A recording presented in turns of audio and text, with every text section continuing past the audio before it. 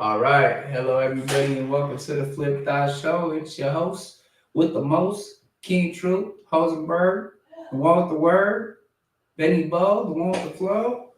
Man, and tonight we got a whole bunch of crazy stuff for you, man. Hold on, I'm about to change my little whoopty bop doopty dop. Like, what? What? I'm a whoopty bop doopty dop, bro. You know. Hold on, y'all. Yeah, that's more like it. But yeah, man, man, why does it look like this? I don't like it like this, nah. Why does it fixed to look like this, nah? This look kind of weird, nah. I guess. I guess it's good. All right, so, yo, like I said, man, you seen the title, you know what it is. I'm not gonna be able to play the full thing off of one channel because you know how the copyrights be, man. But I'm gonna be playing little clips of it. First thing we're gonna watch is the Jamie Foxx thing broken down as well. But we're gonna get to the Kim stuff. No, you won't. Huh? Huh?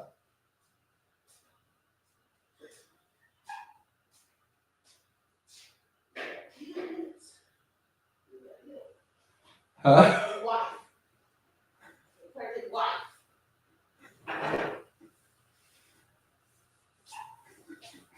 Okay.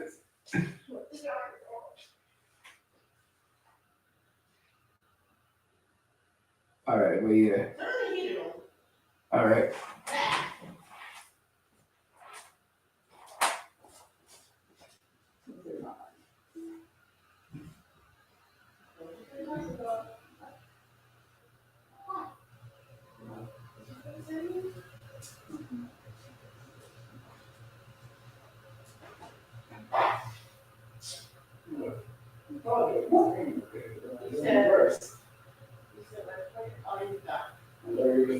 You said, oh, you got.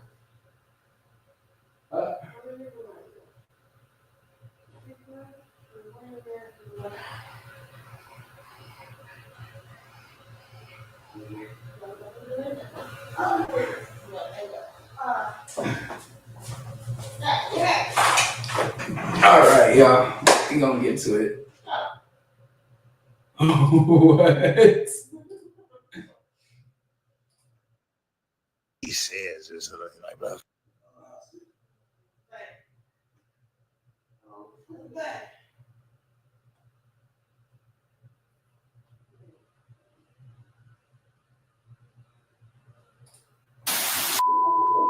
So recently, Whack.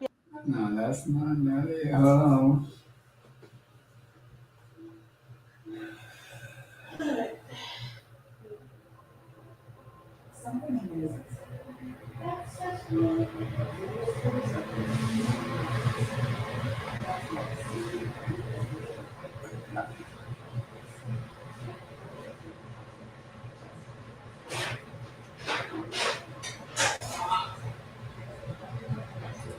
If it was one girl and it was just Foxy, then people might be like, oh, no.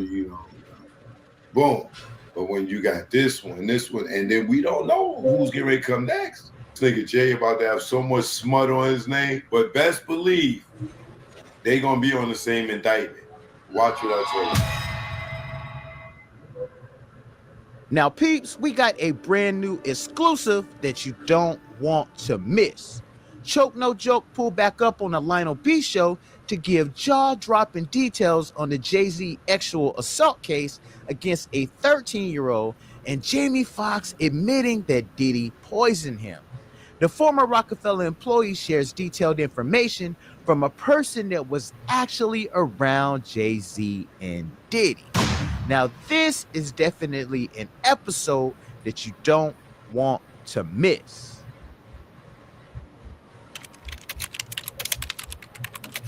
As far as the allegations against Jay-Z, man, do you think this is going to actually hinder his career, or do you think this is just something people's throwing out there to see if it sticks? Yeah. I think it's the beginning of the end. Let's see. I really think it's the beginning of the end. You never seen nothing like this come out on Jay-Z, and it hit mainstream platforms. No, this is the nigga that blocks everybody's blessings. He's the one that all the A-listers and the major platforms cater to. So, for me, I'm still shocked that this is like I'm just still shocked that these allegations is out towards him, because this is the guy that they always protected and hindered everybody else's career for him. So I'm still shocked that this is even a thing. So you think it's more of like a karmic debt that he's having to pay at this point? Nah, I just think it's his time. You know what I'm saying? All these niggas, they sell their soul to the devil. You know what I'm saying? So now the devil just popped up with a receipt like, yo, my nigga, I need that. It's time to collect. I need that, nigga. You know what I mean? It's time for you to you gotta pay the piper now. So you feel like Jay's guilty? I'm not putting shit past nobody. You know what I'm saying? Because when I see how he let his daughter come out here and dress and shit, that's the shit that make me feel like I don't know. You know what I'm saying? Like who allows a 12-year-old to dress like that with a full face of makeup, eyeliner, eyeshadow, might even have eyelashes, I don't know. But I damn sure could see eyeliner, eyeshadow, full face beat, lipstick at 12 years old with heels on. And he's woo! I'm looking at that nigga like he's weird. Like, your daughter is 12 years old, nigga. You don't think these creepy ass niggas is out here looking at her and you over here cheering her on? Well, Okay. So that part of me questions, him as a father. Like, yeah, they making these allegations about you with a woman a child at that age, and me as morally as a man and as a father would be like, nah, I don't think he's that type of nigga. But when he doesn't have a problem with his daughter, who's not even a teenager, dressing like a grown woman, I don't know. Yeah, that's something, man. Like, I don't even let my daughter do nothing like that for Halloween. Like, you ain't finna be having all that stuff on your face. Like, nah, we ain't doing that. When I say a full beat, let me show you this picture here. Yeah, that's. Look at that. Look at the eyeliner. Mm-hmm. She got on eyeliner, bro. And she got on mascara, I think that's called, where they brush the eyebrows. Mm-hmm. The eyelashes. Look at her lips. Too damn much, bro. You know what I'm saying? And then look how she's dressed, bro. Yeah, that's crazy. She's 12. Mm-mm. The fake hair. You know what I'm saying? So now, if you seen her at an after party, would you think that she was 12 years old? Nah, man, she looked more like a teenager, though. Yeah, exactly. So am I to say that this is incredibly impossible? No, not when I see him let his daughter dress that way. Like I would be appalled if I see my daughter at 12 years old with a dress like that's a teenager's prom dress. Right. You know what I'm saying? Like, she's nowhere near 18. Right. Or like, come on, bro. So No, I don't want to believe that about him, but I have to question him as a father to how he's so comfortable with his child looking like an adult or dressing like an adult out in public. And then you want us to believe that you wouldn't be with somebody that age? Now, you were also mentioning that with this accuser coming out, this girl that was 13 at the time, there could be possibly more accusers coming at Jay-Z. It's going to kind of open the door for more people. Yeah, like you mentioned, Foxy Brown. They just threw that out there to taint his image, in my opinion, right? To put that perception out there on him. And then when they come with the Foxy Brown shit, what everybody gonna say? Guilty, guilty, guilty, guilty. They gonna be like, oh man, then they gonna mention Rihanna, right? Oh yeah. Yeah, Rihanna was pretty young when she came in the game, right? And then they gonna say he messed with Beyonce when she was young too, right? Oh yeah. So you see the pattern? Dude, definitely got a track record, man. And that's how they gonna get him. They going for the 13-year-old for y'all to be like, oh man, hell no, man. They gonna say Foxy Brown. And then you gonna go, huh? Rihanna, Tierra Marie. Like they just gonna start naming these. And then you're gonna be like, oh man. And then Jay's gonna look like he has a pattern. Now, if it was one girl and it was just Foxy, then people might be like, oh, no. Boom. But when you got this one, and then we don't know who's getting ready to come next. Right. So that's already what, 4 or 5 different females you just named just off of them. Yeah.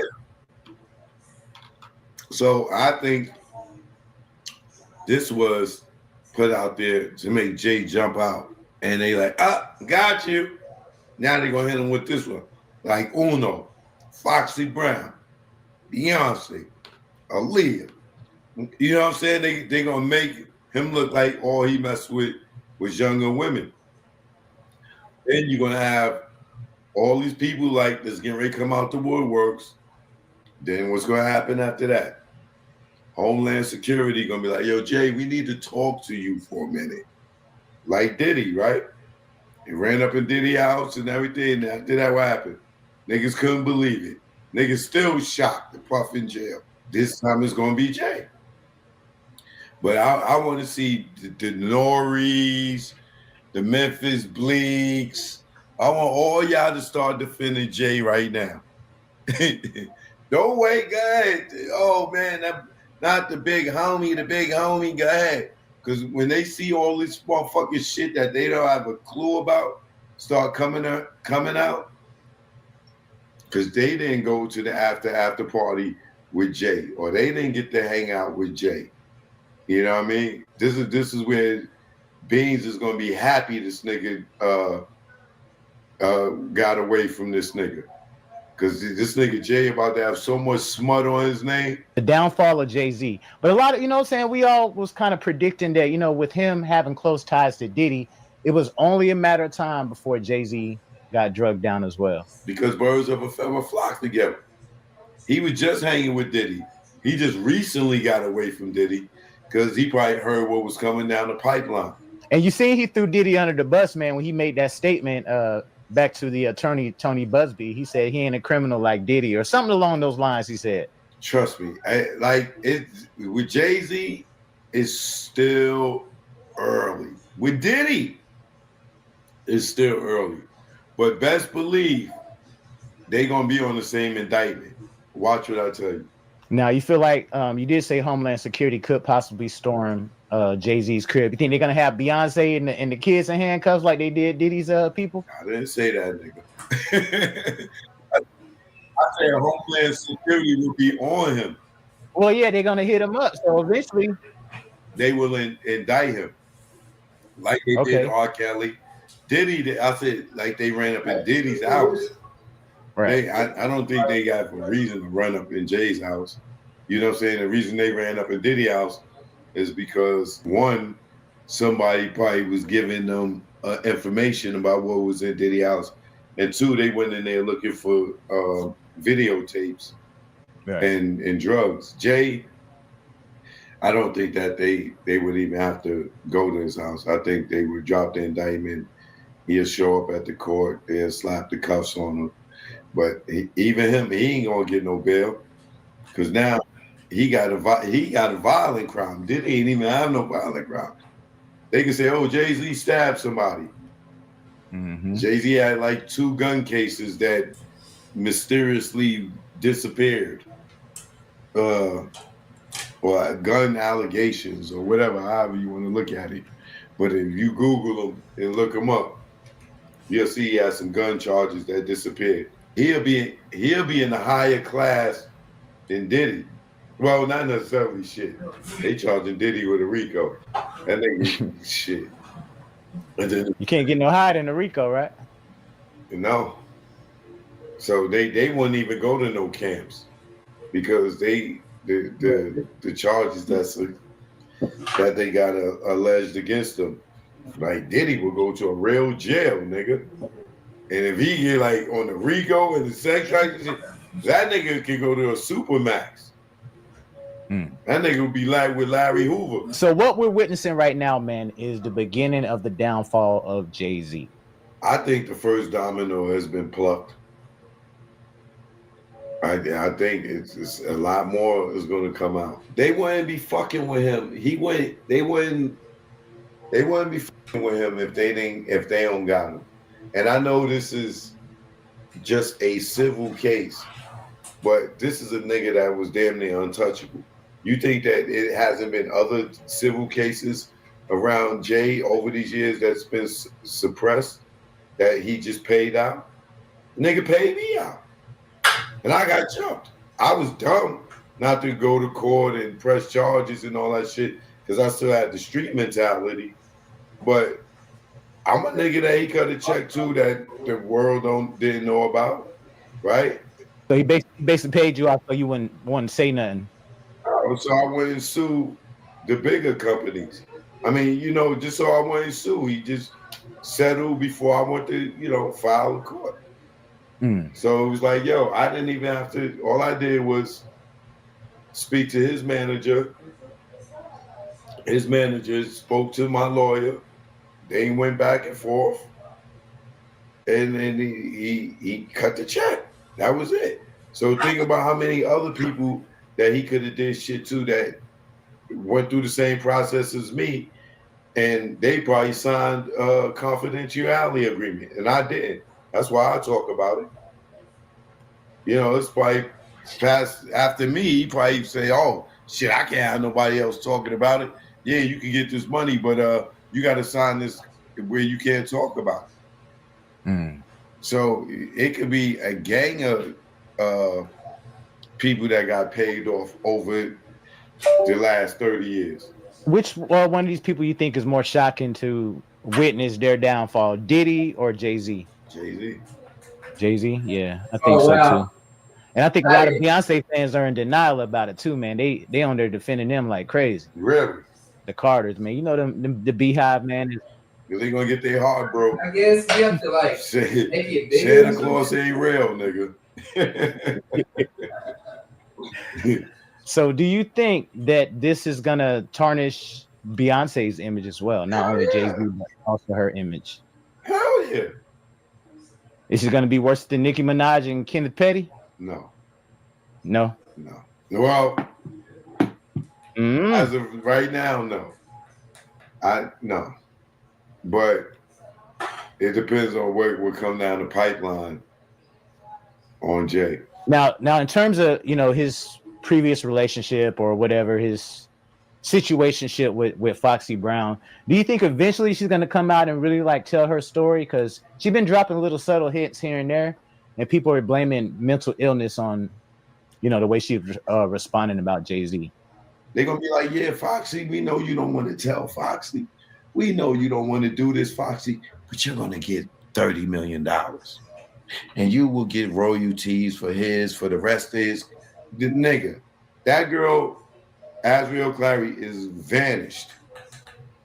Why? She got money now. She got all R. Kelly's money. And what did he do? Nothing but go ahead and trusted her and thought that she was the age she said she was. And they set his ass right up. But the world don't look at it that way. You know what I'm saying? They look at it, oh, he shouldn't have been fucking with her. Not the fact that she lied and her parents helped the situation. It's man, that's what I see in the future happening to Jay. They're gonna find somebody that's gonna say, okay. Just like Adriel, you seen her on Gayle King when she was fighting for R. Kelly? Then she turned around, went right back to Gayle King and act like R. Kelly was a monster after she was the main one defending him. And you still got today, to this day, Joycelyn still with R. Kelly.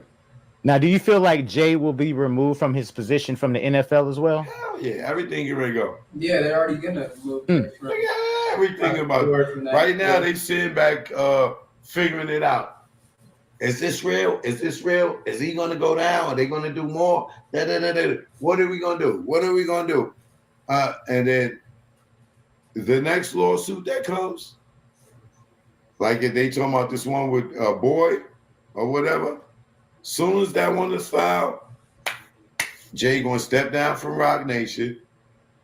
Desiree, she'll have that by herself. If he got any liquor situations, that's gone. And then the NFL, they're gonna make a move quick. Why? Because Beyonce's performing for Christmas. That's just a bad look all the way around, man. If another lawsuit come out on Jay-Z and it's with a minor, you best believe the NFL is gonna ask him to step down or however you want to make it look, nigga. But you out of here, you know. So you can just say you stepping down or you taking a break from it or whatever you want, however you want to make it look. But your ass is fired. And the crazy thing is, ain't no coming back from that, man. Once those accusations are out there about SA and all that, ain't no coming back, regardless if you guilty or innocent or whatever. You know what I'm saying? In some cases, you know, it may even with Michael Jackson, right? He was proven not guilty, right? So you have some people that still say, yo, Mike with them kids, this, that, and and then you got people that's going to defend him and say, yo, that's not true. That wasn't Mike. You know what I'm saying? Especially that he was found not guilty. To give you a better example, how many people still say OJ did it? Yeah. Right? He was found not guilty, right? Mm-hmm. But it stuck with him his whole life. And they still say his ass did it, right? Right. Yep. Yeah. So he went to the grave with people still saying he did it. Mm-hmm. Man. So that's what Jay is fucked. Big time. I was gonna say it ain't even 2025 yet, man. They already taking down all the big dogs, man. Oh no. It's going to get better in 2025. I hate to say it, but the hip hop elite is going to be in jail in 2025. It ain't just going to be Diddy and them niggas going to be having rap concerts in it. beating on the pavement. Concerts in the jail. I'm telling you, it ain't funny, man. It is really going to put a black eye on hip hop. Yeah, but that's it's what I'm also thinking. going to create a reset. And you know, it's for me, it's a bittersweet thing. You know, the bitter part of it because it makes the overall hip hop thing. It makes hip hop overall look bad. But the sweet thing is getting these goddamn gatekeepers out the way, man. That's the best part about it. Like you don't understand how many people nut eat Jay-Z and Beyonce. Like, without Beyonce's politics, Kerry Hilson would have had a flourishing career. Chauncey probably may even been a little bit bigger. Man, them niggas, so many male rappers would have been bigger. Yeah, like your boys, man. Chris and Neve. Oh, the young ones? Yeah. Yeah, Young Guns. I think Chris would have got his solo shot if Jay was a fair person, if he wasn't intimidated by competition, or because the way Jay moved in the industry, he stayed on top due to politics. He made sure nobody got above him. Even when Nas was going to lynch him at Summer Jam, he was able to get that stopped. You think more artists are going to disassociate themselves from Jay-Z now that those allegations came out? Hell yeah, nigga. Wait, right now, no. One ain't enough. Right. When the next one come, or they yell Foxy Brown, that's when everybody gonna scatter. If they see the Foxy Brown shit come into fruition, like it becomes a real thing to where like he's getting charged for it, or like she's getting pulled in. Oh, they gonna scatter like roaches, bro. As soon as the light came on, man. But it's so many people. Like, I'm not gonna let them act like they not Jay-Z supporters. Like the Norries, the Bleaks, the Lenny S's, all of them. I'm on they asses. Y'all niggas better ride with this nigga all the way through till the wheels fall off. I want to see y'all, like, don't do them like they did Puffy. Like, even Jay, everybody did Puffy dirty. That nigga got locked up. That nigga, Puff ain't got no friends, bro. You know what I'm saying? You went viral recently, Choke, man. A lot of bloggers was kind of taking some of your lines, man, and kind of running with it. And they were saying you were at the actually taping of Jamie Foxx's special. Yeah, I was there. Like, did he actually say that he was poisoned by Diddy? Yeah, he did. I don't know if he said the word poison by, but yeah, he said Diddy's the one that put him in the hospital, and he called the police on his ass. Now, damn, he was like dead ass serious, bro. Like, no cap. I thought he was serious. He didn't look like he was fucking joking to me. Like, and I saw his special, and ask anybody that went to the special. He had way more than 2 Diddy jokes. And especially he did 2 to 3 Diddy jokes. That nigga gave Diddy at least 40 minutes. He killed TD Jakes. I mean, he bodied TD Jakes. And he didn't put that in there. He mentioned Craig Mack, Biggie, Tupac, and maybe somebody else, all in regards to Diddy has something to do with them getting killed. And he took all that shit out. So all y'all out there talking about, oh, yo, Choke, why you lied on Jamie? Tell him to show you the raw tapes. Because I'm not lying. He wore the same clothes 3 nights in a row. His daughter wore the same clothes 3 nights in a row. His other daughter wore the same clothes 3 nights in a row. The band wore the same clothes 3 nights in a row. But I didn't. As you can see me right here, right? That's the first night, right? Look at what I got on, right? That's the first night. Man, Choke be having them receipts, y'all. I'm trying to tell you, man. This is the third night, right? There you go, Jamie here. That's the third night. She still got the same clothes on. All right? Remember he said no more white girls? Do y'all remember this? Y'all don't remember none of this in the show, do y'all? No. So don't tell me I wasn't there. Did y'all remember this in the show? All the white girls, they said no more white girls. Oh, no, you didn't see that either, right? Just like you ain't see him say Diddy is the one responsible. But he did, right? Or was responsible. All right.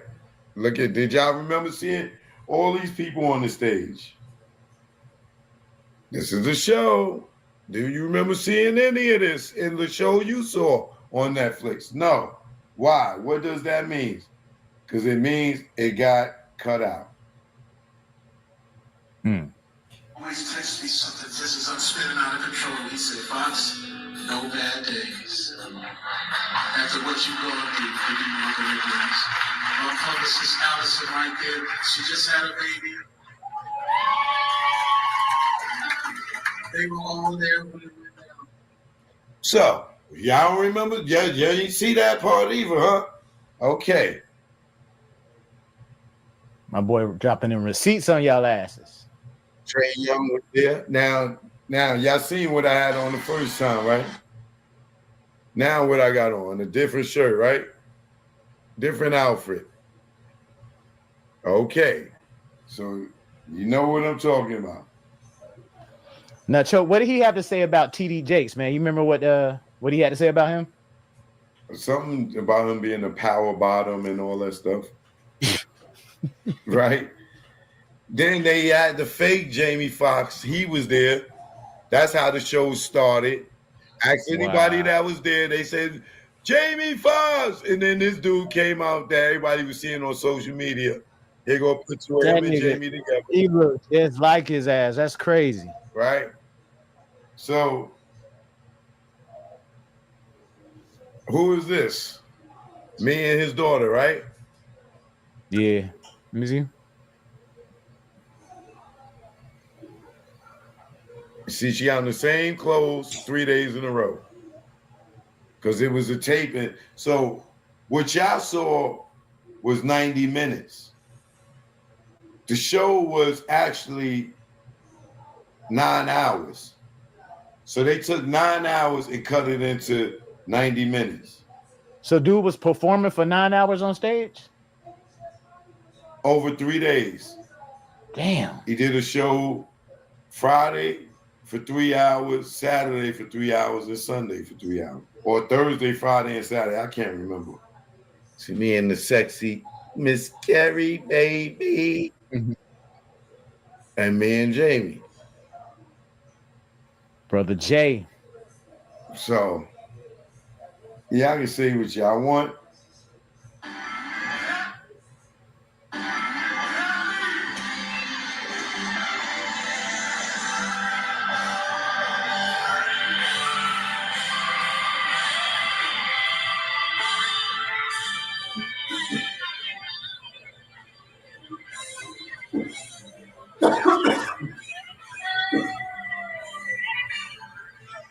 So don't tell me.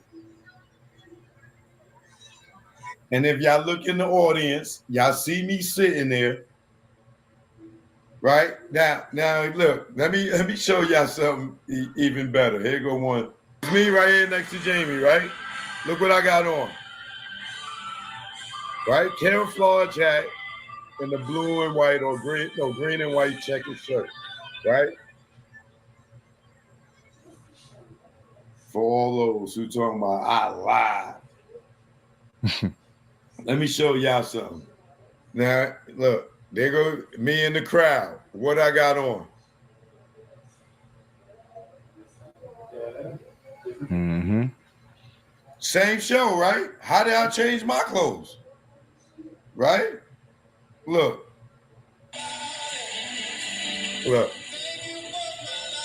I'm at the show with a shirt and blaze on, right? Ain't that the same guy? That's me, right? Okay. How did my clothes change? One thing they always gonna do is hate on you, bro. You know what I'm saying? They're gonna call you cat. These receipts show you. Oh, so I ran home, changed clothes, and came back. Like,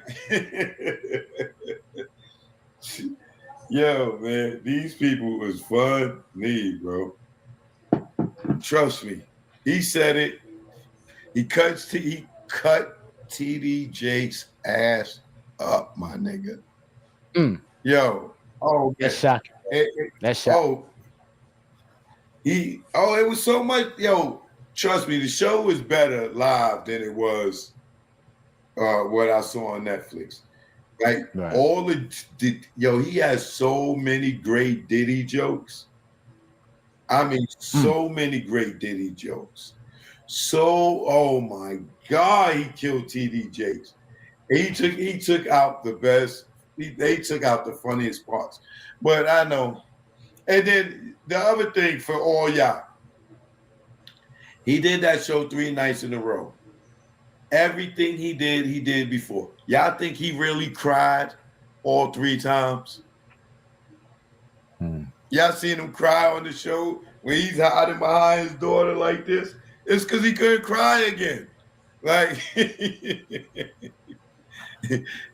that whole thing, it was a TV show, man. It was a soap opera. It was scripted. This thing had the 2 big ass monitors in the back, the teleprompters. Them shits was jumbotrons.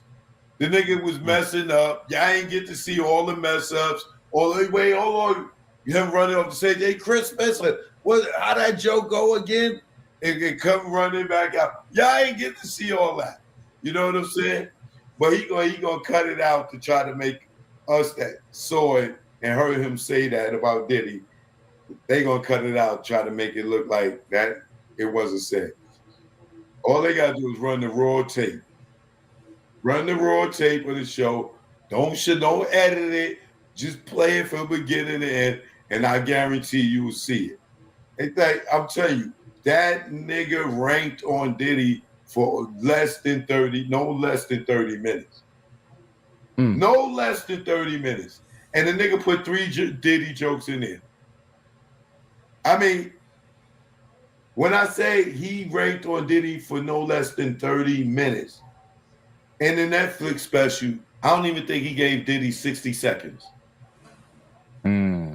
This is how much I'm telling you they cut out, bro. So they took all that Diddy stuff out in the TV. All of it. Damn. All of it. I know you were shocked when you seen the show. I know you was like, damn, like what happened to all the other stuff? Yeah, because me and my homegirl that went together, on the first show, she was like, yo, I don't remember some of that. I was like, yeah, because that was from the third show and shit. But she was like, man, he cut out too many jokes. Yeah, I'm telling you, it was funnier live, even though it was a bunch of hiccups and stuff like that, and we had to wait for them to move. But he cut out too many jokes, bro. He cut out way too many jokes. That's crazy, man. That editing be something, bro. Man, he screwed us. He screwed us. But like I said, as y'all can see, look at the first outfit. Look at the first outfit. Okay? That's what you see me in the audience with. And then you see me goddamn with Jamie for the third show with him and his daughter, right? Totally different outfit. Ain't got no reason to lie to y'all. There y'all have it, man. Choke No Joke came through with them damn receipts, man. So, man, it's going to be an interesting year. 2024, we got a few more weeks, man, of that. And then 2025, I already know 2025 is just going to be crazy as hell.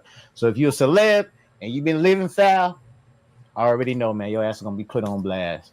Yeah, and let me tell y'all, stop being quick to defend. You better wait it out. Because all y'all that's going to jump in front of the gun, y'all might get shot. Be easy. Yeah, I might get shot. Now, peeps, I told y'all more people was gonna be going down with the diddler. Now, man, it looks like Jay-Z has just been charged for raping a 13-year-old alongside Diddy while an unnamed female celebrity watched. Now, we already know, man, the freak-offs got pretty damn crazy. It looks like Jay-Z is finally being implicated in black and white, just like we've been telling a lot of y'all for a long time. Now, the crazy thing is, man, Jay-Z said he is not going down so easily. He is ready to fight tooth and nail to protect him and the rest of the Carters, as well as Beyonce. He actually came out with a statement saying, "My lawyer received a blackmail attempt called a demand letter from a lawyer named Tony Busby. What he had calculated was the nature of these allegations, and the public scrutiny would make me want to settle. No, sir. It had the opposite effect. It made me want to expose you for the fraud that you are and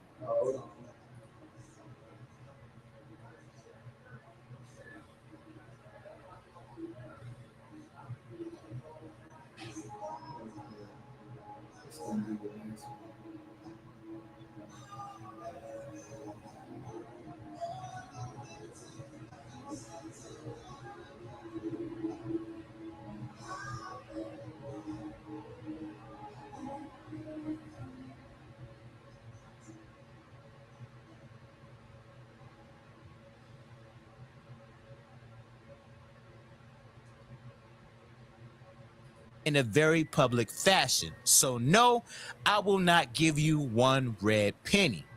These allegations are so heinous in nature that I implore you to file a criminal complaint, not a civil one. Whomever would commit such a crime against a minor should be locked away.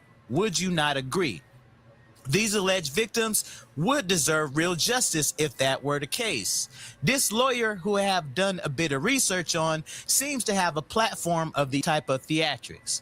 I have no idea how you come to be such a deplorable human, Mr. Busby, but I promise you, I have seen your kind many times over.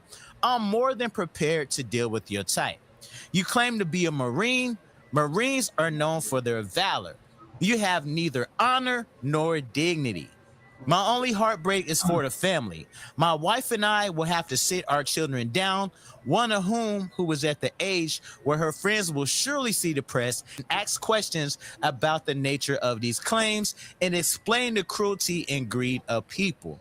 I mourn yet another loss of innocence. Children should not have to end.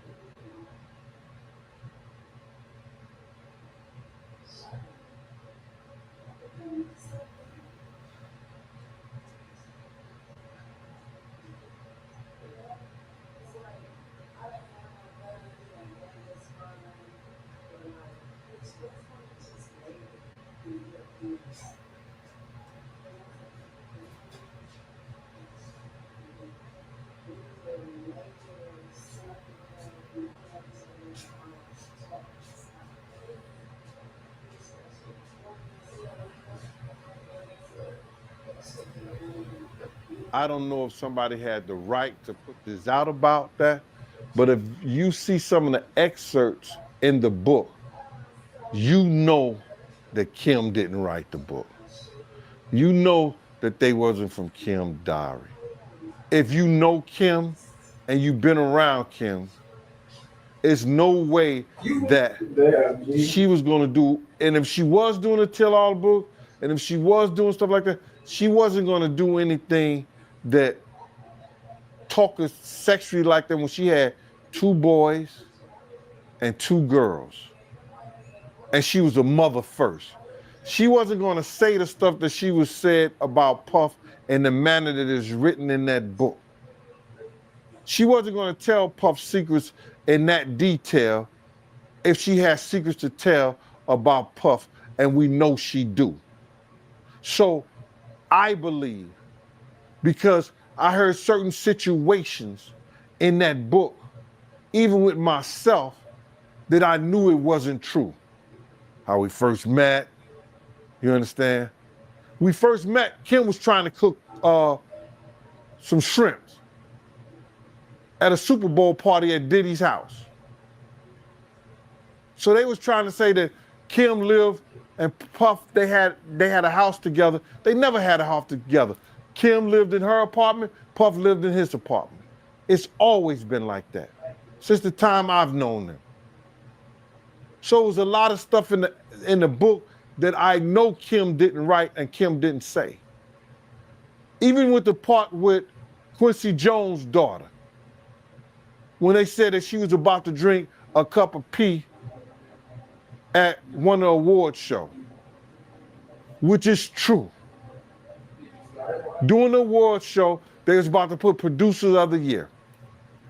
Puff could not wait. He had to use the bathroom. He took the pitcher off one of the things, poured the water out, went up under the table and pissed in the pitcher. When he pissed in the pitcher, he put it on the table. He put it back on the table. He should have left the shit on the floor or something, but he put it back on the table.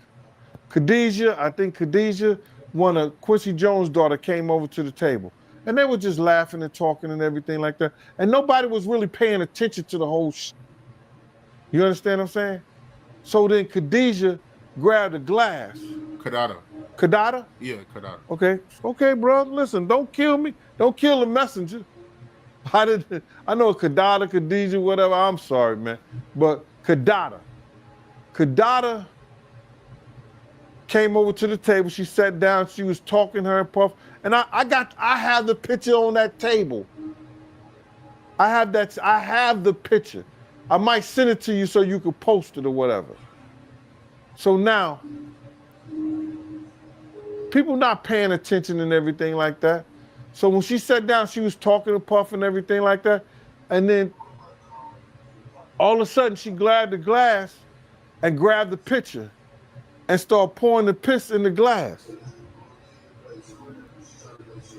It didn't dawn on me that was the glass, that was the pitcher with the pee in it. And then Anthony Wolf Jones, it wasn't me. And in the book, it said it was Jean stopped her. I did not stop her. Anthony Wolf Jones stopped her from drinking it. So it's a lot of inconsistency with that book and what they saying. Now,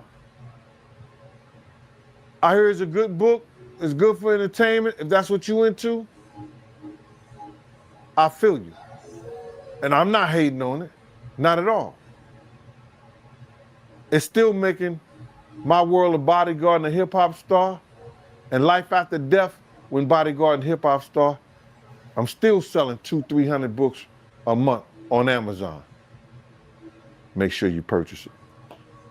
Yeah, I haven't read the book, but what I'm seeing on social media is crazy, man. They saying that Kim Porter, she was sleeping with Justin Bieber. Diddy, he was sleeping with Abby Shore. I don't know, man. It's crazy, yeah. Yeah, man. And you heard Al came out and said that was a bunch of BS? Nah, You know, they didn't even like each other. They hated each other, bro. Al was still married to Kim. They had, in the book, I think, Puff and Kim being married. How Kim gonna make that mistake? Yeah, the guy that wrote the book, he claiming that one of Kim Porter's friends gave him a flash drive with her diary on there. So, I don't know. If anyone, friend, or anybody had something that was Kim Porter's, it would have been Kimora. And I don't believe Kimora would have gave him that without going through it and looking at it herself. When I heard that the book had Diddy having sex with Abby Shore, that's when I knew the book was bullshit. Yeah, he was just, they was doing too much. It seemed like they was trying to, it seemed like whoever wrote the book was really out to get Diddy and didn't care about the means of getting him. They're painting him the monster that he may be. But to disrespect Kim and what she did as a mother and who she was as a mother, I don't think that was right. I think she deserved She deserved better. But they can sue the guy that put the book out, right? Well, it has to be her estate. Whoever over her estate, they got to find out who's the ghostwriter of that book. You know what I'm saying? Who put it out? And then they need to put in some suits.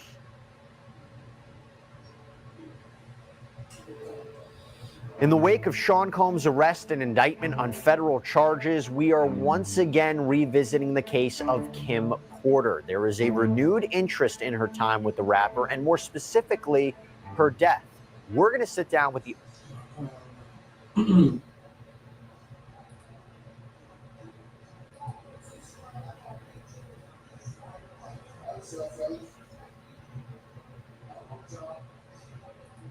want me, he wanted me. Whew, word on the street is this.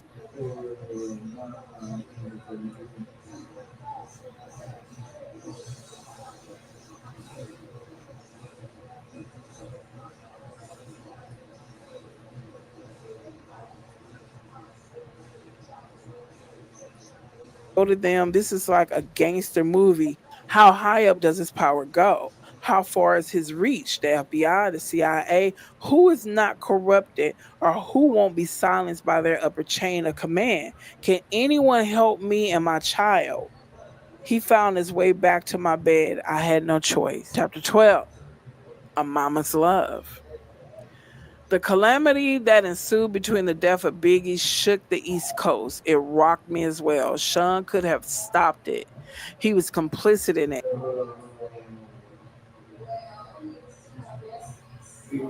All the way to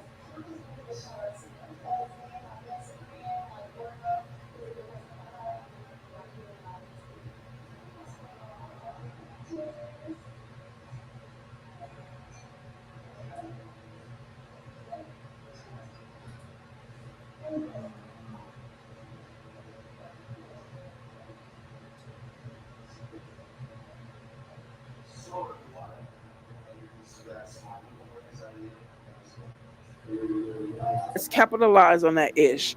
When he responds, it's just going to mean more money.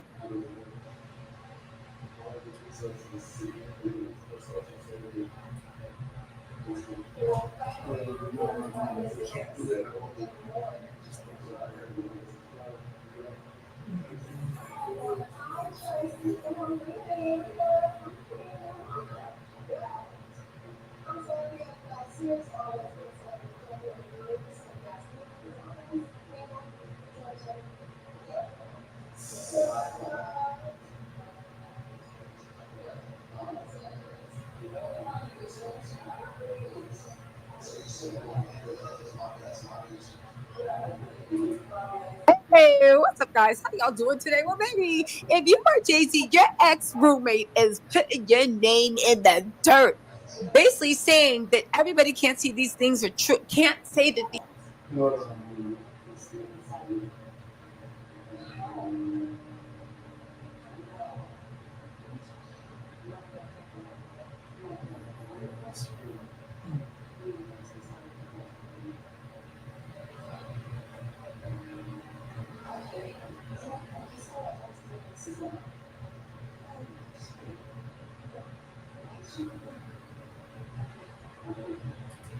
How far is his reach? The FBI, the CIA, who is not corrupted or who won't be silenced by their upper chain of command? Can anyone help me and my child? He found his way back to my bed. I had no choice. Chapter 12, A Mama's Love. The calamity that ensued between the death of Biggie shook the East Coast. It rocked me as well. Sean could have stopped it. He was complicit in everything. Let's continue. Chapter 2. He looked deep into my eyes and said, look, what happened? Whew, word on the street is this book is wild. It's off the chain. So before I get back, I want you to have your seatbelt buckled and get ready to take this journey with me. I'll be back. Me.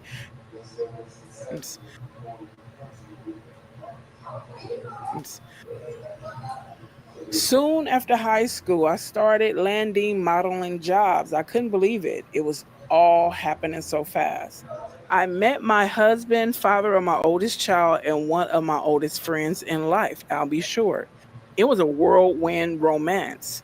I was only 19 when we married, and no, it didn't work out. Al is still one of my best friends to this day. Our son Quincy is such a talented and wonderful young man.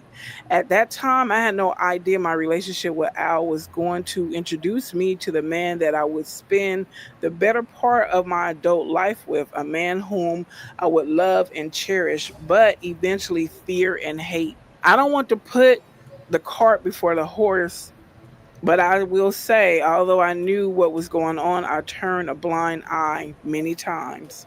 Here I have to tell this truth. Unfortunately, because deep down I knew everything that was happening, but I lied to myself a lot.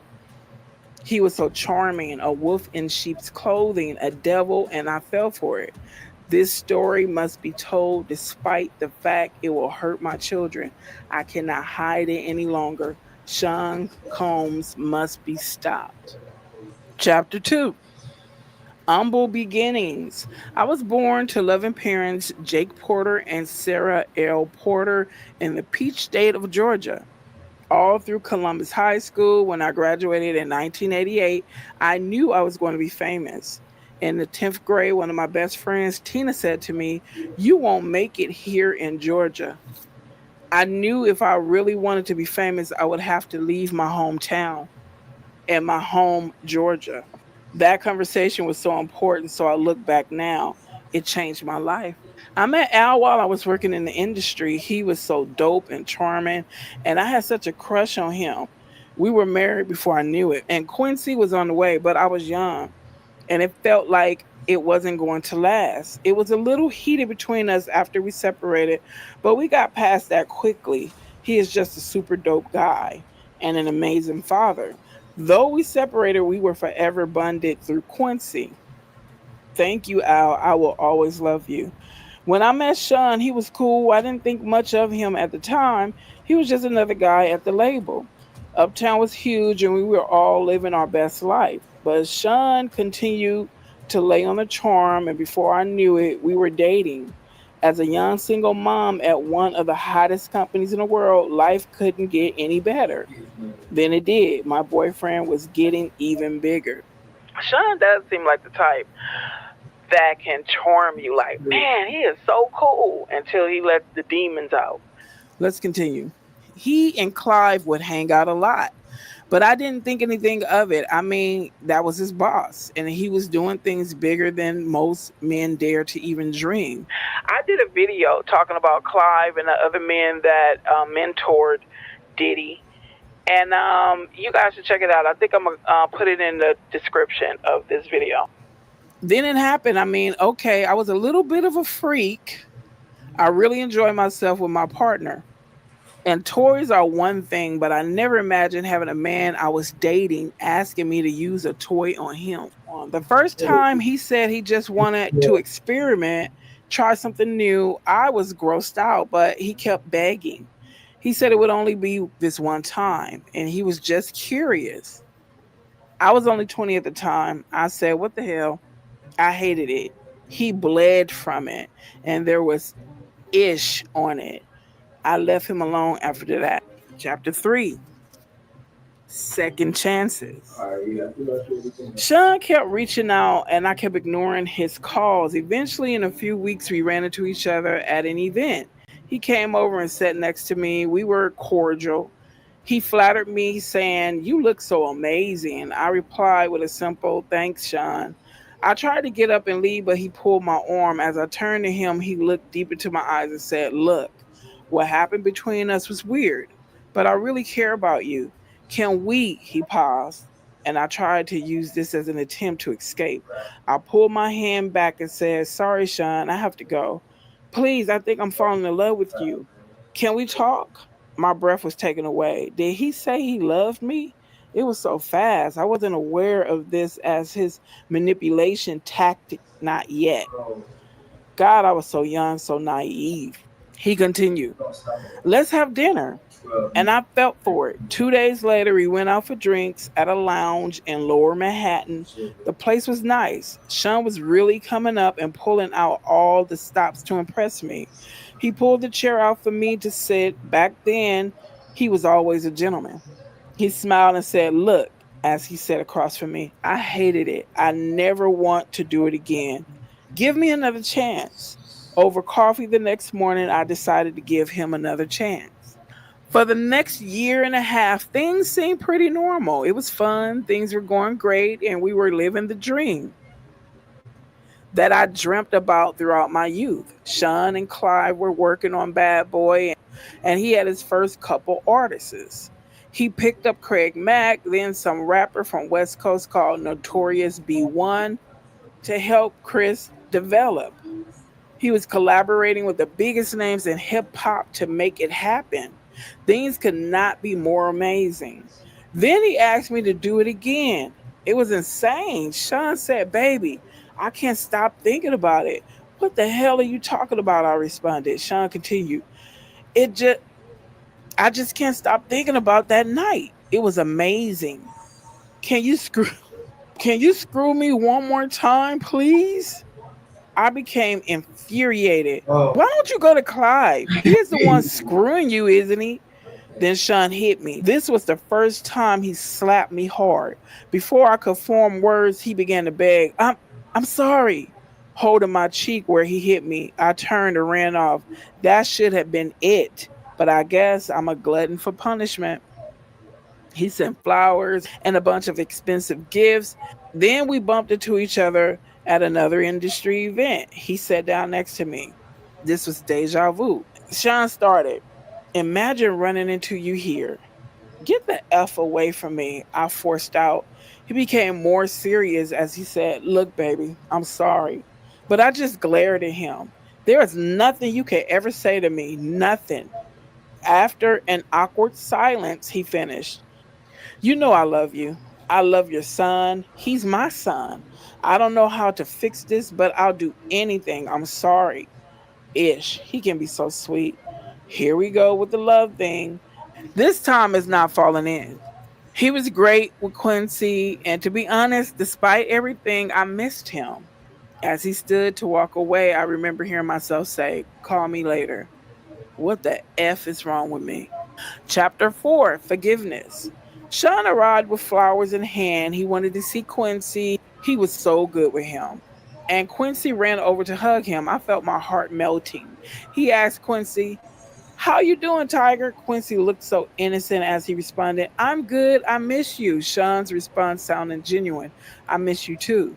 We'll hang out tomorrow, okay? Okay. Sean gave him a little love tap on the butt. It's bedtime, Quincy replied. Okay, good night, as he turned to head towards his bedroom.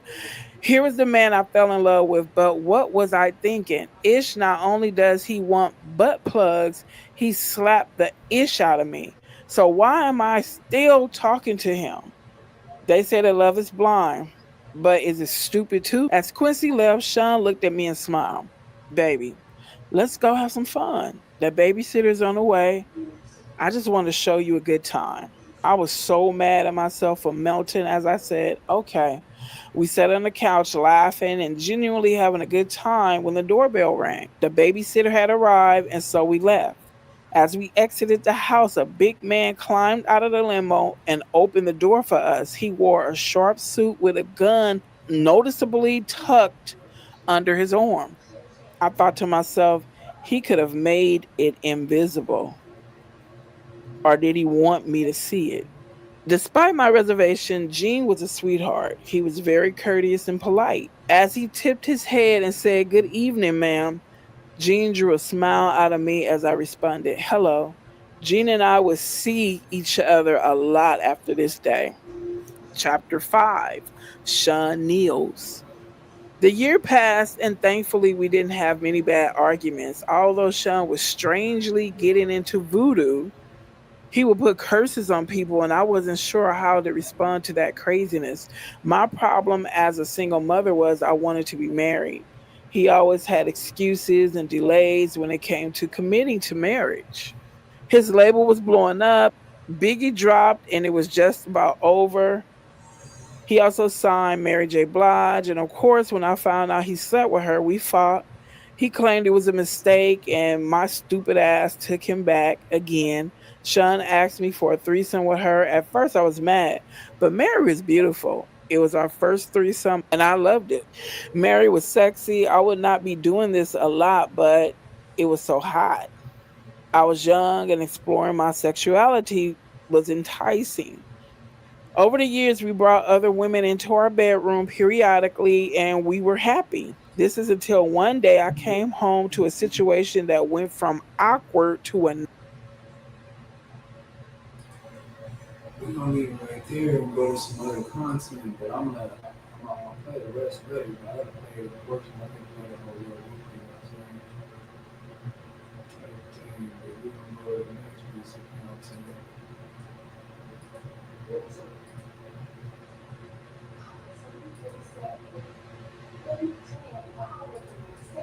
Lord.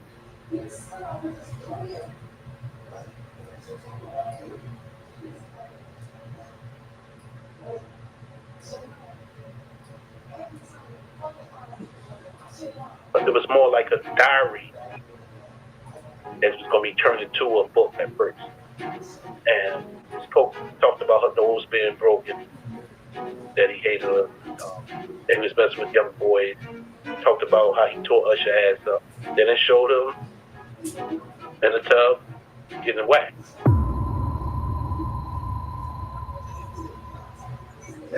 Now, peeps, some new information has came out about Diddy's special parties. This is gonna be good. Now, allegedly, a woman that actually attended one of Diddy's parties and she escaped with all her hoes intact is actually sitting down and talking about what actually went down at a Diddy party. And we also got a Diddy insider that's revealing who is actually on those tapes, and I know y'all want to peep this. This is gonna be interesting. So make sure y'all watch this whole entire video so that you don't miss nothing. He's in the news now because of all the scandal. And they didn't believe me. But when it started coming out, people were like mentioning me like, you were telling the truth about it. And I'm like, duh, I'm not gonna lie about something like that. And I kind of like tried to briefly talk about it because I knew it wasn't gonna seem true because it was just too much. It was too crazy. It was too crazy. People were gonna think that I was just lying. It had like a lot of people involved, celebrities and stuff. So I was trying to be real vague about it, but that party traumatized me. How did you get invited to it? By being with a prince that I met in LA.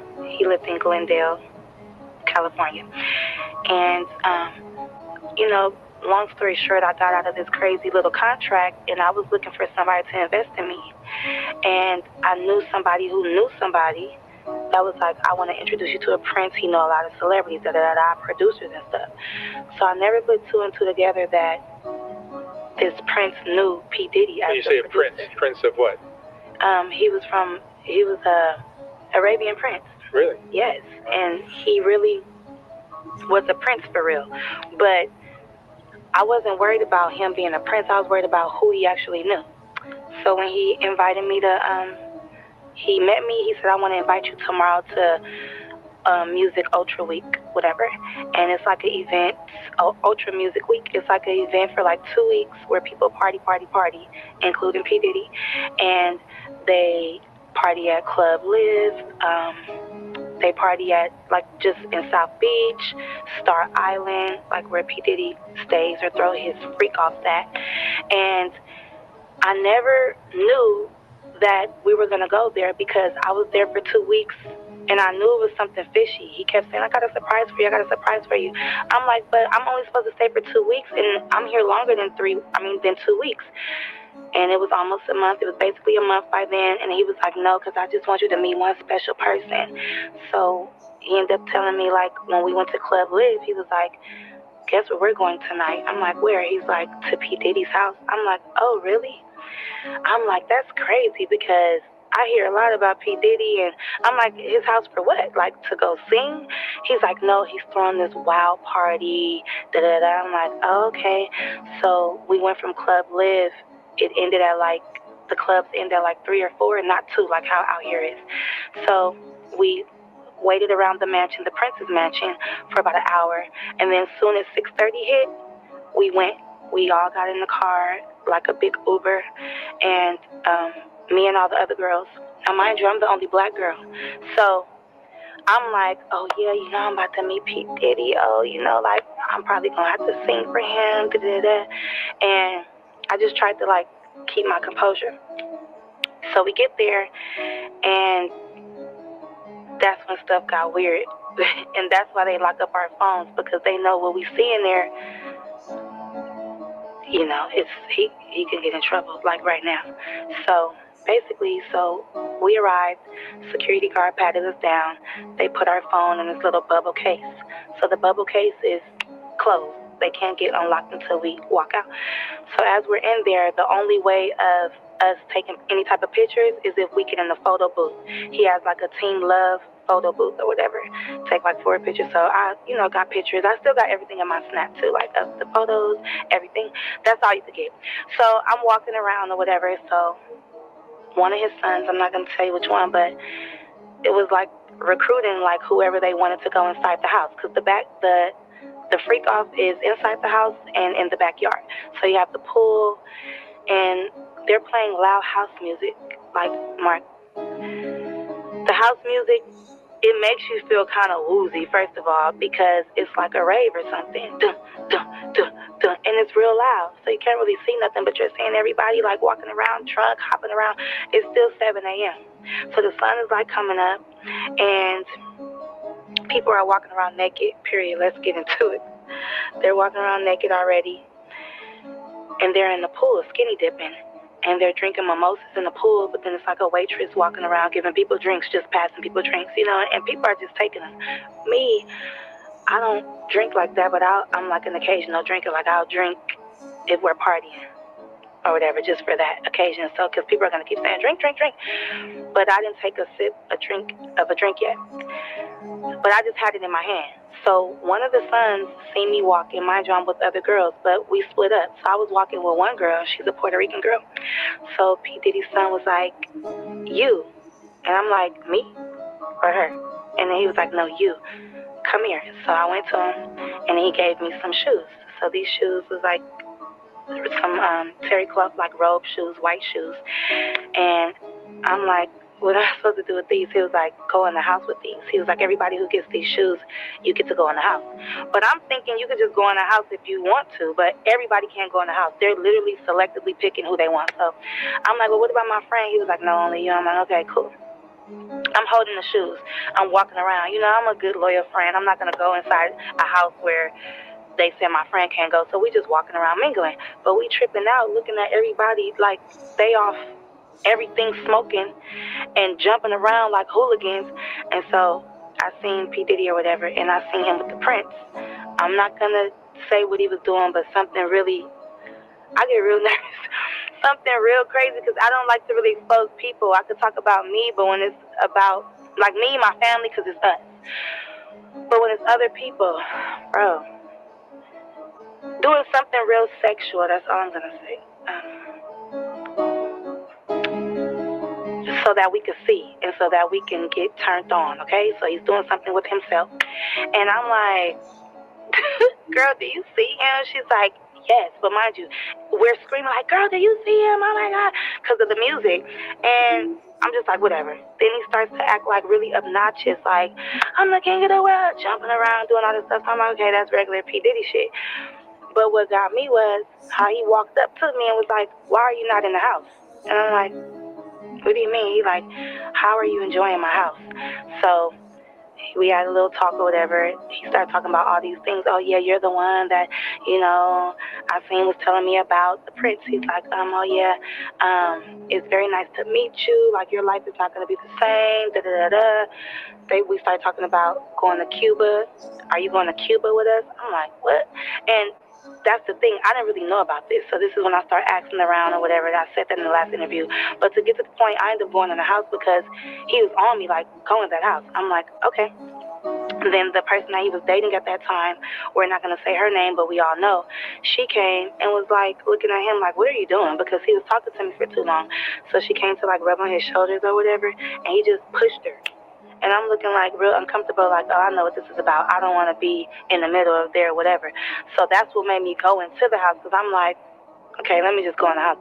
So I told my friend, like, wait right here, girl, let me just put on these shoes, see what this house is about. Walk up in there. I don't judge people, because at the time I was just smoking weed. But you know when people are out of their mind, and you know when people, you know what you don't want to be a part of, and it's just like I'm seeing stuff that you see on the movies. This corner, this got going on. This corner, they over here doing this. This corner, they over there having sex. This corner, I'm just going to say, because I don't know what I can say, because I'm not trying to be incriminating myself, but they were dressed up like little Harajuku Barbies.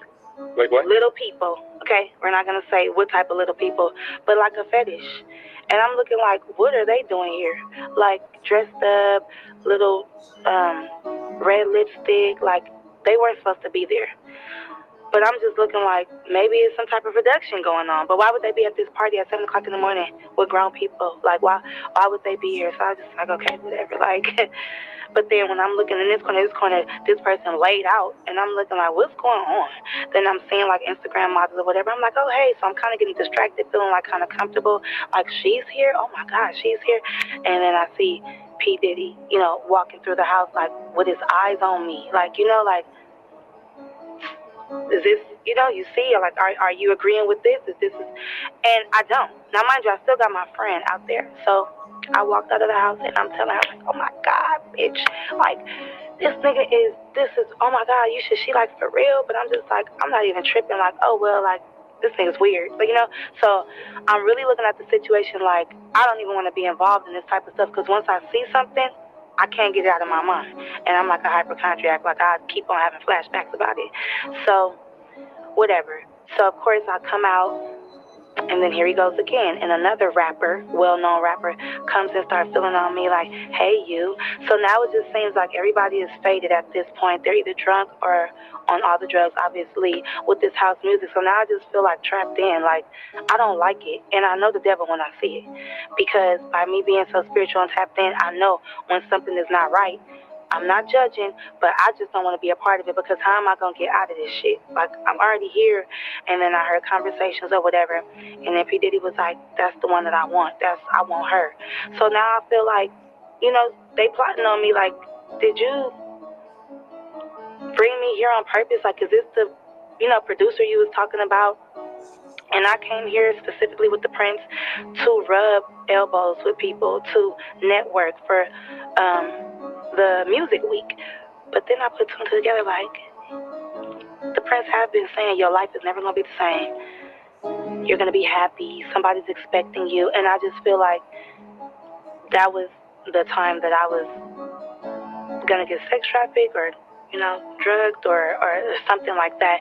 And then they kept trying to make me, like, I've been around celebrities before. If a rapper wants you or somebody wants you, they're not going to do it. They're going to send somebody else to do it. So if a waitress is coming or another girl or a pretty girl or a guy, they'll stick somebody on you. Like, take this drink, do this, do that. And then you just feel eyes on you, like watching to see if you're going to do it, when you're going to do it. So I already know what time it was. And it's crazy because I had to leave that place. In my last interview, I told you I had to escape. I had to leave from the Prince because he was telling me we was leaving for Cuba the next day. Cuba with who? With P. Diddy or what? Like, this is all crazy. So to see all of this stuff come out, and I escaped by leaving. I had to call the police, everything. I had to leave with the Prince. That's another story. From the Prince, from that house. I didn't leave with the other girls. I had to get my phone unlocked, of course. But, like, I had to, like, catch a taxi, not even an Uber, a taxi to another location, and then I ended up going to the airport, and I ended up leaving because I just felt bamboozled. First, I'm getting lied to about how long I'm supposed to stay there. Then you keep talking about I'm supposed to meet this producer, but we're not talking about nothing with music, but you're talking about going to Cuba. We didn't even do what we were supposed to do in Miami, or did we do what we were supposed to do in Miami at this freak off? But because I'm not cooperating with what I see. And I feel like that's what the Illuminati and stuff is about, like a secret society. Like they want to see what you allow, what you cool with, and then next thing you know, boom, take that drink, you're drugged. Take that, you're out of it. Take that pill, because everybody was off something. But you had to be being in that environment like that. How many people were at this event? Like hundreds.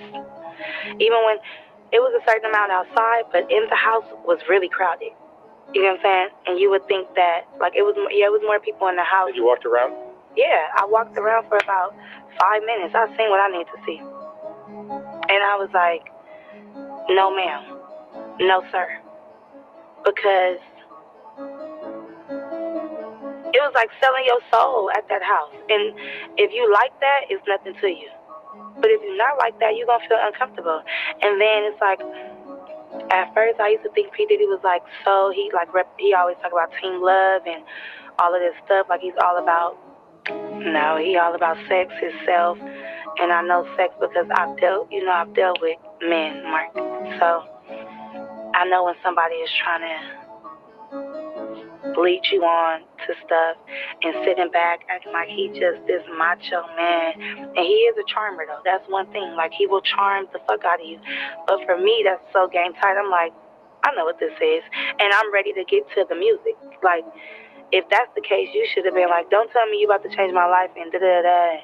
Oh, have you been writing? Oh, that's nothing to you. Like, have you been writing the songs that I've been telling you to write?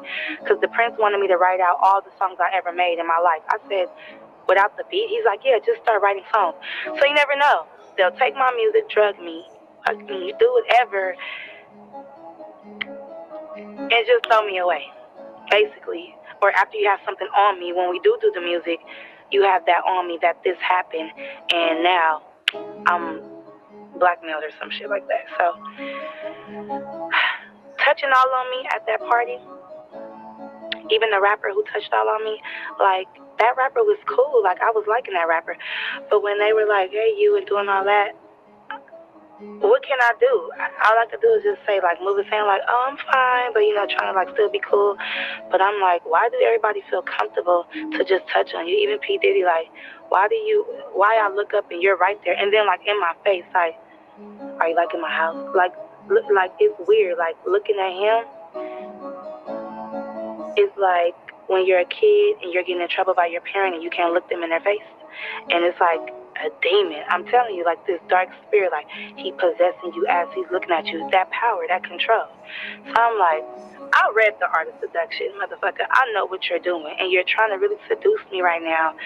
And, oh, take a drink. Oh, do this, do that. Go in there. Like it's just not nothing. And I want to know, why me go in the house and why not the girl? So now you're picking and choosing. So it's fishy to me.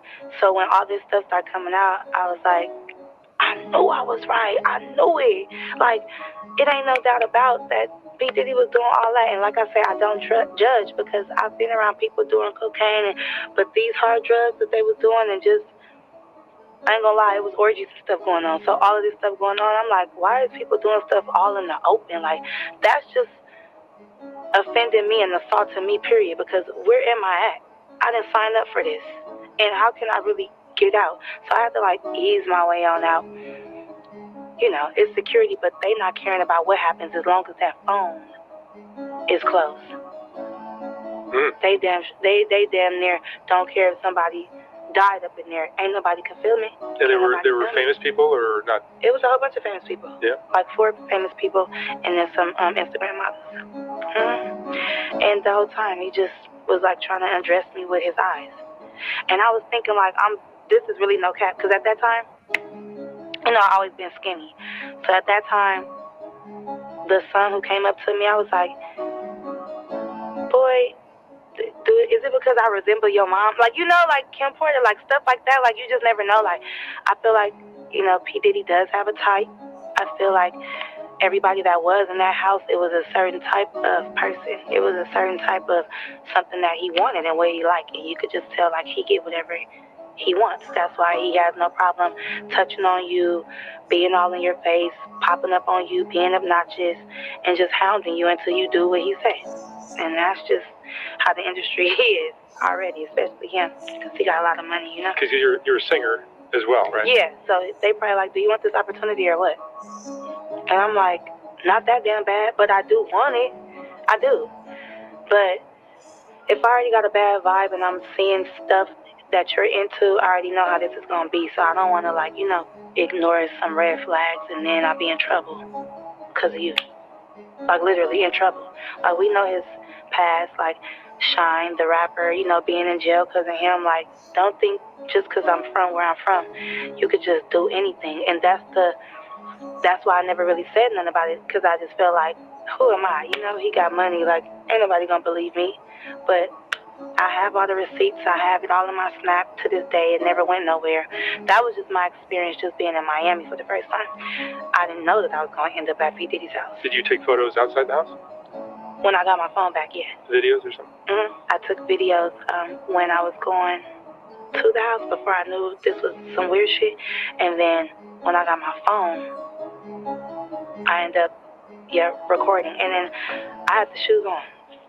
Well, you had the shoes. I left with the shoes on because I don't know where I put my shoes at when I put those on. And it was a lot going on. It was real loud. So, I don't know. It just tripped me out.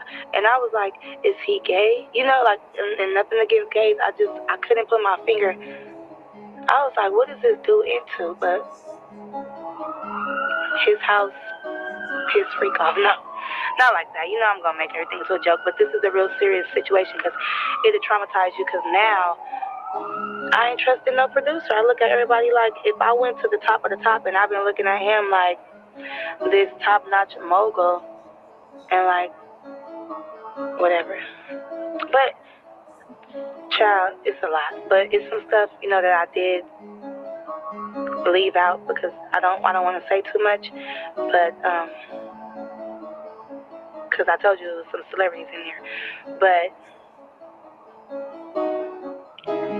for these girls that did get drugged and did take these drinks, I feel like it's because everybody was all having fun. You know, you wouldn't think that somebody would do something like that to you until you get to seeing everything. And once you're intoxicated, it's too late. It's just too late. So that's why you gotta watch what drinks you take. And they was just pushing them on us too much. Take a drink, take a drink, take a drink. And I'm like, no. Because I was already, you know, sipping a little bit at Club Live. So I wanted to, like, mind you, I'm thinking, like, he gonna ask me to sing in a minute. I don't want to be toe up, you know? Until I put two and two together. And then I'm like, yeah, I'm glad I did. I'm glad you got out and survived. Yep. I'm always surviving. This is no joke. You're a survivor. For real. And it's like, I'm still going through stuff. You know, you don't survive being traumatized. And these things do traumatize you because it's like, dang, I can't never get around this. Like, it always ends up to this, sex. Or some creep shit. Or somebody taking advantage of you or something. Or feeling all on you and you can't do nothing because... You thought the streets were dangerous. Yeah. That's what I'm saying. I'm telling you. But, yeah. So I just want to see, like, you know, what's going to happen, because I know a lot of people was... He went to trial today. And I didn't even know. It's going to be in the news for a while. It's going to be in the news, and a lot of stuff is going to come out. So don't be saying I'm lying, because I wasn't lying. This is all alleged, but right. Sounds like it's pretty consistent with things that are in the news. Right. Yeah, absolutely. And you did say this, what, like 2 years ago? Exactly. And I told you I got sex trafficking vibes from it. Remember? I was like, he was trying to sell it. The prince to Diddy. You know what I'm saying? Which one do you want? Which one? I want that one. What does it feel like to be peddled off like that to somebody powerful? Is it? It's scary. It's scary because what could happen, but it's like, Queen, I'm honored to be chosen. Period. But I don't want to be I don't want to end up in a ditch somewhere, just No, you because don't. he's choosing so many people and assaulting people. I don't want to be assaulted, and I don't want to be filled up. If you're going to fill me up, make sure you ask me, can I touch you? You're beautiful. You, not just you in my house so I can. And I'm like, this is weird. Like, tell me first, fool. Because I would have charged you, But, and I just make, it did hurt my feelings. So, whatever. I got over it. And I didn't do music no more after that because I was like, I'm cool on music, bro. That would scare you out of the industry. Yeah, like, I'm just like, this is all they want. Let me just make an album and sing and write. You a producer, ain't you? But no, you're a freak and a creep. Yeah, ask permission first, because no means no. Yeah, it was Will Smith stuff too. J-Lo was in there. It was the young lady that sued him. I can't remember her name. Showed that how they set Kevin Hart up. Now, I'm gonna be honest with you. I told Diddy no at first. Diddy paid me a bag, and we did some things that I'm not proud of, and my wife's not proud of. I didn't know he was recording. There was one I had got. It was like when Kevin Hart was in hosted his show, and they was in a bathroom just him, and then a bodyguard came in there. Then he came out, and the girl bought him a drink. He tasted, and it's like when he tasted the second drink of the same glass, that's when he was coming to the bottom. Like something was there. Then it showed him in the tub getting wet. I tried to go by his tattoos, but Justin Bieber age. But at the time, it started from when he could have been 16 because he was real. He didn't have all the tattoos on it. He had this little shaggy hairdo in the front. I forgot the bob, whatever the girls call it, hanging in front of his head. And Game handed him a bottle. Like there wasn't nobody forgot the bottle. Game walks around, Diddy, hand him the bottle, he drink it, and they like blow him down off his feet. So he could have been young back then. You understand? You could say he wasn't 17. I don't know if he, you understand, he ain't too far out of Pampers.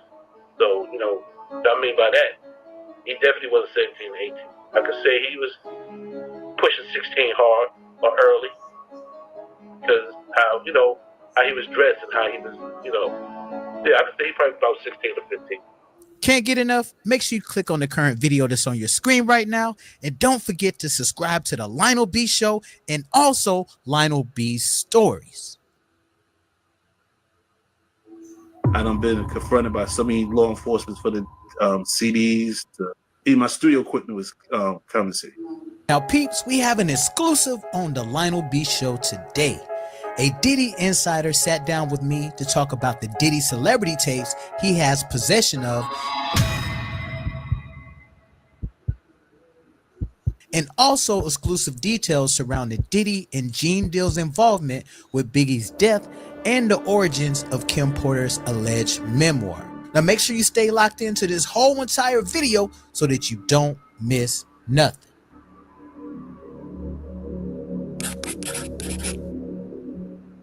Man, Diddy, we was having altercations from the early 90s till today. What type of altercations were y'all having between each other? It was generation altercation. I had a godfather named Frank Lucas. And from Frank Lucas, he had a father that was under Frank Lucas. He both had snitch. His father was a snitch, foreman. He got killed.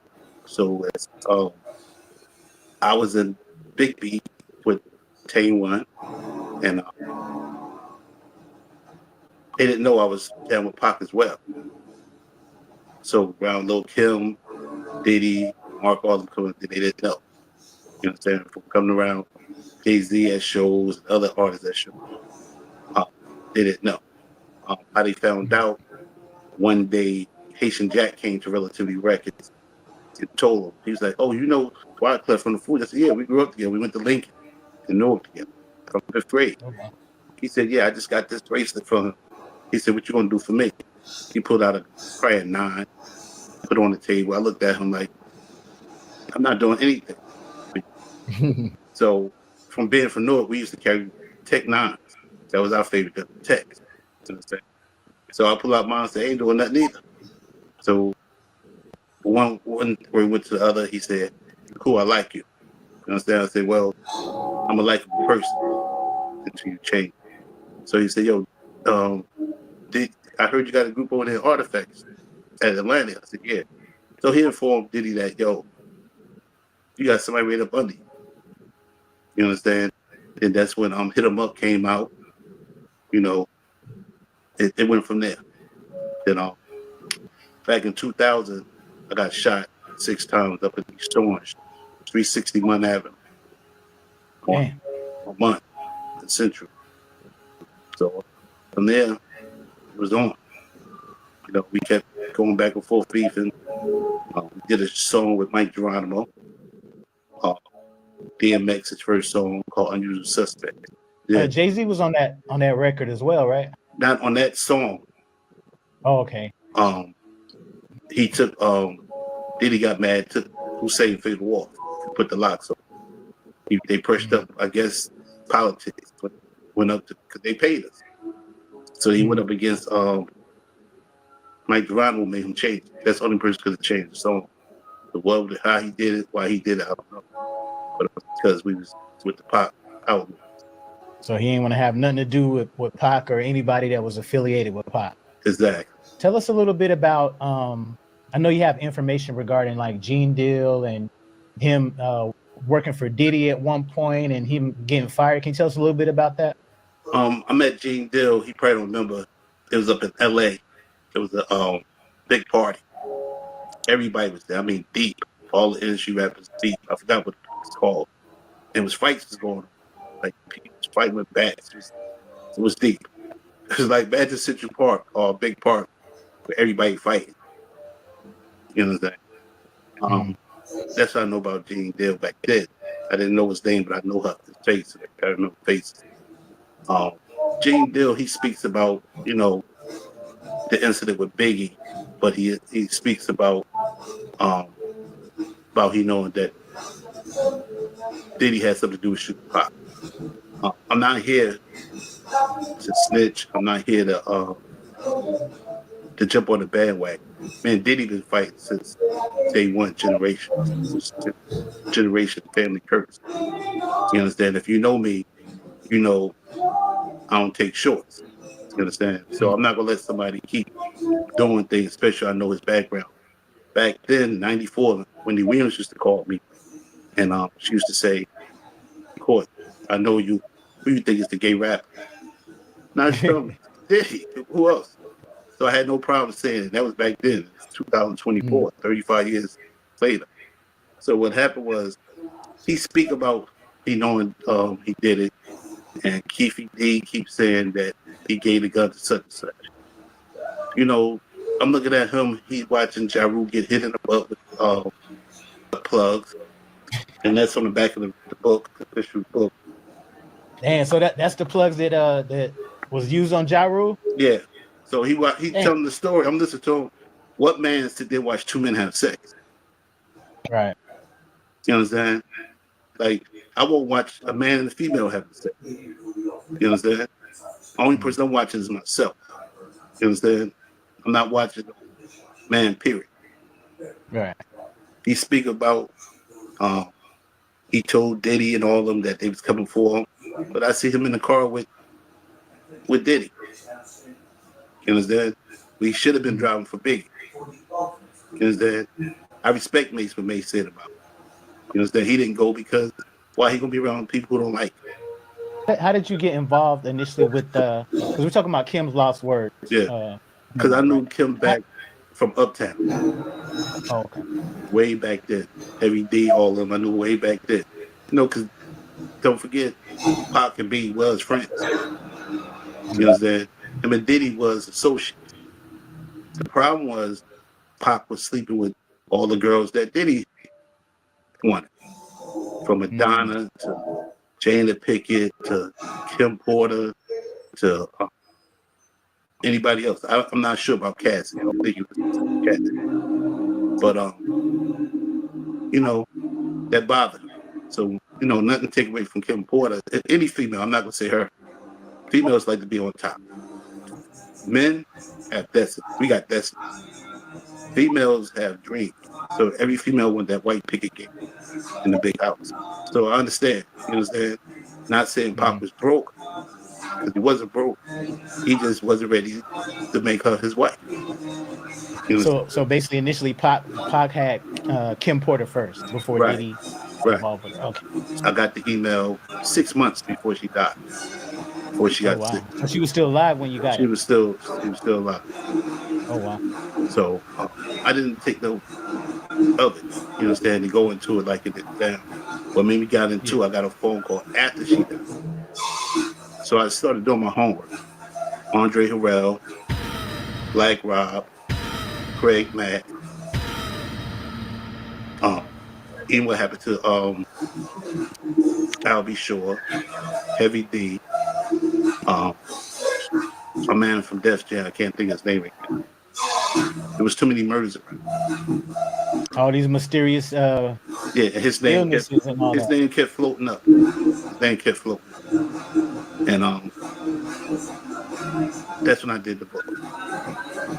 I took it and I didn't alter. I just dropped it and let it print up just how it was sent to me. So I got another phone call after she died. I said, "What you doing?" I said, "I got to get this book out." So I got a phone call from a guy named Wade.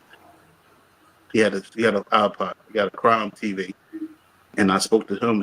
I said, "How you get the book?" He said, "I got it from such and such." He said, "Yo, you talk to this guy named Ty Chris." I said, "Yeah, Chris Todd." I said, "Yeah." Talked to him. We made a deal partnership, and I told him I ain't want to be the face of it, and let him be the face. And everything he said was true. It's the same book. The book changed because it had Kim Porter face on it. I like to apologize to the family of Kim Porter for putting her face. Let her rest in peace. This is for not to bring down Kim Porter. It's just to fulfill her dream that she wanted her story out. You understand? So the original book that was on Amazon that had her face on there, that's not the original book, correct? It's the PG book. The PG. Oh, it's the PG. This one got the director chief. I call him director. I call Diddy director because you can't go nowhere. You can't move to the next level unless you sit on his lap. So when he say action, you got action. You understand? And it's proven. Look at Rick Ross. Rick Ross wasn't doing nothing after Every Day I'm Hustling until he started sitting on the dead lap. You understand? Even Snoop. You understand? And a lot of more people, their career went up when they sat on this man's lap as the director. You understand? Oh, man. And that's why a lot of them sold their soul to be on the director chair. Tell us some of the differences between the PG version of the book and the R-rated. Like, what was changed in to the PG version? The rated book got Snoop letting Diddy rub on his hand.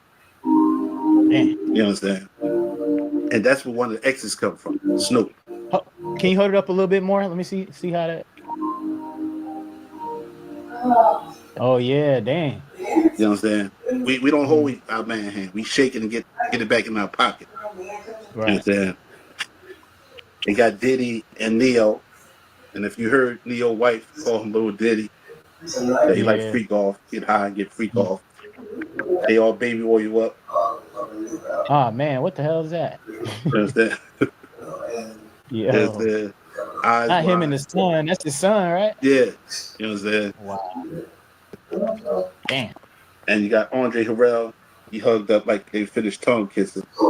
Yeah. We don't hug on our boys like that, sitting that close on each other's lap. You know what I'm saying? Then we got Snoop and Diddy, in an appropriate way. But the reason why they in there is to speak about that. And with Biggie. Now, how you rolling with Pac? This is a big question for everybody. If Pac came to death row and he was there, he went to court with you. You on, death row. You about to do some time. So and I ain't talking about the record label, the murder charge.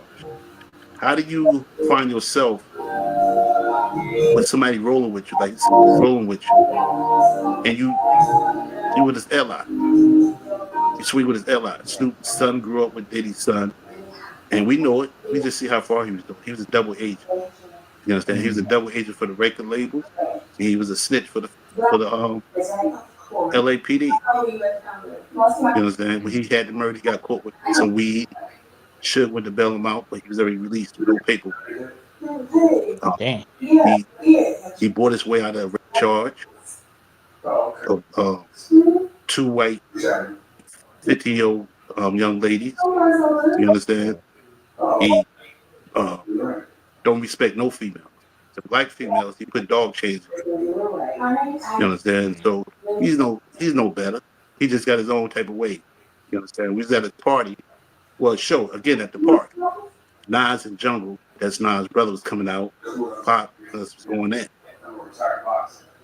Turned around, Snoop made his way out, ran, left his sneaker. You understand? He wear Converse, tied up like Gilligan, but he take off running. You understand? Pac and Nas, they exchanged friendly words. They hugged, made peace. They went to the right, we went to the left. We go in the park. Snoop caught up with us with the sneaker, trying to.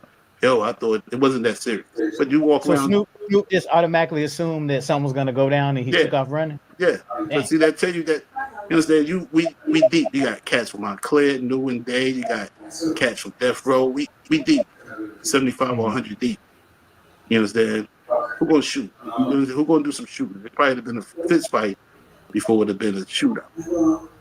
But he took off running. Now it's confronted like, yo, it wasn't that serious. You understand?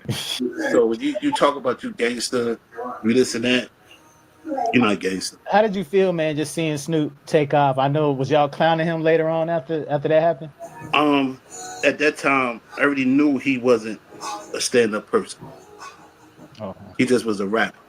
Like, you got some people, rapper, boxer, rapper, entrepreneur. He just was a rapper. After he was a house dog. You understand? DMX is the dog. You understand? What I mean by house dog, he stayed under Shook. When Dr. Dre left, he wanted to stay there because he wanted to be the star. But when Pop came in, you look at all the pictures, he looking real suspect. Jealousy, envy, hate. So when he leave there, he run over to the Diddy house. He give him the thing. Look at the album. Pop did something with Bone Thugs first. He told him about it. Biggie did something. You understand? He tried to laugh at Hit Him Up. No. Who Shot You song. Biggie ain't make that for Pop. He made it for LL. They had their little thing. It just was in the archives to use it. So, even when we landed in New York, he ran to Angie Martinez at Hot 97 instead of coming upstairs recording. You understand? So if you want to keep it real, just thinking, my thought, he went up there to get that money from Diddy to have Pac knocked off that. He tell you when he got on the plane. That was the same night. Yeah, he got on the plane. Say he went and got a butter knife. Come on, who you cut with a butter knife? You only get one swing. You understand? Because that's guilt. If you got kids, you know when your kids do something guilty, or a puppy, a dog do something guilty, they go hide in the corner.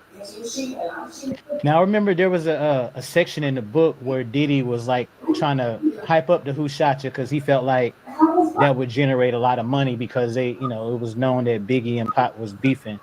But you saying that song was for LL, it wasn't for Pac at all? Nah. Because if you look at LL, he like she Hollywood. He pointed at Diddy for Hollywood and was talking about Biggie with she. You understand? The I don't know why they put the translate in the video. I believe that was Hype Williams' girlfriend. I think that's when Diddy started trying to push same sex into the rap game. Because nobody really paid attention, but he had to because she was standing up in the bathroom using it. So, he tries his best to push it on the ones who's not. So now another part of that book as well. I want to kind of switch gears just a little bit. Mm-hmm. Now, in the PG version, there's X's. There's a bunch of X's for certain people's names. Like who was the exes that was taken out of the book? The X's was for Snoop. Oh. Yeah, it was for him, about him sleeping with, supposed to been in the bed with Diddy. Whoa, that's And crazy. they caught it. You understand? Dang. Like I said, we call him the director. If you don't sit on his lap or do what Diddy want to do, it's cut. If you do what he wants you to do, it's action. I ain't never worked for Diddy. Never will. Never scared of him. Not scared. No names I called. I see Game spoke about he ran with Diddy for 2 years. He wanted to never record. Who run with a man that long if you ain't there for him? I think I What's sent, the purpose? Like yeah, what do they have in common for real? right. I think I sent you the video with him giving little Justin Bieber a bottle of liquor. You know, that he was appropriate. Got no child pornography. It just they was at the party and he gave him a drink. He was only 16. And whatever was in that bottle knocked him out. You understand? Why they knocked him out? Who knows? Now you also talked about previously in one of your interviews about Kevin Hart being set up at some type of party. Tell us a little bit about that. He was doing a house party for Diddy, and Diddy took him into the bathroom and handed him mouthwash. Like, yo, here, drink, put some of this in your mouth. But I don't care how many parties I've been to. If I'm drinking liquor, I'm drinking liquor. You understand? 70 proof, 80 proof, 40 proof. You don't need no mouthwash. But what made him look suspect, Diddy made his bodyguard come in and watch him. So he couldn't pour the mouthwash out. He had to drink his mouth out. Then a lady, a hostess came and bought him a drink. And he had to drink that. And that's when his world changed. You understand? What everybody think that was baby oil. It wasn't baby oil. GHB. It's a date drug. It's a date drug that you mix So it. he was basically mixing that inside the you baby cut oil. it. It's called cut. Baby oil is the cut. You don't see it. It don't. It poured into a liquor. It folds. You understand? It break up the thing. So if you squeeze it on somebody, it get in their paws. Same thing, like Spanish fly used to. Yeah. You understand? So it's a date. Like Rick Ross said, I put that, see her drink, she don't know. You understand? Exit, you know what you're doing. It's not ecstasy. Whatever he told, put in the drink. They corny. That's why a lot of people out there who try to get record deals, you ain't got them because of these guys. They don't want you to know that. They don't know. They want you to let them know it ain't about changing the way you dress or your voice. It's about changing your manhood, selling your soul. Now let's talk a little bit about these tapes. Now a lot of people are wanting to know what's on these tapes, what celebrities are on these tapes, you know, and I believe these are the tapes that the feds actually came and got from his mansion, correct? Is this like copies of those tapes? Well, these is not those because after Diddy, what happened was Cassie got whipped down. Everybody seen that, right? Cassie told Beyonce and some other young ladies that what he did. Beyonce told Jay, why you ain't confront him? So she wanted to get away. She didn't get away because she didn't want to go with Beyonce because she know Diddy would have found her. So Kim took her and gave her all this stuff to be on it. Kim got tired.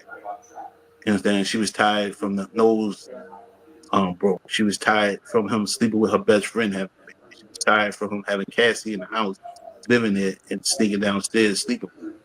She got tired of doing threesomes, foursomes.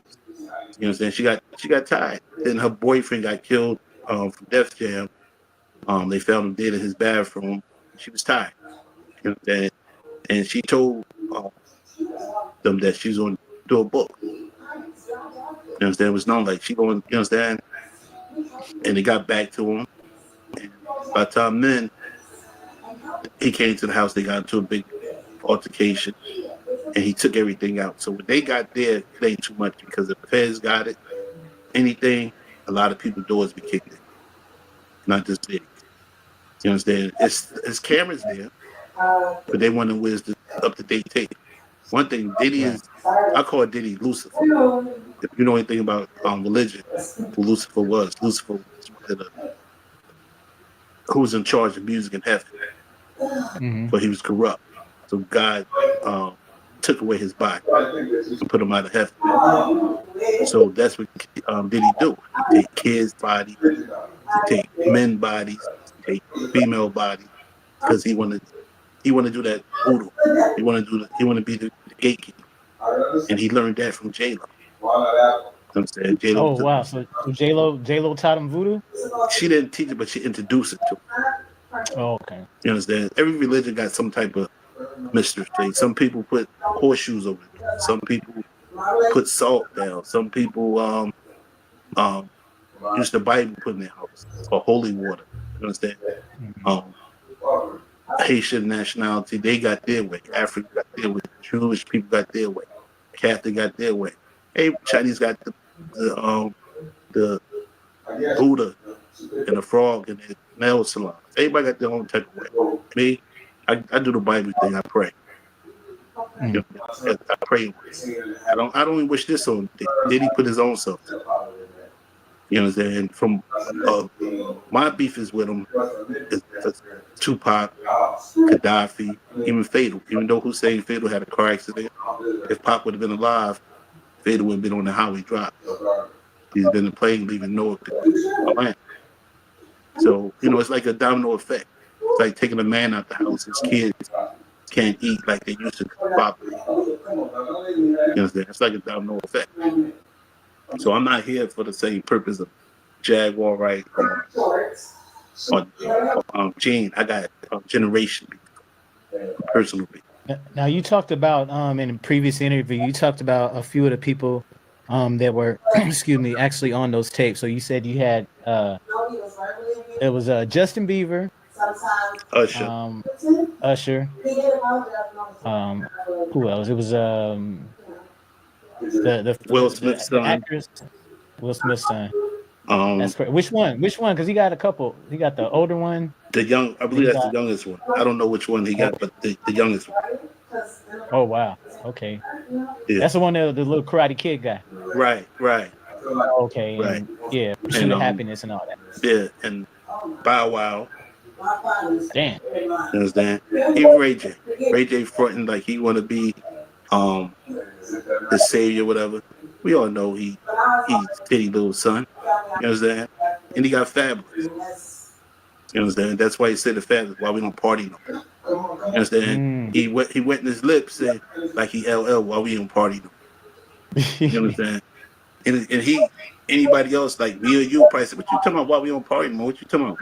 We don't hang out. Just I seen you at a party and you was with your people, I was with my people. But Fabulous sat there like suspect, like he was scared to confront him. You know what I'm saying? Like he did something he ain't wanted to do. You understand? So the industry right now is at war. If you don't see it, it's at war, and the war is with the feds. You know what I'm saying? You said the wars with the what? The feds, the hip hop police. So it's with them. You dirty, got all this money, they coming for you. They definitely coming for you. You know what I'm saying? And I wish everybody the best. You know what I'm saying? But they tell it. You know, they can't hide no more. Rick Ross, all of them, they can't hide. Whatever they out doing, they sold his soul. It's time to pay up for, you know, that's the worst thing. Trying to pay the piper. Time to pay the piper. Like, what did you see some of these celebrities doing on the videotapes? I know you mentioned their names. Can you go into, you know? It was some underage females laying out on the table. They eating off them. Like, that like I said, worship things. You understand? So I see them eating off young girls. I see them sleep with each other. And the strangest thing, not to change the subject, they said, we found baby oil and lubricant and vibrator. But they never said they had condoms. That's some nasty. Yeah. Even if you're having sex with a female, that's still nasty. Who want dirty seconds or thirds or fourths or fifths? You understand? That's how them STDs get passed around. There you go. And that's why that herpes flying around through it. You understand? And that's the trademark you leave. You understand? And I don't know what's the end. Some of them is actually playing, like they say, playing basketball naked, like Jamie Foxx said. What? Wait a minute. Playing what? Playing basketball naked, OUT out. Damn. They playing horse. You don't shoot the ball for the other one. You understand? You go to the bed, and at the same time, they rubbing each other with the baby oil and they don't know what's in it. And people would say, "Oh, when he wasn't using that for sex, he was using that to control you." A bottle was going for $1,000. Him selling his work. You understand? He was selling. He was getting his money. I'm not hating on him getting his money, but they buying it not for what we would buy baby oil for. I don't even think I use baby oil. You understand? So much other stuff, but right. they buying it for dating. You understand? GHB. You understand? And you talking about 1,000 liters, 1,000 bottles of baby oil is at least 200 kilos. So you talking about 1,000? That's how much money he's making. Damn. That's what they was doing, selling baby oil. They wasn't using it. Everybody think they was selling. So do you think that leak audio, that alleged leak audio between him and his son when he was talking about the plastic, you think he was talking about those bottles of baby oil? No, Or maybe I something think else? No? because they found it all. You understand? They found everything in the house, but they ain't found enough to really say they charged him. The reason why they didn't give the evidence to the defense side, to the attorney, because as long as they take it, they get them a chance to say, okay, we'll move the court date. This court gonna last at least for 3 years. You've been in a big charge. They hold evidence from your lawyer to make the trial spread out because they're not ready. They know all the charge they got is lost in some civil suit. So he can go to jail for the drug. He can go to jail for the gun. And if any of the underage, if it's rape. Yeah, I think he's definitely gonna go down, man. Like scraping serial numbers off the guns. Like, That alone would give him 30 years. But I think they were Right. more than that. I think they went the boat, the plane, and the house. And I think if he would have never ever messed around with Chirac, just took his money and shut up, he wouldn't have these problems. Because Cassie got her money in 24 hours because type of attorney she had. You know what I'm saying? Yeah, man, there ain't gonna be no money left. Like she walked away with what, 33 million? 33 million. So all these other people with these lawsuits, man, they gonna get probably like $100 a piece or something. If they get that in time, it may take them almost 10 years for they get it done. Man. Because none of them got proof. And if they had proof from the tapes, they wouldn't have to go through it. They'd be paid quick. Cassie got paid quick because somebody gave her the tape and she showed him, and then they leaked it to the news. Right. You understand? That's why he did beat her. He couldn't say he didn't beat her because it was right there. You understand? So. And he came out with that apology video quick, man. He was trying to save face a little bit. He didn't apologize to her. He apologized to us. Oh yeah. He ain't do nothing to her. You understand? Right. And people out there love Diddy, but the strangest thing, it shows when you're not on top when nobody loves you no more. You understand? Not defending Jay-Z, but that I am. You can't ask where's Jay-Z because Jay-Z was his only friend. You understand? And this turned into a chain reaction. Now you got Damon Dash. Oh, I think Jay-Z gave me something. Come on. You know he popped his own bottle. Say that again. You say he Damon think Dash Jay-Z. Yeah, he think Jay-Z put some of his drink. Oh, everybody wow. knows Damon Dash popped his own bottle. It's sad when you broke. It's very sad when you broke. You try anything to bring the next big man down. You know what I'm saying? Like you said, he made bitter too, man. He very bitter. Yeah, if he made Jay-Z make a H. If you can't make a J, make a H. Or you make an A. You understand? That what happens when you jumping around the videos acting like the rapper, but you need to be on the sideline getting the phone numbers, making more connect, being the business side. You know what I'm saying? I don't care about the TV and the videos. I care about the paperwork done right and the credits and the money hitting my bank account for the work I did. That's the artist thing. You understand? That's for the artist. Speaking of money, man, how much did y'all make on them books, man? Because I heard the books went viral and it was like the bestseller and all of that. 12 days we grossed 1.5 million. Jeez. In 12 days, the most sold book in the country. Damn. That's crazy. 1.5 in 12 days. 12 days. Now, how did you feel about like Al B. Sure pretty much like stopping the whole distribution of the book, man? Like, how did y'all feel when y'all got that news? It didn't bother me because I came from a black woman, but I came from a white woman. It was a disgrace to her, so that's why I apologize again to him.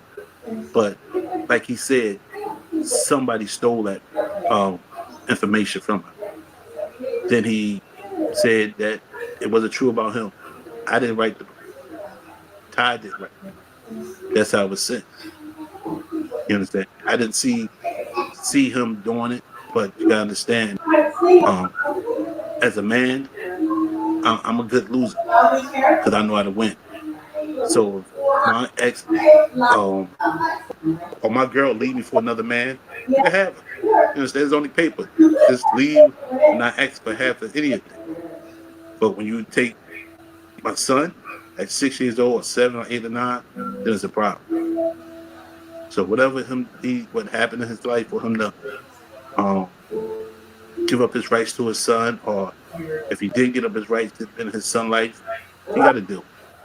Same way he don't want us to say what happened in the book that it ain't true. You can't go around saying the same thing that these boys' father or the twins' father did try to kill you. Because you're doing worse than what we say. Right. You gotta understand, your son. And initially too, he was promoting y'all book before. Right. You know, I guess he discovered that he was in the book itself. Right, but it didn't say what he did, so he made himself feel like he was in the book. It was X. Nobody said actually it was him. So he, you know what I'm saying? And he gotta understand. If you run around with Albie, not Albie Show. I mean, he is Albie Show. You run around with Diddy, and Quincy Jones and all of them, you're gonna be. It's who you like. They say, birds that fly together flock together. You understand? When Heavy D got on, he didn't put him on. So when you hungry like he was at the time, and got a bad Kim Porter, she's very beautiful, sexy, beautiful. What else can you do? You understand? That's not a loss. That's a gain because now you got a son. You supposed to took your son, embraced him, and came up. You understand? I don't know what happened, how he lost control of his son, maybe was depressed. Some guys can't take their wife or something. I don't know what was his case, but he let y'all know the book is real because all that was in it was stolen. So that's what he said. He said, "Yo, that's true. Whoever did it, he thought Diddy wrote it first. Crack him. Diddy ain't wrote it because I got it right here. This is how it is. You understand? Get the one with the chair. It's the same one with the face, but this is the one with the chair, and it's rated off. You understand? I'll tell you another story. One day, Hussein Fatal was inside the studio. We hooked up with Foxy Brown and Dave Light. You got to remember this. We was in the studio. We supposed to record. So Jay-Z called the studio, called her. And I think it was something that Diddy called, told not to do the song. So it ain't bother me. You understand? She Foxy Brown. So they left. They was in a hotel. So that morning I went to pick him up from the hotel. Day Light was in the lobby. I had this other artist like Big Draws with me. And I had my limo outside waiting because I was like, yo, we got to go. We got to LA. Going to meet Liza in LA. So there was a guy from the store, so I forgot his name. So we go upstairs and I said, who you in the hotel? He said, oh, Foxy. I said, let's kidnap. I said, yo, child, put some of the sheets, put in a thing, take it, put in a limo. We'd drive to LA. Call Wendy Williams and tell her, we got her pocket, we got her shoes, auction shit off. Tell her, yo, make Jay-Z call us. You understand? Tell Diddy call us. He started laughing like, yo, you crazy, man. You think? I said, yeah, I'm for real. I ain't crazy. I said, what you think Pac did to Faith Evans? We outlaws, dog. We do this for real. So it was, he took it as a joke, but I was serious. I was mad at him that whole day waiting for the plastic wheel. We should have kidnapped him. We could have drove, kidnapped. But where I told the story, she was listening. So later on that week, She faked like somebody came to her house and tied her up. Mm. You understand? So I say, see, now here she goes, she getting airplay. It just was a blessing stuff. We wasn't gonna hurt her. You understand? Foxy's cool, but I ended up giving her pocketbook. She left the pocketbook in my car. So we dropped her off her date. So had money in there, nice stack. I didn't go through it. Her ID, her house address. So I saw her at the boards up in the yard. No, at the show. And I gave it to her. She ain't even looking. She said, you know what I'm saying? So I knew what it was. She wanted us, but I'm not doing sitting on the director like I'm not selling my soul. Do you feel like Foxy was groomed by the industry as well, by some of the executives and all that? You think they was messing with her while she was underage? She was put like this. Corrupt or Daz, I forgot which one she was dating. She was dating Corrupt. Corrupt. He knew her fatal. Of course, because they was out in death row together. She knew of that. That's they boys. She had the big stone that he got engaged. That's his fiance. So she come home sleep with Fatal Hussein. Of course, she gonna sleep with the rest because she want to be moved around. But I mean that she want to go up. You understand? Because her competition was Lil Kim at the time. Charlie Baltimore was being swallowed by both of them. And she had a little run. Then Kim was stomping on her. Not physical, but with the music, the hits. And then Foxy was coming out his. Foxy was dope. I think I listened to Foxy. Winnie Williams called me one time. She said, somebody else called and said, yo, Foxy gave my boyfriend the same. It's like, then that's why I said it was in that circle, as you say that. You understand? She got the same shit all of them got. Yeah. You understand? So that's what, when you said that, yes, it was passing around like a loose cigarette. Yeah, that's crazy. Yeah. It was definitely because she I know the person personally, I can't say his name, but she definitely gave him something, burned his ass up. Yeah. And then Usher got allegedly he got burnt by Diddy as well. He got his gutted out and they had to rush him to the hospital.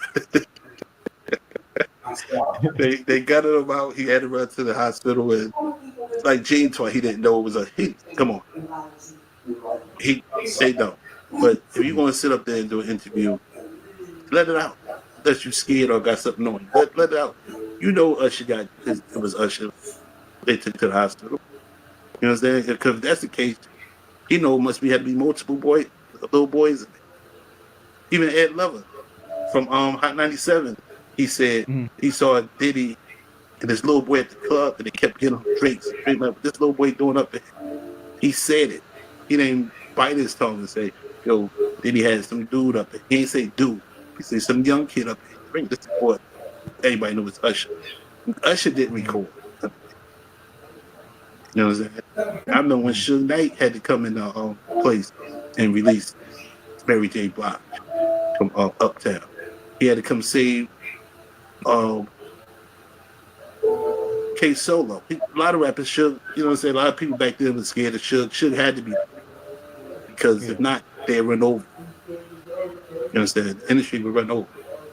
You understand? Now, speaking of Suge and Mary, man, you also mentioned in a previous clip as well that it was Mary J and Danny Boy and Diddy. They was all on tape together as well. Yeah, they on there. And Danny Boy, he had to at least be 15 or 16. Wow. 15, bro. That's crazy. 50, right? How was Danny back then? That's crazy. Because that was like, what, 94, 95, I believe? Yeah. When, he was 15. He was 15. He Mary J was giving him something and she was sharing with Diddy. So and I think that's what Kim stepped in too, like how you go from me and Mary J and you to Danny Boy and Mary J. You understand? We all got favorite artists. Like my favorite artist, the only person I listen to is Pop, DMX, Jay-Z, and Bitch Homie Quan. That's stay in all my cars. I bought 4 and 5 CDs to put in the car and one for home. But would I sleep with them? No.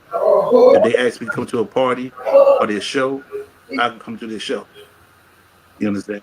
I learned from Richard Pryor about parties. He did JoJo, They were smoking. He woke up. His wife was in the bed with 2 men. He was in the bed. He left her just because of that. You understand? He ain't do Yeah, no Richard more. Pryor. He also said talking about did a stand up show about giving some dude Yeah. some sloppy toppy one time. That took me back. I said, what the hell? Yeah, because Wait that's a what minute, happened at Rich. them parties. And I was at a party before. That's what made me go to that. When you get to a point in life, messes something out of your weed, anything bound to go, go wrong. So even with Usher and even Justin Bieber, even if they come out and say I was a victim, it was kids.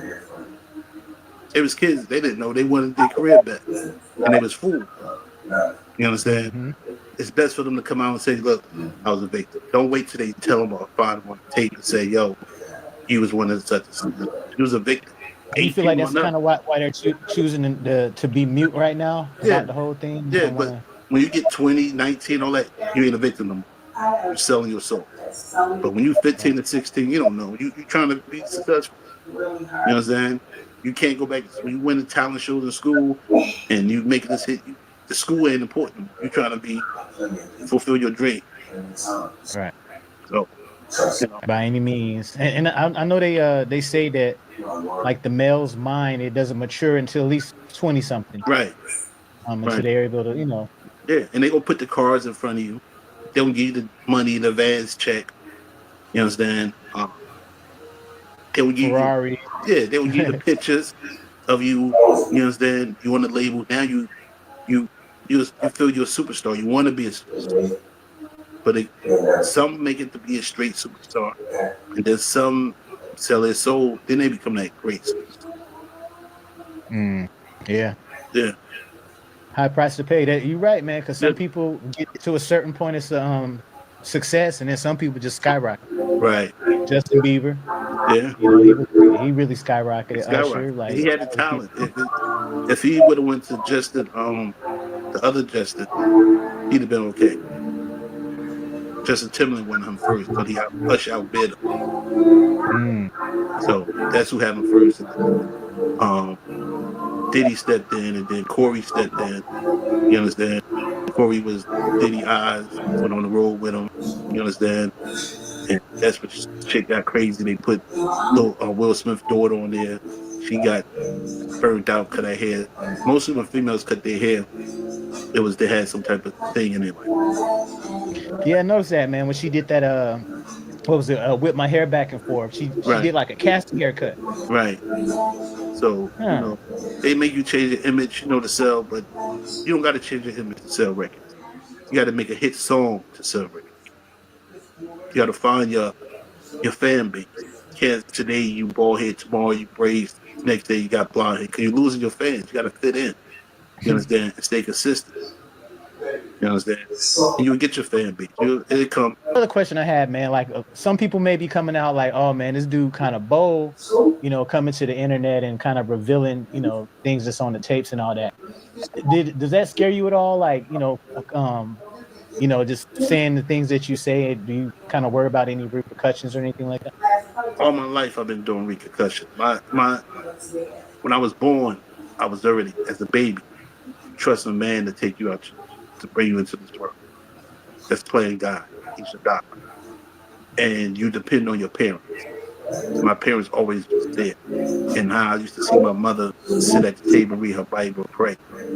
I picked up that habit, praying, asking God. And I only fear God. I only fear my family going broke. Fearing them? No. To answer that question, no. I never scared Diddy from day one. You know what I'm saying? And that's why I got the stuff was sent to me, because they know. Everybody in the industry know I'm not scared. I'm not scared of Haitian Jack. I'm not scared of Snoop. I'm not scared of Game. You understand? I don't know if I spoke about that Game in the video. He giving Justin the drink. You understand? He ain't drinking it, but he handed it to Justin. Justin's 15 years old. He damn near fell out on his back, on his head once he drunk that bottle. You understand? And they don't care about nobody. You understand? Music wasn't like that. When I came up with Bismarck, Cool V, Queen Latifah, we wore Coca-Cola shirts and we did. We used to rap with on a straight regular floor, battling and just rapping. And next you know, we went to stage. We didn't sell out. We came up. It's a different coming up. You know, I came up with Coca-Cola shirts, Dookie rope, shell toes, strapless, You had the troop jackets, the troop sweatsuits, jackets, you understand? Sweatsuits, foot joy sneakers. We came up like that. You understand? We ain't come up, I'm gonna put this in her drink. We're gonna take a recorder, and then we're gonna bribe this person or bribe that person. Nah. We went to Edgecombe 145th, or we went down to get the yellow bags called Acapulco Red and Panama Gold. When the weed was in the yellow envelopes, you understand? Got them for $5 and came up. You know what I'm saying? Sold for 10, sometimes 15. We hustled. You understand? For the ones who did that. Some, was less fortunate. More fortunate. But we didn't sell our soul to get there. You know, straight hustlers. You understand? Just to get transportation to get to New York or the Bronx or Angela Davis show or to Apollo or to East Orange High or to Irvington High School. You understand? What do you feel changed that from, the early 80s to the mid 80s to the 90s? Do you think it was like a demonic influence that got everything crazy like this? The wrong people got in the game. And didn't want nobody in.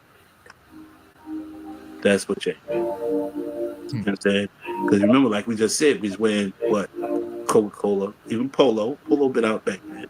Jordan, so soon. But then he came with the shiny suits. You understand? So that's what changed. You know, everything, like Redman said, everything lime green ain't the bomb. You understand? He went to shiny silver suits. Even had Mace kind of mixed up for the best. You understand? No disrespect to Mace, but like I said, sometimes you be influenced because that's what you have to do at the time. Anything sexual between them two, I don't see it. I don't know of it. But he's the only one I know stood up to him was me and said, I'm not playing it scared. I'm playing it to live. No, when I go to New York or Florida by myself or Atlanta or California by myself, no. You understand? Not because of them, because I just won't go by myself. I be by myself. I don't be in pictures on Facebook or Instagram hugging my hand around everybody. That's not me. You understand? If I'm with somebody who A1, I give them love that I ain't no groupie taking a picture. That's all it is. You understand? Like back to like what we said about Mary J and all of them. There was an incident one time. Mary J used to come to East Orange. And she used to watch a certain person play football. She was driving a yellow Volvo.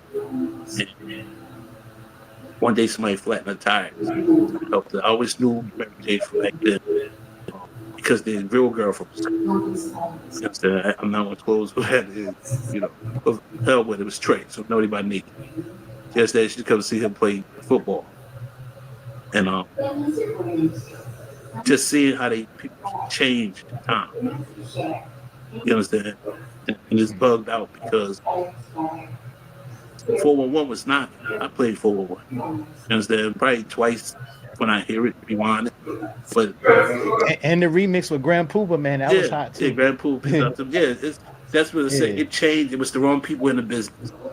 And I think that would miss her with the drugs if she was on drugs. I never thought, but I see picture her effed up. You understand? I think that's why. Yeah, she was real depressed, man. I remember it could make you she depressed. actually tried to take herself out in Tampa. Yeah. At a Tampa hotel years back, she tried to take herself out, man. Yeah, it can be depressing. The entertainment can be depressing, and it's why it's the pressure that the label put on you because they want you to always be on the charts, and they feed you that money. You understand? When they feed you that money, you want some more. And they say, "Well, you ain't selling. We trying to get you to do this, but you owe this much." You understand? And that's when they do anything to make it happen. Me, if I was an artist, if I can't write nothing hit, I get somebody like Bobby Brown used to do. I said on the bus, he had somebody there, he'd tell him little words, he'd add to it. He write while he Freddie Drop to show the show. You know what I'm saying? That's why he always had hits. So when you party and BS all day, you be like a Soldier Boy, one shot wonder. You know what I'm saying? Even him, you know, I used to see him, couldn't do the dance, but I liked the song. When you look at him now from back then, like what did he do to us? Like he done took every drug out there. Right. See, that's what I'm saying. You're right. It's the pressure from the labels, but the wrong people get in, and you distracted from what you came in. Now, do you feel like it's a double standard that Mary J, she didn't get the same type of treatment dealing with somebody that's underage versus like the males, like, you know, the R. Kellys and the different ones that's been accused? Why do you feel like Mary J, she hasn't, you know, been confronted about any of the stuff that's been coming out about her? Because one, she's a female, and it's such thing of cougars. You know what I'm saying? It's not as bad as hearing a pedophile or a child rape. Cougar, you know, she got money. A young boy, he comes here, has sex with her. It's cool. Like if you lay in the street and a female lay in the street, you stand up, you still with a man. Because when that female get up, she all types of. She's not a female no more. She's age. She's a skeezer. She trash. Jump off. We still a man. So that's probably why, you know, she classed as a cool. Yeah. And, you know, it's what she been through. That's probably why. You understand the relationship. And they say and say in the book that she was pregnant by Diddy, and he made her get an abortion. You know what I'm saying? And maybe she wanted a child. She probably looked back. I don't know if she got kids today. I never heard of, but maybe she looked back like, right. The guy from Jodeci, what they've been through, her ex. So when you go through women's score, they bound to do anything. I know some females do this. You know what I'm saying? Or go bust the one who was dating the guy from the Ravens quarterback. She killed herself and him. So, damn, because he wouldn't leave his wife. So, woman scorn, you know, you got to watch out. Don't eat their food. You understand? Don't let them be around your car. Watch your clothes. Don't go to sleep at night. You better make up. That's why I say you don't supposed to go to bed mad at your wife. Mm-hmm. You know what I'm saying? And don't eat that spaghetti, boy. Ooh, don't That's do right. What's today's date? The 26th? Don't eat it between the 26th and the 10th. Now you saying, do y'all think the book's gonna go back up, or y'all gonna? Oh no, the book is up. You go to eBay. Okay. And go to Jamar.com, JamarWood.com. Yeah, I know on eBay, man, one of them books was going for like $5,000. I'm like, yeah, dang. yeah, the rated R, yeah, it was. They were trying to, you know, 5,000. Other ones for 4,900. One guy bought 100 books, and he started selling for $60 a piece in this country. You understand? Wow. I done been confronted by so many law enforcement for the CDs, even my studio equipment was confiscated. So the feds came and got stuff? Yeah, even I got a new phone. I had to get a new phone because they took the phone and did what they did. I wasn't going to use the same phone, so I just, you know, this not mine to keep. This all I needed, and this right here. I done been confronted by so many law enforcement for the CDs. Even my studio equipment was confiscated. Now, peeps, we had a huge interview with a Diddy insider that gave us a bunch of exclusive details about putting out Kim's Lost Words book, and also Gene Deal's alleged involvement with the murder of Biggie, and him watching Ja Rule and Diddy allegedly get it on in the hotel room. Now, you can check my previous video to see the full interview. Now, shortly after our interview, he was contacted by the feds to turn himself in for having the Diddy celebrity tapes. I didn't want to share my paperwork with anybody, but it's my man right here. You know what I'm saying? So my man raised 100 grand. Tomorrow I'll be turning myself in. And, you know, prayers for it. That's all I can say. Now, I did manage to get one last interview from him before he went inside, and he wanted to respond to an angry video that Gene Deal made once he watched our interview. Y'all check this out. Courtney B, man, welcome back to the Lionel B show, man. Do you realize, man, you broke the internet yesterday, bro? Nah, they know that. Tell me what the numbers looking like. Man, we almost hit 300,000, bro, in like 24 hours, man. You went crazy. I know that initial interview you did with the other guy from True Crime, that one did good, but our video went beyond that. Right? You mean yeah, True Crime. You're right. Yeah, True Crime, man. Like y'all did numbers on there, man, but you came on a Lionel B show where you shut the whole internet down, bro. Okay. It made me feel back when I was in the music business. I'm still in the music business when I drop a big record. So apparently, man, you know, when there's a lot of eyes on videos, and you know, and we dropping facts and we putting information out there, we tend to ruffle people's feathers, man. So apparently, one person's feathers that we ruffled was Big Gene Deal, man. Gene Deal, man. He's mad as hell, bro. He dropped the video right after we did our interview, man. So I want to kind of play some of the clips. Yeah, let me hear what he talking. I'm not surprised what he say, but you know, cat like that, bound to say anything. Don't forget he was down with Diddy. Lucifer, I call him Lucifer.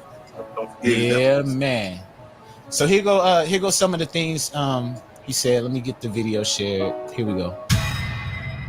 I'm not going to speak about some shit that these clown ass cats out here have been talking about and saying, but I'm going to tell y'all something. And I'm going to start it off just like this. Because I was not going to say nothing when the book first came out. And now we're going to talk about the Kim Porter book.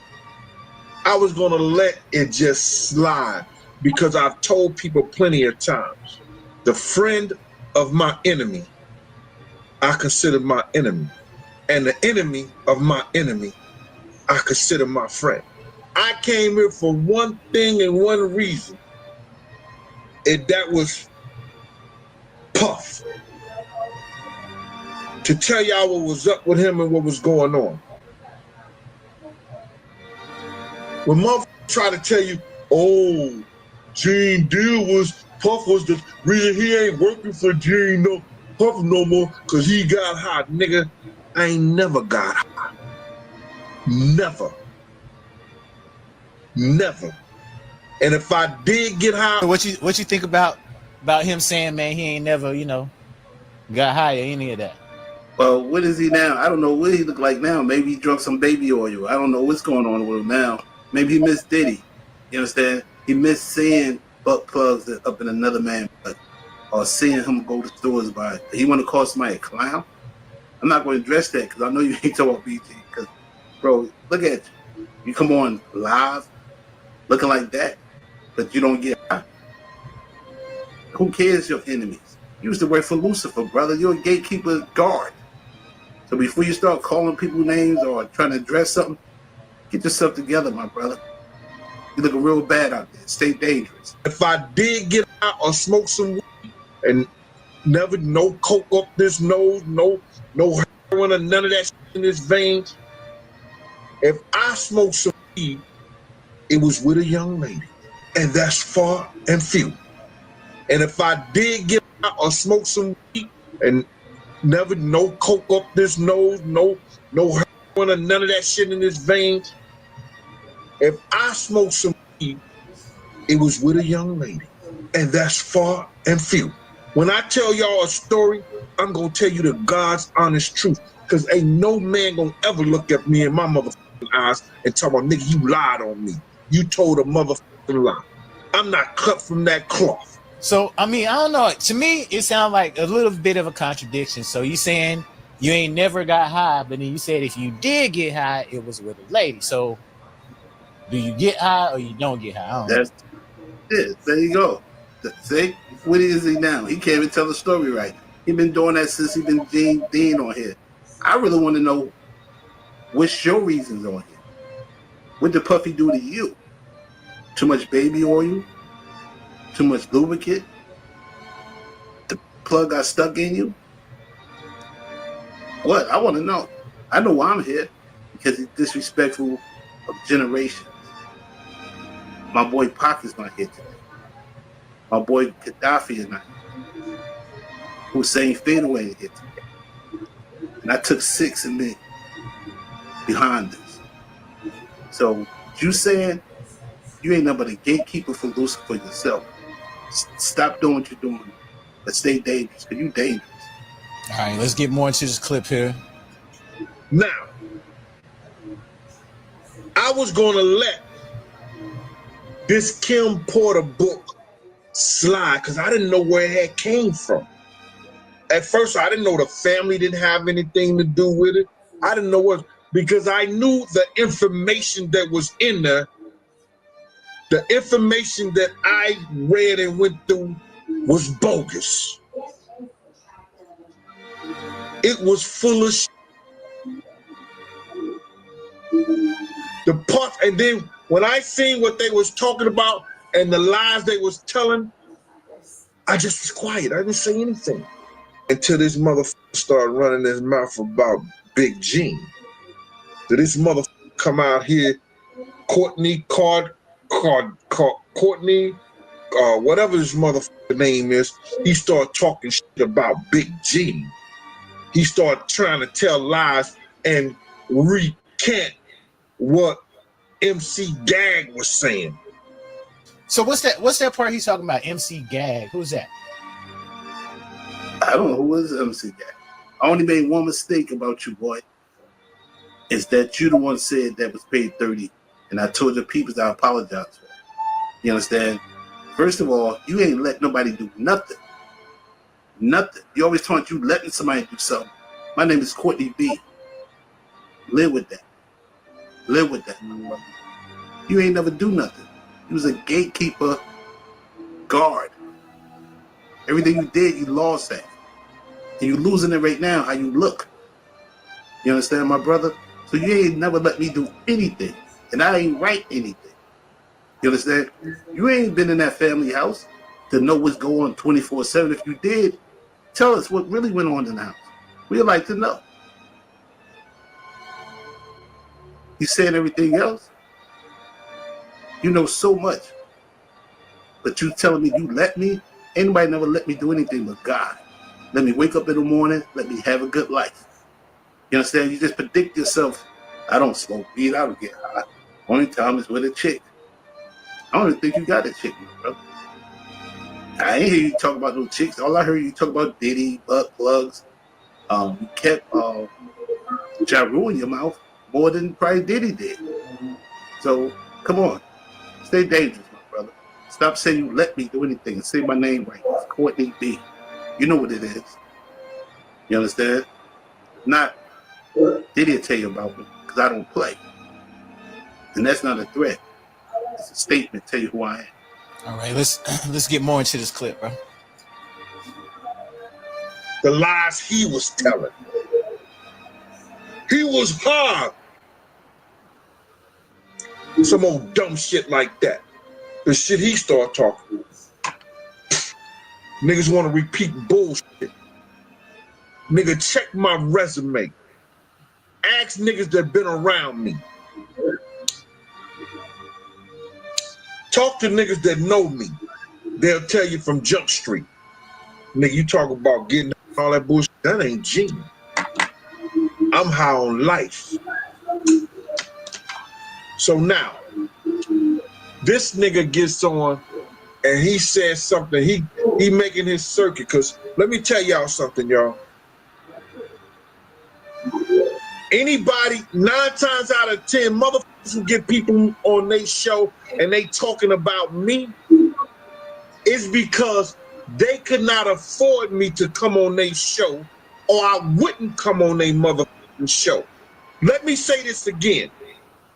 If a motherfucker get me talking about me, and they getting some old clown ass nigga that wasn't around, they getting some clown ass motherfuckers who try to say they was around, it's because I wouldn't do their show. I I ain't a regular type of nigga. You want something like that on your show? Look at his whole character. I don't gotta ask nobody about you, my brother. See, that's your problem. You got men asking about you so much. You asking about men and you keeping too many men in your mouth. I told you it was a mistake. I got you mixed up with the name. I don't remember people's names because you know why? It's irrelevant. You understand? What you need to do is stop being so dangerous because you're telling yourself in this thing a lot. Let a lot of people know your character. You don't get high. What are you now? Drunk? Just the same. Just the same, my brother. You understand? You're spitting all in your house, making your house trashy like that. Just spitting like that. Or you got money like that. Who cares if somebody got to pay you a certain amount of money?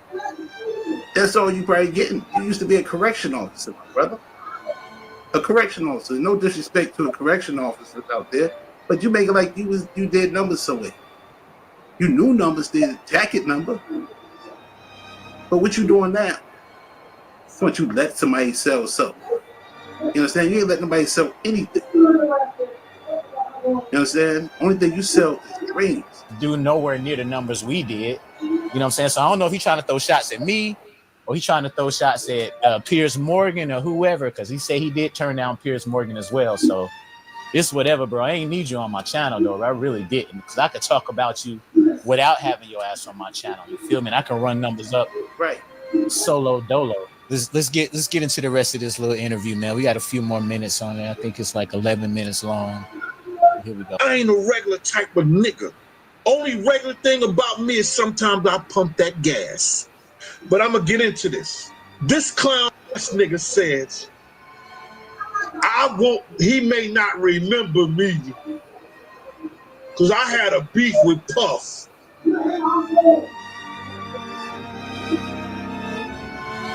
But I met him in California at the party that Big did. He in line and the truth ain't in it. That's why I tell y'all the truth. Because it goes back and bite those motherfuckers in the ass who talk that shit. So, Courtney, let's get into that part, man, where he's saying you weren't at the same party or any of that, or you didn't remember. It wasn't no Biggie party. It was in the park. See, that's how much you get high. You understand? Second of all, I never said that you don't remember me because I was beefing with Puff. I didn't know who you was. You just look like a dummy, a big gatekeeper security guard. You ain't big, you just fat. You understand? You another Twinkie, you be I'm healthy. You out. My brother, don't come at me telling me that I said I was at Big party. And why would I be at a bad boy event? First of all, why would I be at a bad boy event? I'm an outlaw. Straight like that. So say that I was at a Biggie party. You understand? Lil' Kim came to where I was at Big B Atlanta. I didn't go where they was at. They're home. So when you start dropping the story of somebody lied, I never said I was at a big party. I said it was a big event in a park. And I noticed you. Because you know why? He was on Diddy coattail, following him everywhere he went. You understand? Want to be known. Smoke gas. Just say you don't smoke. So you sit out your own mouth. You understand? You want to address me, you're not to find me. Find me. And we can go on the podcast, we can handle it. We can give it to my man right here. Nobody paying you anything, pay you no mind. Because you dried up, my brother. You go take a shower or something. You understand? Take a shower or something. Cool off, because you are hostile. You understand? Gatekeeper, guard. All right, let's get into the rest of this clip, man. If I stopped dealing with Puff in 91 and didn't go back until after the Jake shit, which was in 95, how you see me with Puff and Big them in 94? I'm waiting on it. Explain that one. That's why I kept 2 jobs. Because when you keep jobs, you gotta be somewhere. That's why I was a New York State parole officer That's why I was an investigator for Elite Investigations. I had to be somewhere. Now, as far as him breaking down the dates, he was saying in the video that he stopped dealing with Diddy in '91. What do you say to that response? I don't know exactly what date, but I'm gonna address the part that you're not even a correction officer. You were an investigator. You understand? So now I know why you sit up there and tell so much about who's doing what. You understand? You are dangerous. You understand? I'm not gonna think back to 91 or 94. You understand? Because right now you're in the right state of mind. You can be just throwing numbers just to say it. You understand? And I'm not going. You're not impressing me being bragging about you as a gatekeeper guard. Do you hear yourself? Do you really hear yourself? How long you've been dealing with this man? The lives he destroyed, the things he did. You understand? And then you talk Miss Wallace love you and all this and that. Sit there and let Miss Wallace know where you was sitting at and what car and where he was at. If you supposed to be this person, took this big person who you supposed to been, you love Biggie, you should have drove his truck. You understand? To me, you just there to get another cheeseburger, my brother. That's all. It's like you did for another cheeseburger and hit another blunt or watch another man have sex with another man. His mind ain't right. Get focused. I'm not going to brainwash on 91, 94, and when did Big pass? So get your lives right. You probably was there just as a groupie. Big ain't want you in the car. Tell him the truth. Big ain't want you in the truck with them. You understand? Because just how you are now. Just how you are now. Like you told him he was writing Lil' Kim and Junior Mafia and them shit. Natural born snitch. That's what you are. You understand? So, Gene, danger, man. Stay dangerous. You probably be a guard keeper for the next person. Go get a job at the toy store where they sell the plugs at. So, when was that party? You saw me at? In California? You lying sack of shit.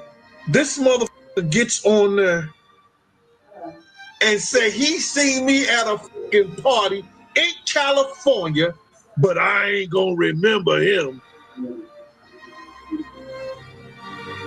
I don't be all in niggas' face to remember them. You're probably right about that one. A nigga can't never forget an ugly motherfucker. Now, this nigga try to gain y'all attention by saying some Ja Rule shit and Puff shit. That's why I told the story like it was. I was outside the room because we was in the presidential suite. If you ever been in one of those motherfuckers, niggas, you know what I'm talking about. They got a room, a big ass room, and the room where the president or the person who runs the shit goes to. Ja Rule's cousin tried to come up in the motherfucker, asking for Ja.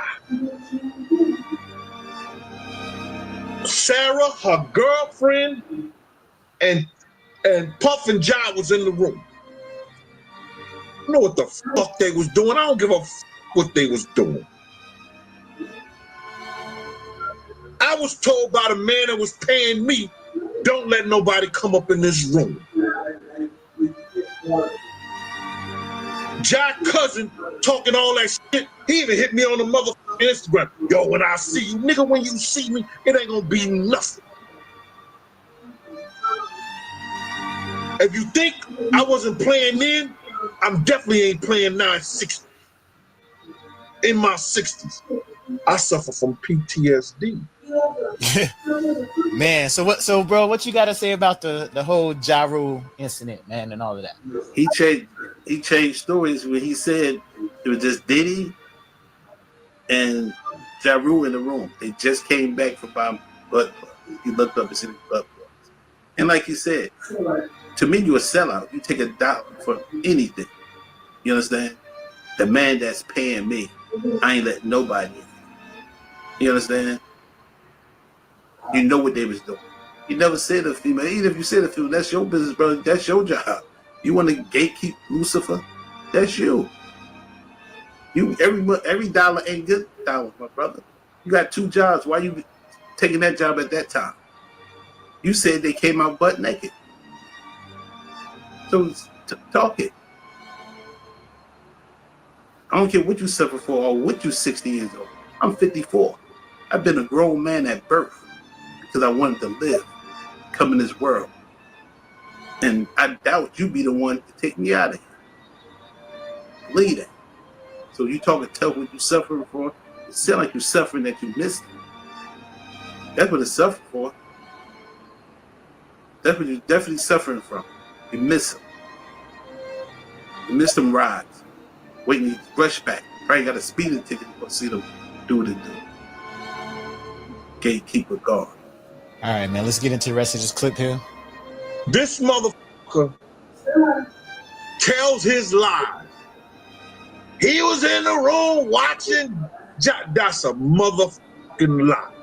I couldn't tell you what they was doing and didn't know what they was doing until Jack came out the room, him and Puff, when they heard the ruckus of me putting this nigga upside the piano.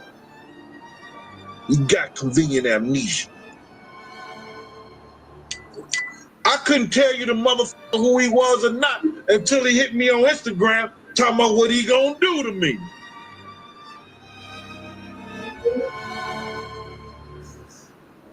And what tells me about these niggas out here, what I supposed to be doing when you do it to me? When you talking about doing all this shit to Big G, what I supposed to be doing while you're doing it to me? Because I worked in some of the roughest motherfucking hoods in New York City. I done worked in some of the roughest clubs and bodyguard some of these hip-hop moguls all over the fucking country. They came from all over the country.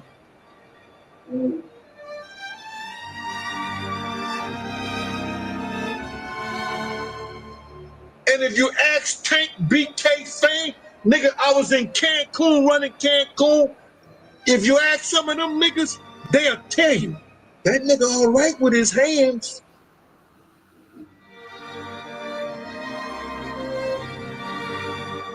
And his feet.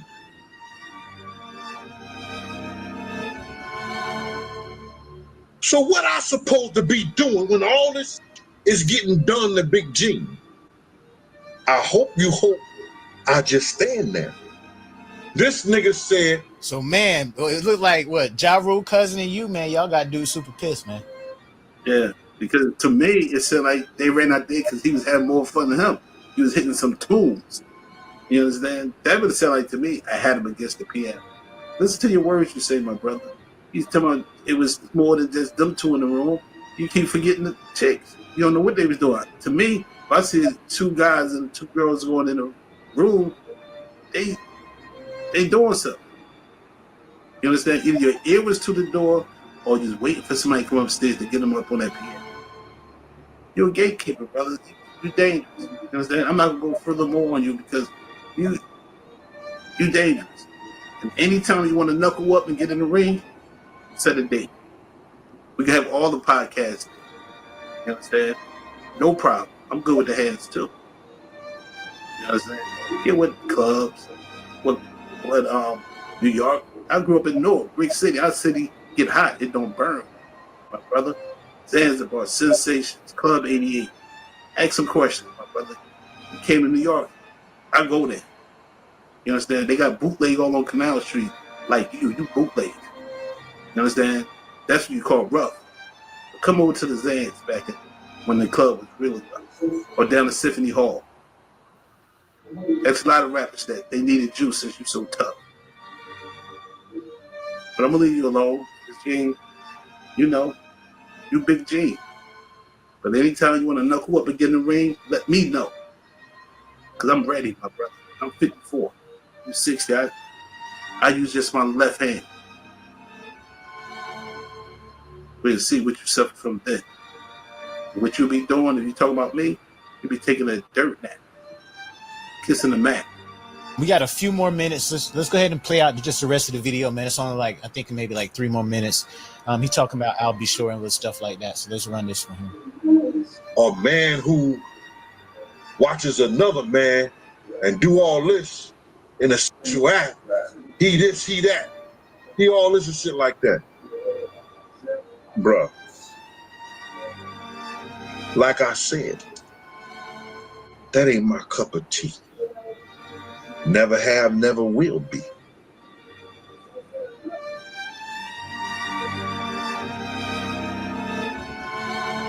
I ain't never been with no other nigga around, no nigga. We gon' pull a train, we gon' do all this other bullshit. It ain't me, bruh. I'm too sexy for that shit. I'm too sexy for that shit right there. I'ma tell you, nigga, for real, for real. I'll be sure put his lawyers on their ass. That's my nigga. Me and Al talk every other day. Al got some big shit that's going on. See, what y'all don't know is that Al was the backing of Uptown Records. So Al may have a large stake in that story, whereas that he probably owns more rights than anybody to that story. I make this shit so hot, white media is coming to me, and I ain't gotta go to them. So it sounds like he was mentioning the book, and he was saying that Al B. Shore has more rights to Kim's story than. Is that kind of what you took away from that? I don't know what he talking about. He pulling that cigar, kind of like he having a flashback. I ain't paying Jay no more. He lost me. You know what I'm saying? He thinking too hard. He's saying the right thing. And who cares about Uptown Records or I'll Be Sure? I apologize for his wife being on the book or whatever. You in too many people's business. To me, you understand? You call somebody every day. I don't care. This cat is crazy. I think he missed Diddy. You say you think he been what? He missed Lucifer, his gatekeeper, his Diddy, what y'all call him. You understand? Diddy, aka Lucifer. That's who he missed. So man, anything else you want to add, man? Like I know, yesterday was crazy. Like, like I mentioned, man, we broke the internet. What you got going on, man? I know you got a couple of things that you got to take care of tomorrow. Shit got pretty serious. You care to share anything about that? Yeah.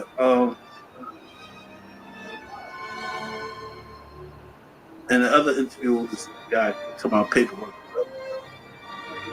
I didn't want to share my paperwork with anybody, but this is my man Ray. You know what I'm saying? It's my man Ray, 100 grand.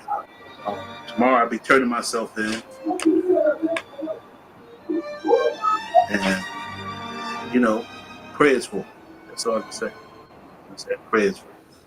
Your prayers, man, but definitely, man, thank you so much, man, for giving all of our viewers that important information, because, a lot of people have been interested, man, in finding out exactly what happened and, different details about the book, man, because, people's going crazy. As soon as a lot of YouTubers was online reading those books, everybody wants to know what was going on, what was on those tapes ever since the raid, man. So shout out to you for exposing exactly, what I'm saying, what went down, man, and giving us that information that we desperately wanted to know. And for y'all to know, I never said I wrote the book. Straight from the computer straight to pressing them. Right. So you ain't write it and nothing was added in there or anything like that, right? Nothing. Yeah. Nothing was added in. More was taken out. You understand? To secure certain things. But Gene is a character. You understand? Apologize to the man about saying he was paid the $30,000. You can't accept that. So what? Who cares how dangerous he was back? I keep hearing he was this and place, but I never hear him saying he was there bodyguarding Mary J, or he was bodyguarding Cassie, or bodyguarding Kim, or this. Me, he loved bodyguarding bodyguard. You understand? Guys like that, I don't dress around. I don't pay no attention. But his threats is petty to me. Like, I have opinion. You understand? That's some of the sentences. But anytime he want to end this back and forth, talk about other people that can't afford that, who cares? Who cares what a penthouse is, my brother? You understand? I live in a house 10,000 square feet, paid for. You understand? So don't tell me about no penthouse. I go out. And I won't need no gatekeeper guard at my door. And I won't spend no money for a dude to be in the room with me doing that. So your whole circle, your square, you're L7. That's what you are. You understand? So, anyway, small time. I got bigger things to worry about. You understand? All right, Courtney B, man. So definitely thank you for your insight, man. Good luck with all the legal proceedings and all that you got going on, man. We're going to definitely be praying for you on the Lionel B channel, man. Y'all think that's crazy? Click on the video that's currently on your screen right now and find out how this whole beef went down. Now, peeps, not only is sickening information coming out about Diddy, but also his ex-304, Jennifer Lopez. Now, we all know he dated Jenny with the Glock from 1999 to 2001, and during this time, she was an accessory to a club shooting where she allegedly held the gun for Diddy to gain interest into the nightclub in New York where a woman was shot. Not only that, it's been revealed that she introduced Diddy to voodoo and he was casting a lot of spells on people. That's probably why everybody he beefed with turned up dead. He want to do that voodoo. He want to be the gatekeeper. And he learned that from J-Lo. Oh, wow. So J-Lo taught him voodoo? She didn't teach it, but she introduced it to him. How do you kill someone with voodoo? You understand? Every religion got some type of mystery thing. Some people put horseshoes over it. Some people put salt down. Some people use the Bible putting it for holy water. Understand? Now, recently, the mid-actress/singer was doing an autograph signing when someone from the crowd asked her about Diddy, and she reportedly stopped signing and left with her team quickly as fans pleaded with her to stay. She was caught later in an SUV looking real sick. Now, more information has surfaced about her dislike for black folks. The irony. It's ironic how white people hate us so much. I have a J-Lo story. The year is 2019, and I'm dancing with Jennifer Lopez in the 2019 Grammys. And she was asked to do the Motown tribute, and she said yes. As we all know, Motown is a record label, is Black-owned, a home to the most iconic artists in history, Diana Ross's Supremes, the Temptations. Like, come on now, we know what's going on. I had worked with her previously before. I did a music video of her, performances, I think Billboard Awards, some other stuff too, which, you know. It was cool, whatever. I was just very shocked she was going to do a Motown tribute at the Grammys, which is a award show for music. I walk into rehearsal the first day. Here was the first red flag for me. I walk into rehearsal the first day to the Motown tribute rehearsal. There was only 3 black people, including myself. Everybody else in the room was white or other, or, Hispanic, but there was 3 black people in the room, and that was the dancers. Okay, we move on, we press on. I'm noticing that even when we're doing formations, like we're being placed on stage, I'm talking about us as far as the black dancers, we're being pushed away from the center, which is where she is. I remember this, I really remember this moment. It was me and the other black dancer that were opposites. We were right, it was her in the middle, and then it was us 2. She said, they have to move. They have to move. Okay, we move past that, right? We move past that. We probably now into the 3rd or 4th day of rehearsal, right? And that article came out saying, why is J-Lo doing the Motown tribute? I don't know if y'all remember that, but an article came out saying, I think it was Variety, but something big, a publication came out asking why she's doing it. The team sat us down and they were like, I know you guys are seeing some negative press and blah, blah, blah. Child, she gonna walk in and talk about, Y'all know what? We're gonna show them why I'm doing it. I remember she raised her. I was dying. I didn't know what was going on. I was so confused. I was so confused. Press on. That day of rehearsal was like actually easier. So like I was just like chilling. At this point, y'all, I'm here. I'm doing my job. That's what I'm doing. Break for lunch, right? My hair at that time looked like this. So I'm there with the choreographer at lunch. We're all talking. I think Jennifer's there. She's talking to us too, actually kind of being funny or whatever. And literally looks at me dead in my face. She goes, "So what are we going to do with your hair?" So yeah, girl, I get it. Listen, I get it. Is my hair Motown? No. Ain't nothing about this performance Motown. Ain't no Mo, ain't no town in here. Hi, I just want to take a brief intermission from the story to remind everybody that there was a salsa breakdown. A salsa breakdown. But you worried about my braids. Also, I want to be very honest. Like, let's be clear. It was 2019. I was really in my professional dancer bag. I was trying to dance behind artists and do the things. So I'm happy that happened when it did, because if it was 2024, I went to my friend who's a hairstylist. Shout out to Tiger Bomb. He's the best hairstylist in the world. I love him so much.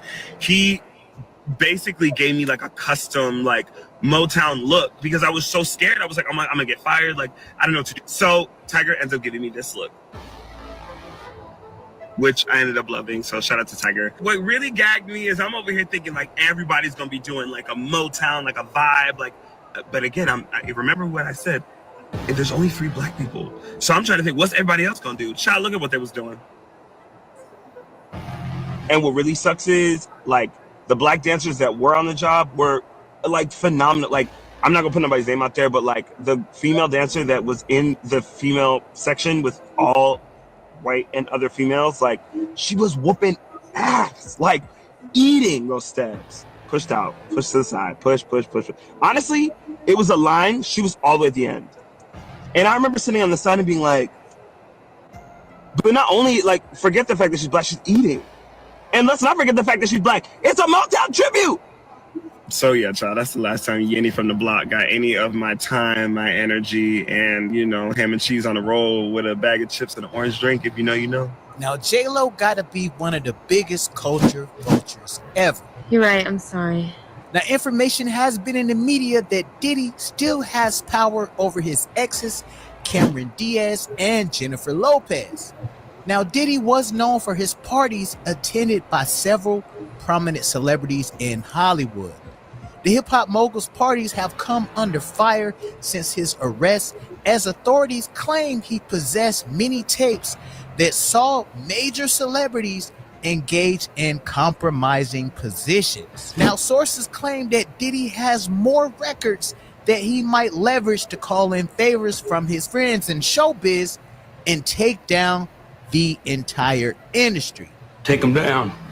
You hear me? And peeps, also allegedly, there's a tape floating around the dark web with J-Lo doing some self-care, if you get what I mean, and it was showing what she recorded for Diddy. Now, Jennifer Lopez is by no means a victim in any of Diddy's crimes, and she was very much present and aware of everything Diddy was doing. Now, here's photos released by Daily Mail showing an argument between the two when J-Lo found out about him graping a 13-year-old at this particular party. Now, information is set to come out about a lot of celebrities, and Jennifer Lopez is definitely on the list. It looks like, man, more accusers are coming forward in the Diddy's case, and they're going to expose a lot more celebrities. And like I mentioned on the previous video, guys, that I dropped, Jennifer Lopez is going to be going down as well. Everybody that was associated with Diddy, currently they are shaking in their boots. So y'all let me know how y'all feel about this, man. How do y'all feel about the dark side of Jennifer Lopez? And do y'all feel like she's a victim? Y'all let me know how y'all feel about this, man. Don't forget to like, comment, and subscribe on the videos. Share these videos. And I'm going to keep y'all on the next one. Holla. Can't get enough? Click on the videos currently on your screen right now. And don't forget to subscribe to the Lionel B Show.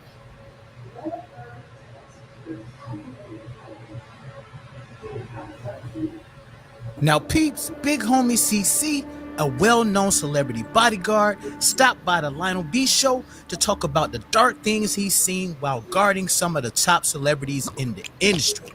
This information is absolutely shocking. Now be prepared for this jaw-dropping interview as we talk about Diddy's never-before-heard-of zesty activities, Jamie Foxx nasty wild parties, and Busta Rhymes being a super zest monster. Now make sure you watch this whole entire video so that you don't miss nothing. So man, let's get into the nitty-gritty, man, what people really want to hear. You know what I'm saying? All right.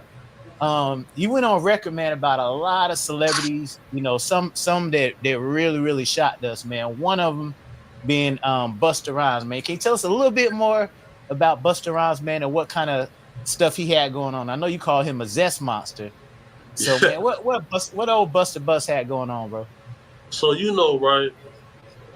If you go on YouTube and type in this type of topic, there's a couple African American gentlemen who have a similar story to what I told. You know, like I never seen him. Most people have never seen him with a woman at all. You know, and like a lot of the videos he got going viral when he's snapping on people, it's all against females. You know what I'm saying? So like, I was protecting a guy from America's Next Top Model. We had a group of people with us, and I always have a rule that whoever comes out with us goes home with us. You know what I'm saying? Like, we go together, we leave together. So on one particular evening, I escorted the group into the club. There's this little lawyer dude, you know what I'm saying? He's a rainbow community person, cool dude, you know what I'm saying? Good guy. And we going past a section, you see some security guys right there, you see Busta in the cut. And man, he pushed past, seen the little lawyer dude, and wanted him in the section with him. So I'm looking like, man, now look, I don't know him personally, but he came in here with us, he on camera with us. So, you know, I always try to keep that in mind for risk mitigation, that, you know, if someone comes with us, I want to make sure they leave the place with us because they were on camera with me. So, man, he comes to us, he's like, it's an opportunity of a lifetime, Busta wants to talk to me, et cetera, et cetera. Now, he was there with his boyfriend.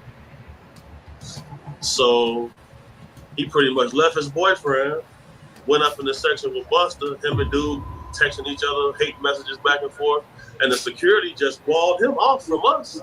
So I'm looking like, man, well, I guess that's his speed. But the thing was, though, I have an uncle, shout out Big Honey, and he throws very, very nice exclusive events. You know, he's been doing it for 20 years now.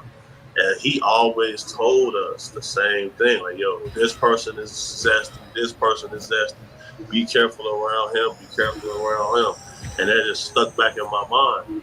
So when I came forward with my information, people came out like, the same thing happened to me. People sending me screenshots, him sending them large amounts of money, all men, you feel me? So, and you see, ain't nobody come out to contest anything I've said either, you know? So, like, got to keep that in mind.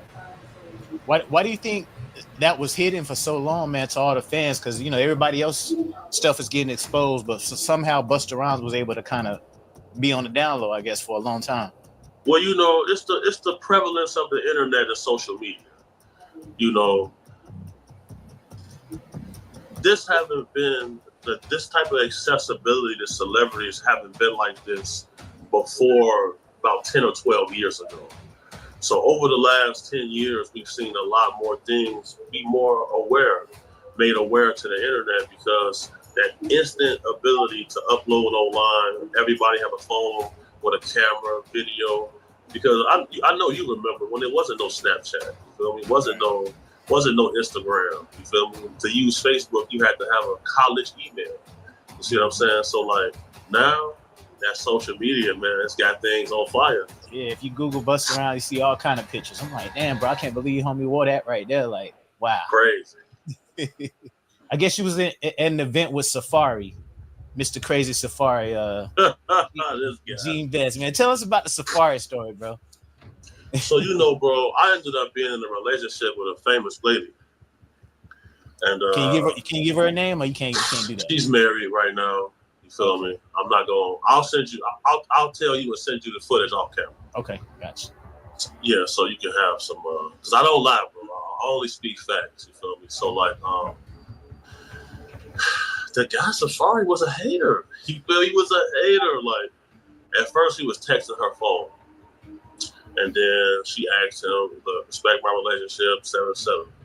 Then he started sending her emails. You feel me? So he's sending emails with the baby oil on his abs, you know what I'm saying? Take pictures and stuff like that, right?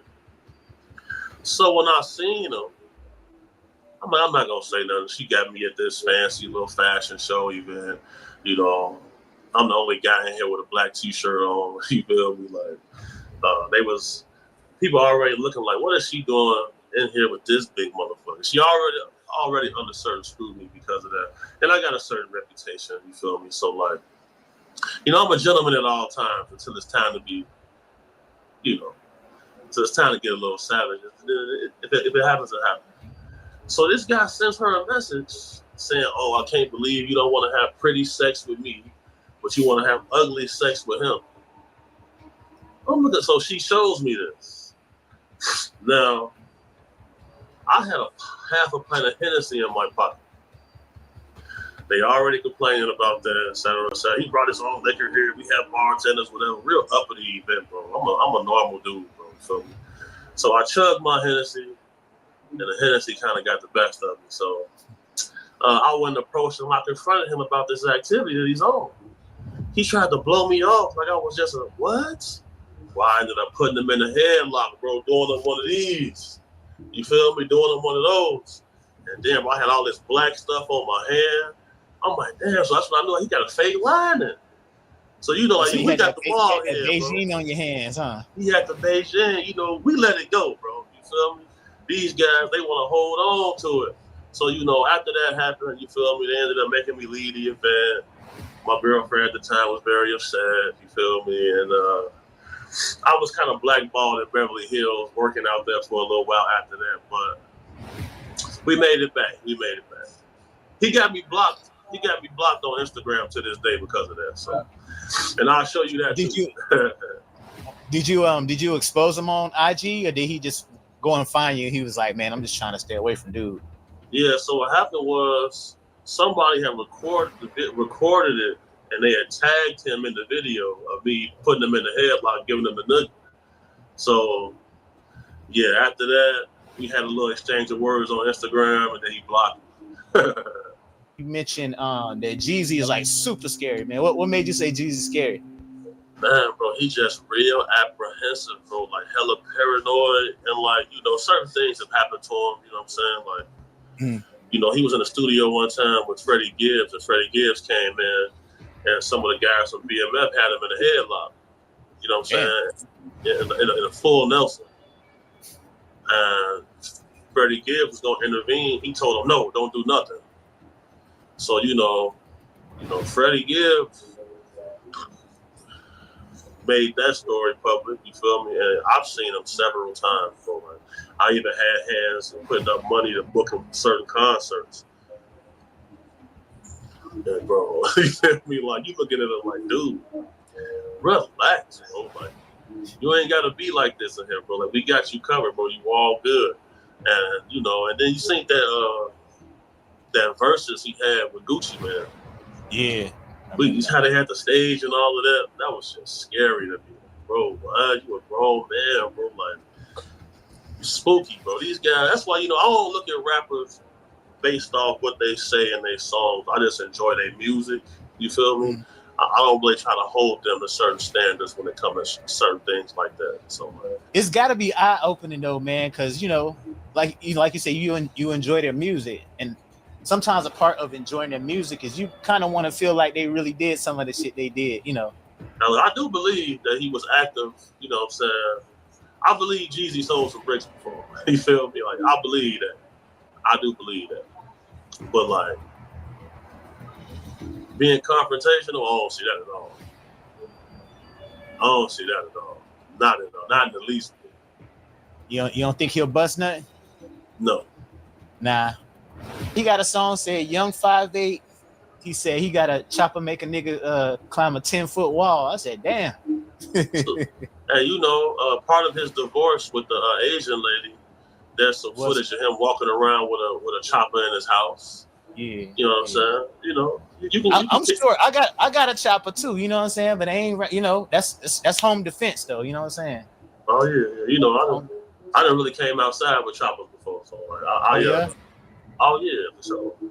You ain't. So you know, I first went viral in 2018 for being in a shootout. Did you know about that? That's where you had lost your Well, Yes, you sir. had That was 2018. Man, I ain't know. I thought it was like a further back. That was 2018 in May. Yes, sir. And Sean Cotton posted it, and that's what really got me like my first little group of followers. I was at 1,000. That shit took me to 8 to 12,000. You feel me? So then, yeah. So you know, we didn't have some bloody days for sure.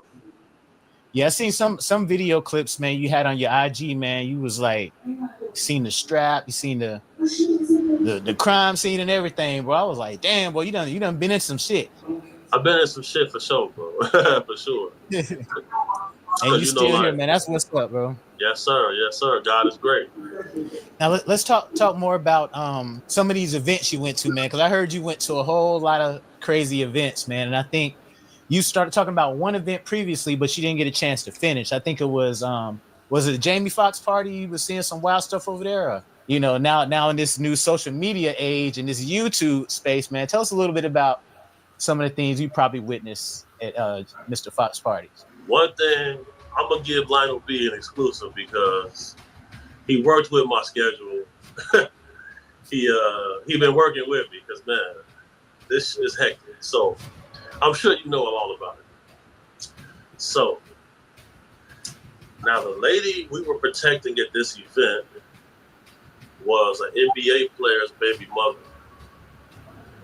And NBA players pay up very well to keep their baby mama occupied while they doing whatever the hell they doing, right? So now his baby mother's a beautiful lady, you feel me? She attracted a lot of attention. So me and my partner Dugar got her at this event, and whenever I go someplace with him, I tell him, look, I give him a brief synopsis and a briefing on what type of crowd we're gonna be. Because Dugar no nonsense guy. So, like, while I'm watching celebrities, you know, like he watching me, making sure I'm safe, right? So I tell him, look, I don't know what we're gonna see in here, but don't get out of my sight. He said, okay, well look, I gotta use the bathroom. Okay, but I told him where the bathroom's at. He walks over toward the bathroom. I turn my back to him, making sure I'm watching the drinks getting poured for the ladies. And I always watch that. About 30 seconds go past, and I hear, he got a gun. And I'm like, damn, I know who it is already. You feel me? So I turn around, see all the commotion going on. And then I see my boy backing up out the bathroom. He got his weapon up. He make all these dudes get down on the ground. I'm like, bro, what's going on? He said, man, open the door. These motherfuckers having a circle jerk. They all jerking each other, all pulling each other.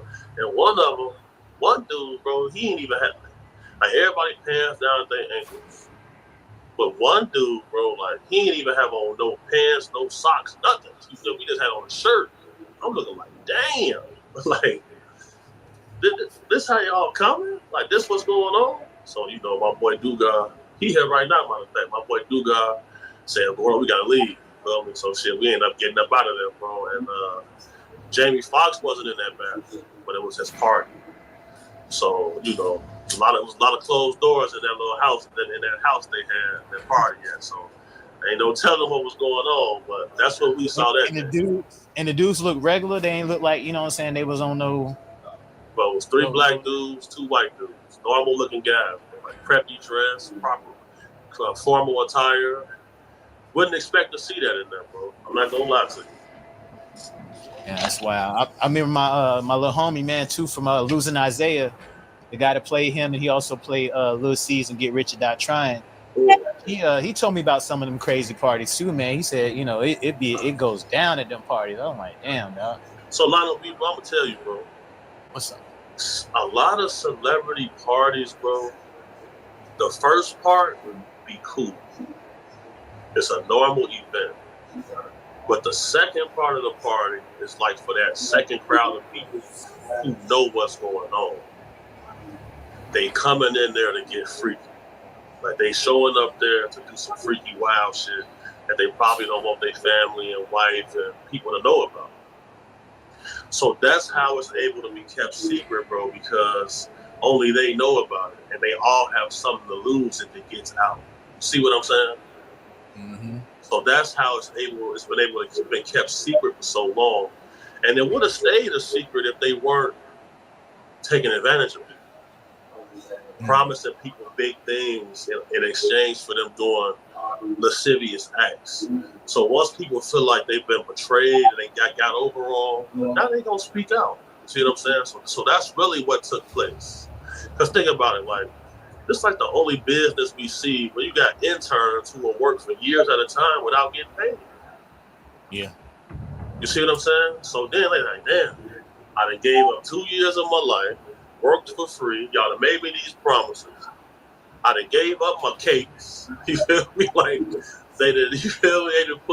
They done put dinos in their mouth and everything. So they feeling used and abused. Speaking of which, man, like how do you feel about the whole Diddy situation? And also, did you at any point in your career guard Diddy as well? He got booked to host an event in Chicago at a place called The Vibe on Kingsbury Street. I was head of security. And whenever celebrities would come, the owner and general manager would put me in charge of the celebrity. And even if that means following them after the club until the next day, I would get paid for that. So after he got done at the club, he had a private party. We showed up to this event. Me and another gentleman, he's in jail right now for crashing out, killing his boyfriend. Another zest monster. Wait. You said the dude in jail for killing his boyfriend? Bro, named David Arrington, bro. Zest monster, big, swole, muscular dude. Used to do security with us. And, you know, Diddy was hiring him to be a sex worker at these parties. You see what I'm saying? So when we got there, we found that out. So I'm like, oh, so this what's going on. So they got all the waitresses topless. They got dancers in cages, you know what I'm saying? Whatever drug you want is available. I seen a lady with a lion on a leash. You feel me? I seen a lot of vampire-looking dudes coming in there with the spiked hair, blonde hair, like that off the movie Twilight. Seen a lot of them in there. And it was definitely cakes getting touched for sure. They got Diddy holding hands with two of the vampires. 1 second he was in a suit, next second he was in a towel. So I'm like, damn. Okay. Well, you know, time for me to get on up out of here, man. As soon as they come collecting cell phones, I go to the car. I'm like, I don't play that game. I'm a grown man, bro. I'm not playing that game. You're not confiscating my phone. Like, what? Yeah, they be trying to give out them NDAs and all that. I'm not signing no NDA for no party, man. Like, it's a party. You feel me? Like, I work security. I've been to thousands of parties. Why I gotta sign an NDA to come in here with y'all? It's only gonna be because y'all in here sucking dinos. You feel me? Like, I'm cool on that. I don't got time for that. It's not my thing. You feel me? It's not my thing. That's what you do. That's what you do. It's just not my thing. So. Now you got a lot of history, man. Like you definitely lead a interesting life, man. Not only being a celebrity bodyguard, but also in your childhood as well. So we discovered, man, that you actually went to school with the original girl that was like 14 on the R. Kelly video, right? Yeah. So my mom was a school teacher at Providence St. Mel, and she had me. I was at that same school, and yeah, so that girl was in my class. You feel me? But it was already common knowledge in Chicago that Kels like young girls. You feel me? Like that was already common knowledge. You feel me? And you know, he had paid several other guys for them to bring their daughters over there for large sums of money. Yeah, that's a real thing. You know, I never agreed with it. I never liked it. I never liked him.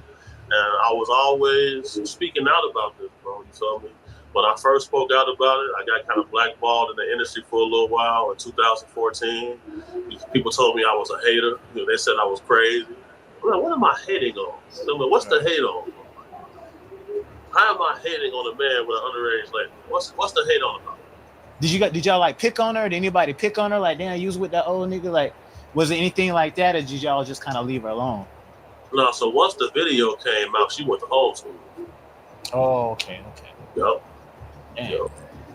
So now you see why in the song he said his mind was telling him no, but his body was telling him yes. Oh man, you done ruined that song for me, bro. Damn. But now why would your mind be telling you no? Yeah. It's a proper age woman. Like, what's going on? You already knew, like you said, it was common knowledge that he had all that stuff going on. But you personally, with your friendship or whatever you had with the young lady, like, did you look at her differently? Like, damn, shawty, like, or were you just kind of like, damn, she a victim, or were you like, damn, like you was just a fast little girl running around with old niggas? Man, she got peed on, man. I thought that was crazy. I thought that was insane. I'm looking like, man, I ain't even talk to her no more after that. I'm looking like, man, look, I don't even know what to say to you. You feel me? Like, I'm a child. You feel me? She a child. You know, I ain't see the tape until I was grown. And then it was like, man, and even as soon as people cut it on, I'm like, but it's child porn. I don't want to watch this though. Like, yeah. And people were selling the tape in the hood. Like, I'm like, boy, y'all selling a child porn tape, boy, y'all tweaking, boy. Like, Yeah, that was before it was illegal to. right. You know what I'm saying? I remember, yeah, that video was everywhere, bro. Bullshit, bro. It was everywhere. That's crazy. And that whole P thing, like you said, man, like being kids, like our brain couldn't even fathom what the hell was going on. We're like, what? Kiss? I think you said your uncle introduced you to Kels, right? Yeah, so you know, my uncle was like his personal pastor, you feel me? Like spiritual leader, you know what I'm saying? Stuff like that. Like my uncle worked hard to save the guy, so but he worked hard on that. So he would bring him to the church, bring him to the house, stuff like that. And so my uncle brings me up there to them, and they playing basketball at the LA Fitness. He was gonna ask them to hire me to be a security. We get in the locker room, bro. Pardon. We get in the locker room. This dude stripped naked. You feel me? Free balling, walking around for a little while. Now that ain't all the way crazy. You feel me? It's the locker room. Guys might do that. But then he asked everybody to gather around. He wanted to talk to us about something. I'm like, man, put some clothes on, bro. Like, what? So he wanted to gather around while he ain't have nothing on. Yes, bro. So I'm looking like, man, here we go. So then he started explaining to us how he was getting ready to get married. So my uncle was like, wow, you getting married? And then he explained getting married to music. He said that he got a 7-foot-tall gold harp made. And then they put it in a mansion in Indianapolis for the ceremony. They flew down there and he got married to that harp. Then I'm looking like, bro, what the? So, you know, I'm getting uncomfortable. I said, look, I'm going to wait for y'all in the gym area. So I go into the gym area, about 15 minutes go past, then they come in there. He got a whole team. They only job is to rebound and pass him the ball. You said a whole shooting team? from half court, bro. Missing.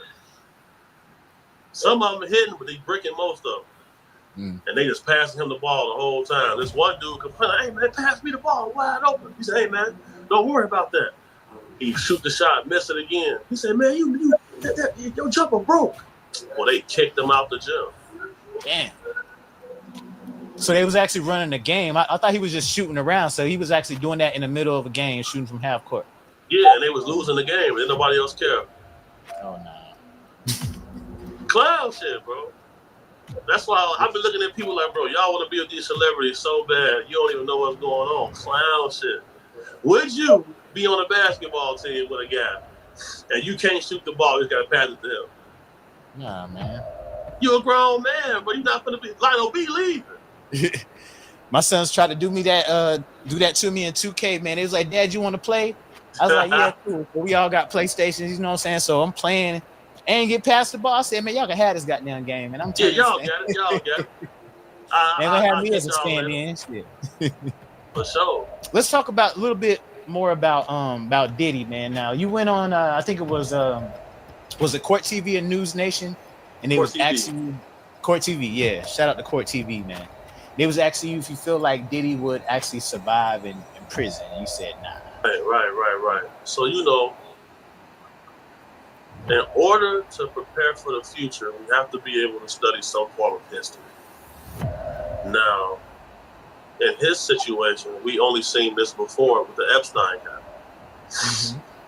Epstein had a similar case, went to the same jail, and he died. Somehow the cameras didn't work. Just for that day, the cameras didn't work. They had him in a cell with a contract killer, and we never seen photos of the body. No one's been charged for any type of.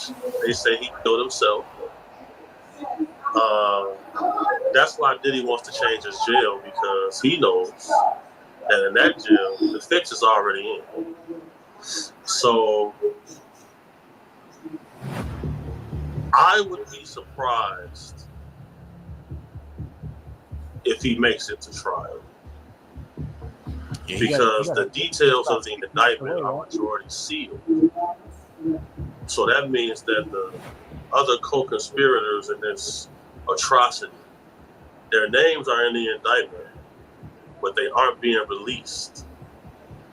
That right there adds a level of danger, because when powerful people come under scrutiny, the price of life is cheap, if you get my drift. So so you gotta automatically know he's gonna go through a series of withdrawals, whatever drugs he was doing. Then he cares about his image a lot. So, you know, the gray hair and all, he can't dye his hair in there. So with the gray beard, the gray hair, he's gonna start seeing that.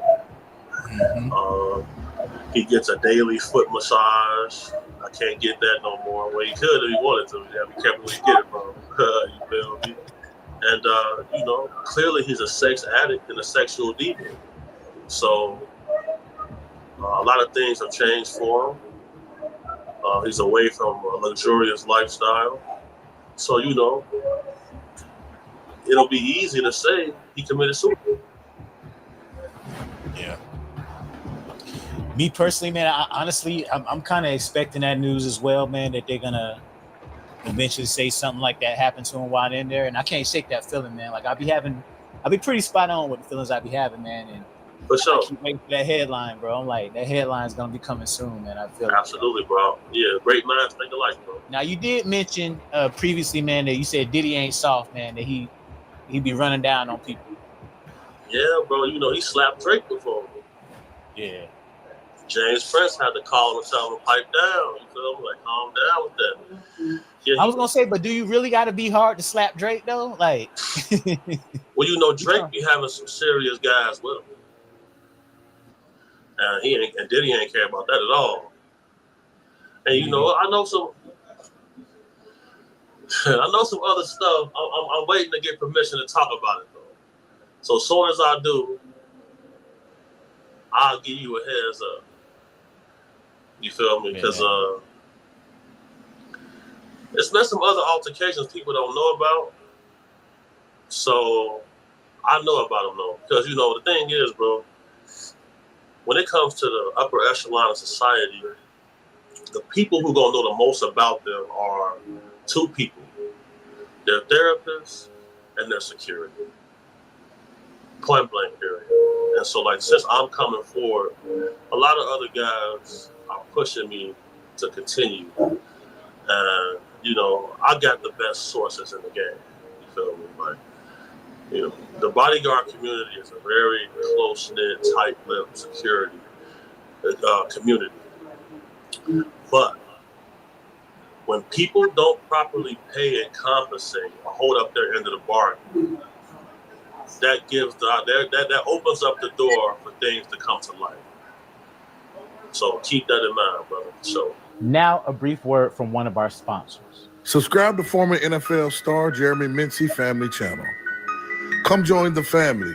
You'll get to meet his lovely wife, Markivia Mincy, children's book author, occupational therapist, and clothing designer. Meet Germany, the sharpshooter from any distance on the floor. Journey, the ball-handling wizard who makes nothing but buckets. And Jeremiah, who's just an all-around athlete. 3 amazingly athletically talented kids. Click to subscribe to follow our journey. So in Vegas, it's a lot of high-limit gamblers in town at all times. When they high-limit gamblers, it's definitely a risk. You feel me? And then when you gambling, you get free alcohol. You see what I'm saying? So, you know, guys drinking champagne, wine, taking shots of whiskey for hours. You know, things can get heated when money gets lost. So I don't work for this guy anymore, so I'm speaking about it. It's kind of a piece of shit, honestly. He still owes me money to this day, matter of fact. I need to call him after this. But So he lost that money and bounced on you, bro? Is that what? Bro, so look, bro. Check this out, Lionel. The man lose 90,000. Now, bro, if I lose 90,000, bro, I'm gonna be sick to my stomach. I've seen him lose more than that. He lost 90,000 this day, and then the little escort lady he had paid to come to his room. I ain't never told nobody this. So earlier that day, the little escort lady he had with him, she disappeared with his watch and like a $4,000 bottle of wine out of his room. So he was already heated. He was already pissed off. So then, bro, I forget what was it, Baccarat? Whatever game he was, poker, pardon. Playing the poker, he lose 90. And he pissed off, he arguing with the dealer, et cetera, security come to the table. I said, come on, bro, let's leave. You know, because me being a security professional, I always respect the house. You feel me? I always respect the house. So I said, it's time to go. Well, come on, we walking toward the front. It's a little Korean dude. Him and the Korean dude lock eyes. You feel me? He's like, what? You say I got a problem or something? I got my boy with me. I'm like, you talking about you got your boy with you. I'm not your boy. You feel me, bro? I'm here to make sure you safe, you get to or fro. Like, he called himself slapping the Korean dude. But when he slapped the Korean dude, bro, I noticed something. When he slapped him, the Korean dude moved his face like this with the slap. So I'm like, oh, that's a little different right there. Like, hold on. Bro, next thing you know, bro, the Korean dude started getting wild, bro. Like, he wasn't scared at all. He didn't even talk at all, bro. He wasn't scared, bro. Like, I tried to grab him. He started messing. I almost said his name. We're going to call him Rob. He pieced Rob up quick. So Rob jumped back trying to put his guard up. But his face already red. He got a little knot fast. I'm like, damn. I tried to grab him, bro. I couldn't grab him. He like a little 5'6" dude, about 130, 140. When I grabbed him, he got free and kind of cut my hand a little bit. Like my finger, like a little cut on my finger. I'm like, damn. So I'm like, he had a weapon, or it was just like he had a like a jacket, like a North Face little jacket, and like something on the jacket had like cut my hand a little bit. Okay. So I'm like, damn, like, hold on. Now, bro, I'm 6'6", bro. I'm 400 pounds. I lift weights all the time. Very few times I haven't been able to grab somebody. So when I couldn't grab him, he'd get away. And there's another dude that was standing there next to us just watching it. So I guess he thought that dude was with us. He dropped down, legs swept him, boom. He fall. I'm just like, damn. So I grab my client and I pull him by the back of his collar, and instead of having me walk to the front door. Man, we go outside. Korean dude come outside too. So I'm looking like, damn. He wasn't I'm done. like, oh, no. We got to get up out of here. Because, bro, I know when to escape, bro. Because, bro, you can't beat everybody. And, like, I'm going to ask you a question. Where is the place where you find the most tough guys? You said like a bar or something like that, I would think? The graveyard. You feel me? So I'm trying to get out of there. So dude come outside, and he looking at me like he pointing at me and then pointing for me to come stand in front of him. Oh, shit. I'm looking like, man, hell no, bro. I ain't going viral out here today, bro. Because, bro, before we go outside, he had jumped up and kneed me in the ribs. Now, I never seen nothing like that. So, like, I never seen a guy jump with a knee. You feel me? Like, he throwing knees, elbows, everything. So I'm like, man, look, it only takes 5 pounds of pressure to knock out a person. You feel me? Because if he clipped me, bro, now I can take a shot. You know, I can take a punch. You feel me? Because, you know, I train my neck. You feel me? So the stronger your neck is, the better punch resistance you gonna have. You feel me? Because if your brain shakes, you finna go out. You feel me? You're gonna lose equilibrium, and then you're gonna go out. So I'm trying to avoid that at all costs because, you know, bro, we in the phone era, bro. You feel me? We going viral. You get knocked out by this little Korean dude, you going viral, bro. I'll never forget that. That had an everlasting effect on me because I always believed to never underestimate anybody. You feel me? And I believe as a man, you should be able to learn from anybody, no matter how rich or poor. You feel me? So, like, when I saw that, I said, you know what? I am in Vegas. So that's where all the UFC fights happen. You know, Vegas got the most fighting gyms. You feel me? There's a lot of fighters in Vegas, and I'm trying to find that dude too, bro. Like, if you watching this, man, hit me up, bighomie.cc. I'm trying to find that dude. People be thinking them little dudes soft, man. You know what I'm saying? Because they're another race, they soft, man. But they get down, bro. They ain't scared of nothing. Bro, if you look at history, bro, the most violent, prolific killers are all small stature dudes, bro. Yeah, I ain't never think about that, bro. Yes, sir. Yes, sir. Kim Porter, right? She allegedly died from pneumonia. And you talked about previously being poisoned with cyanide, and sometimes cyanide will show signs like it's pneumonia.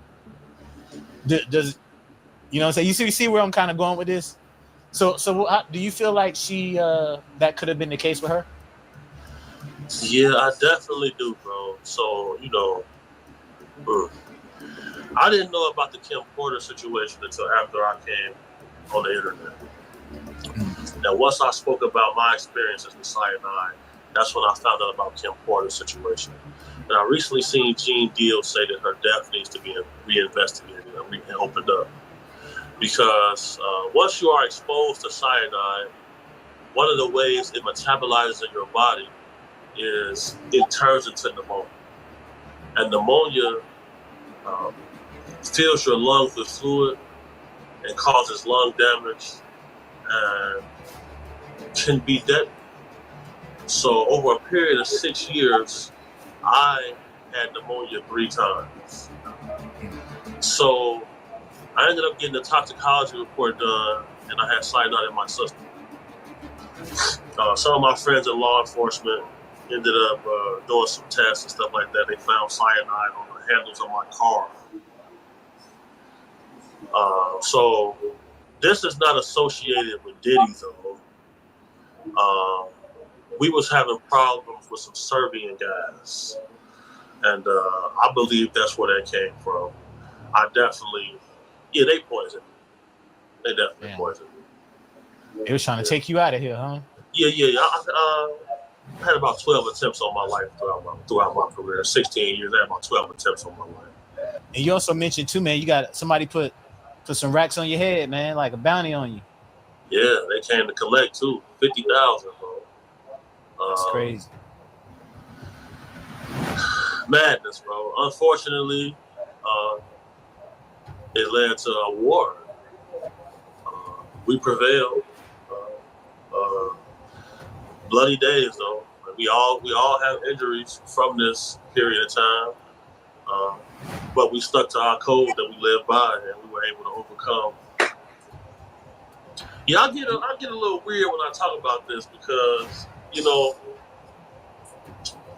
it's a terrible thing, but probably the most fun I ever had in my life. I'm not gonna lie. Like, the camaraderie we had with the homies, like that feeling of knowing that it's us against them. You know? That's direct blood you got in you, bro.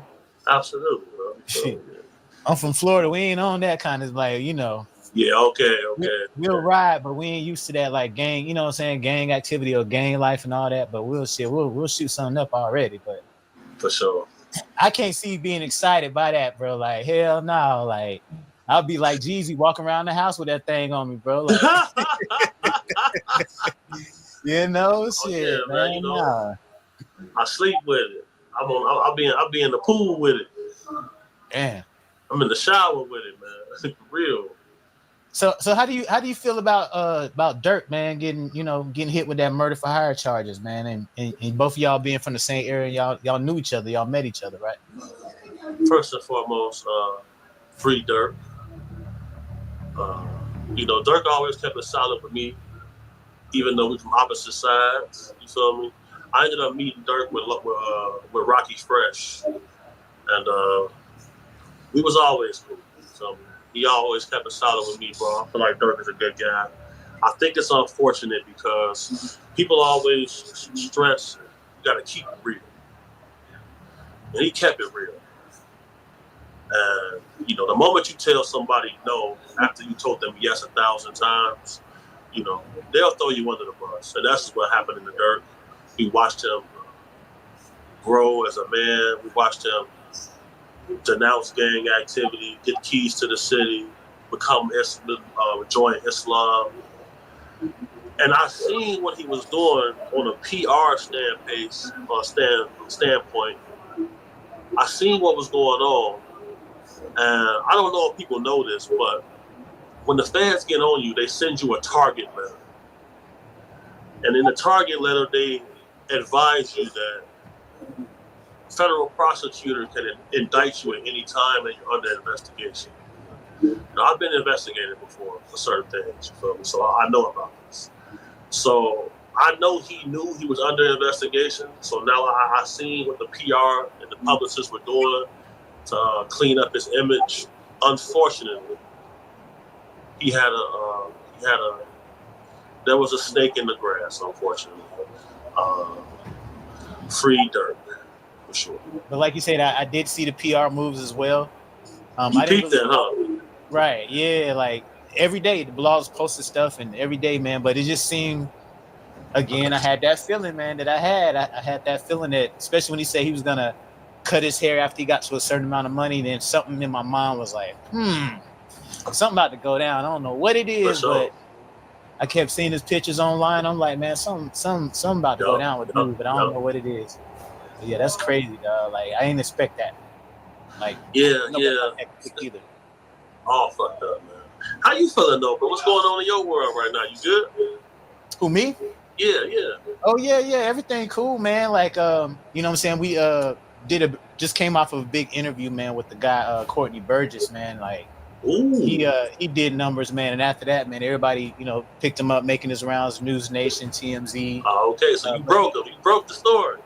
Well, not really. I was probably like the second person, man, to interview him, but me and those two different platforms, we got probably the same amount of views and the same reach, and I was okay. It was cool. It was a good experience, man. And dude, he told me, he was like, "Hey, bro, the marshal sent me a letter, man. They about to pick me up," and I'm like, "Man, quit bullshitting. Like, come on, dog." And sure enough, man, like he did one last interview with me. He showed me the paperwork. I looked at it. It did say Southern District of New York.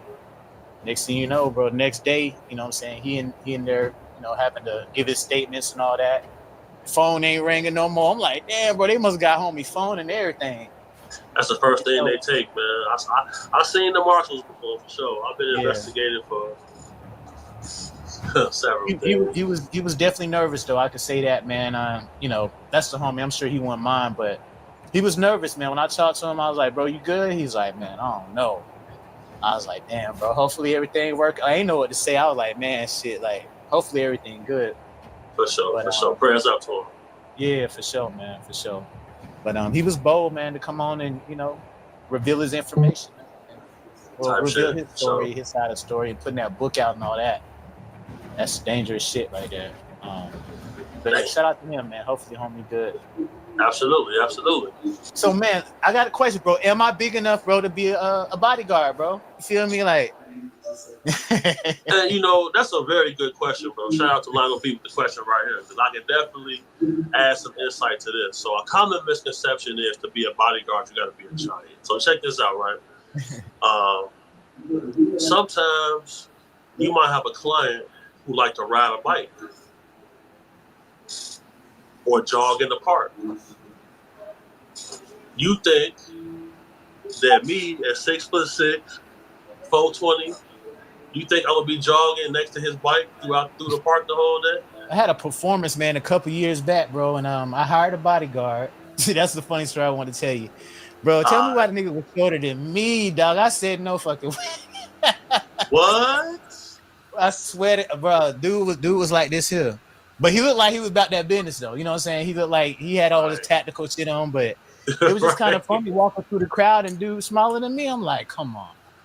Now that He was is shorter kind than of my crazy. girl, bro. He was shorter than my girl. Damn. So how'd you hire him? How'd you know about him? Man, online, bro. I just went through a little agency. I saw the rates. I'm like, okay, read the reviews. Not one of them mentioned his height, but I was like, okay, you know what I'm saying? That's a pretty good rate for a few hours or whatever.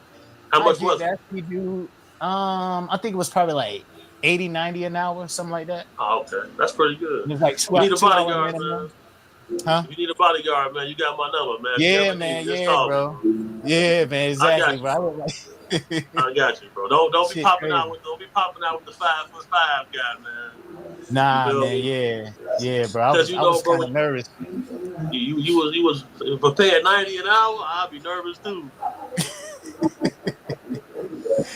The goddamn Gucci Mane, man. Tell us a little bit about what happened with Gucci Mane and your interaction with him, man. They had him out in Chicago for a series of events, right? And according to the guys who had booked him, this was right before he had went to jail because he was getting wild with the world for a little while. You feel me? So this was right before he had went to jail. So they was coming to get him from his hotel, and apparently he had asked for his whole payment beforehand. So he got all the money. They were ready to pick him up, take him to the venue, and he told them he wasn't going. You feel me? He barricaded himself in the hotel. So other security dudes get the call of me, promoters calling me, man, but we need you to help us get Gucci out of this hotel room. I'm like, where's he at? They give me the location. I'm like, so what's the situation? They break it down to me. They really just want to get their money back. I'm like, okay, well, y'all call him. He ain't answering the phone, etc. He's trying to wait us out. So what y'all want me to do? I want you to go to the hotel room and get him out of there. I'm like, what? He gonna smoke us. Like, what are y'all talking about? Like, he not gonna pop it. He ain't gonna pop us over there. You feel me? And bro, they was adamant about it, bro. They had other bodyguards calling me, promoters offering me money and all type of stuff like that. And I'm just looking like, man, y'all want me to? This man already went to jail for murder, man. Like, what is y'all thinking? What is y'all talking about? And he obviously off the Molly right now, tripping with everybody. So like.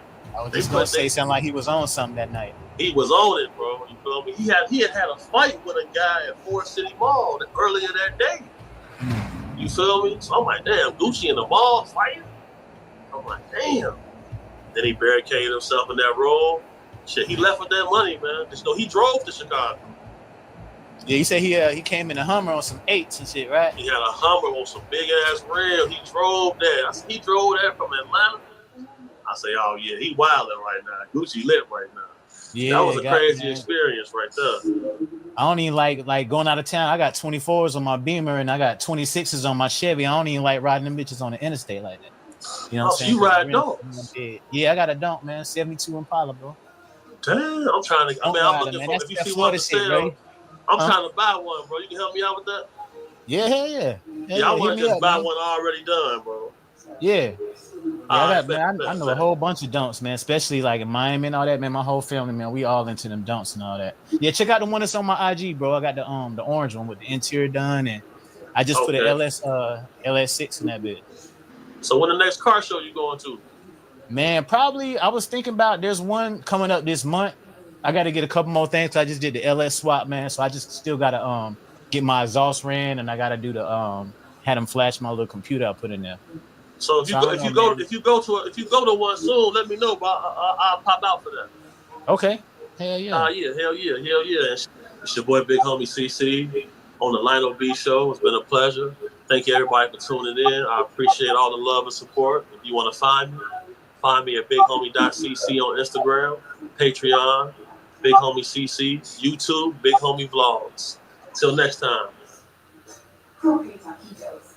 Now, peeps, it's getting real in these YouTube streets. I need this money. I'm finna lose my house. Newly freed Kingpin Big Meech hopped on a live interview on the Sean Atwood show during an argument between Diddy insider Courtney Burgess and Jaguar Wright. Now, this happened shortly after our viral interview where he was exposing the Diddy celebrity tapes. Now, make sure y'all watch this whole entire video. It's super entertaining. Y'all check this out. My phone was taken from me. What I had in it was sent to me. Jaguar is off the hook. Right now, I'm tired. I don't want to be here. It's a gag war that I shouldn't be talking about what's going on. I was not a witness for Sean against him. I'm here only for my friends. Tupac Shakur. That's the only one I'm here for that was taken away from here. And that Did you just say Pac? Yes. Oh, you a whole clout chaser. Hold up. I'm not a clout chaser. No. Nothing. You wasn't saying nothing about nothing. No. I'm calling Meech. We're gonna talk to somebody who actually knew Tupac. Meech. I'm sitting here with the Courtney Burgess guy. He said he's doing everything that he's doing for Pac. I know Pac is your brother. But I don't understand how this book with Kim Porter got anything to do with Pac. Yeah, what's up with that? That's crazy. Interesting. Huh. What does this Kim Porter sex stuff got to do with Pac? How you getting justice for Pac? Talking smack on a woman's body count after she dead. Yeah, right. That's crazy. Yeah, what's up with that? Meech, what you talking about? Huh? He's asking you what I'm asking you. What does Kim Porter's book and all of the sexual conquest and stuff that was published in there, what that got to do with Tupac? First of all, it was all I did was got the flash drive, went down the book. I did not write the book. Exactly. Ain't nobody fitting to slander Pac. Nah, we can't do that shit. That's how. Who does that? Fuck Kim Porter. That's how he feels about it. That ain't one thing ain't got nothing to do with the other. You count chasing. This is Tupac's producer. Hold up, Darryl. Let me let you talk. Don't come up here now that you the Hold up. And it's probably got nothing to do with none of this. I gave you respect. I gave you a spot. Don't. Hey, carry on, Courtney. I'm gonna mute up Meech. Yeah, he said he wouldn't do that. Apples and oranges. You've been warned. I'm gonna tell you just like this, Jaguar.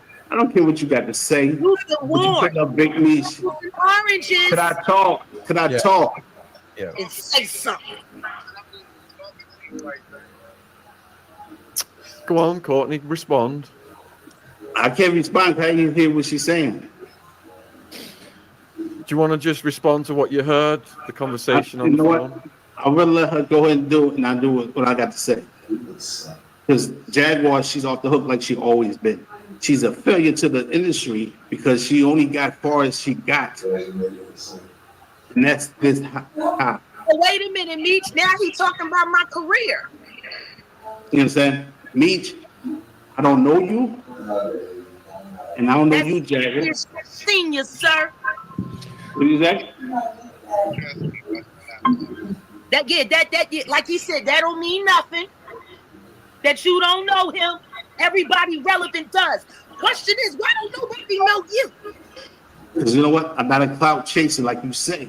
You are clout chaser. You just brought up Tupac name, and he ain't got nothing to do with this book.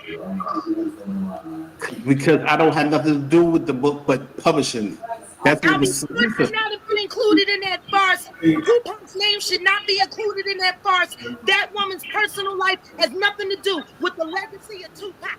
Cut it out. First, listen.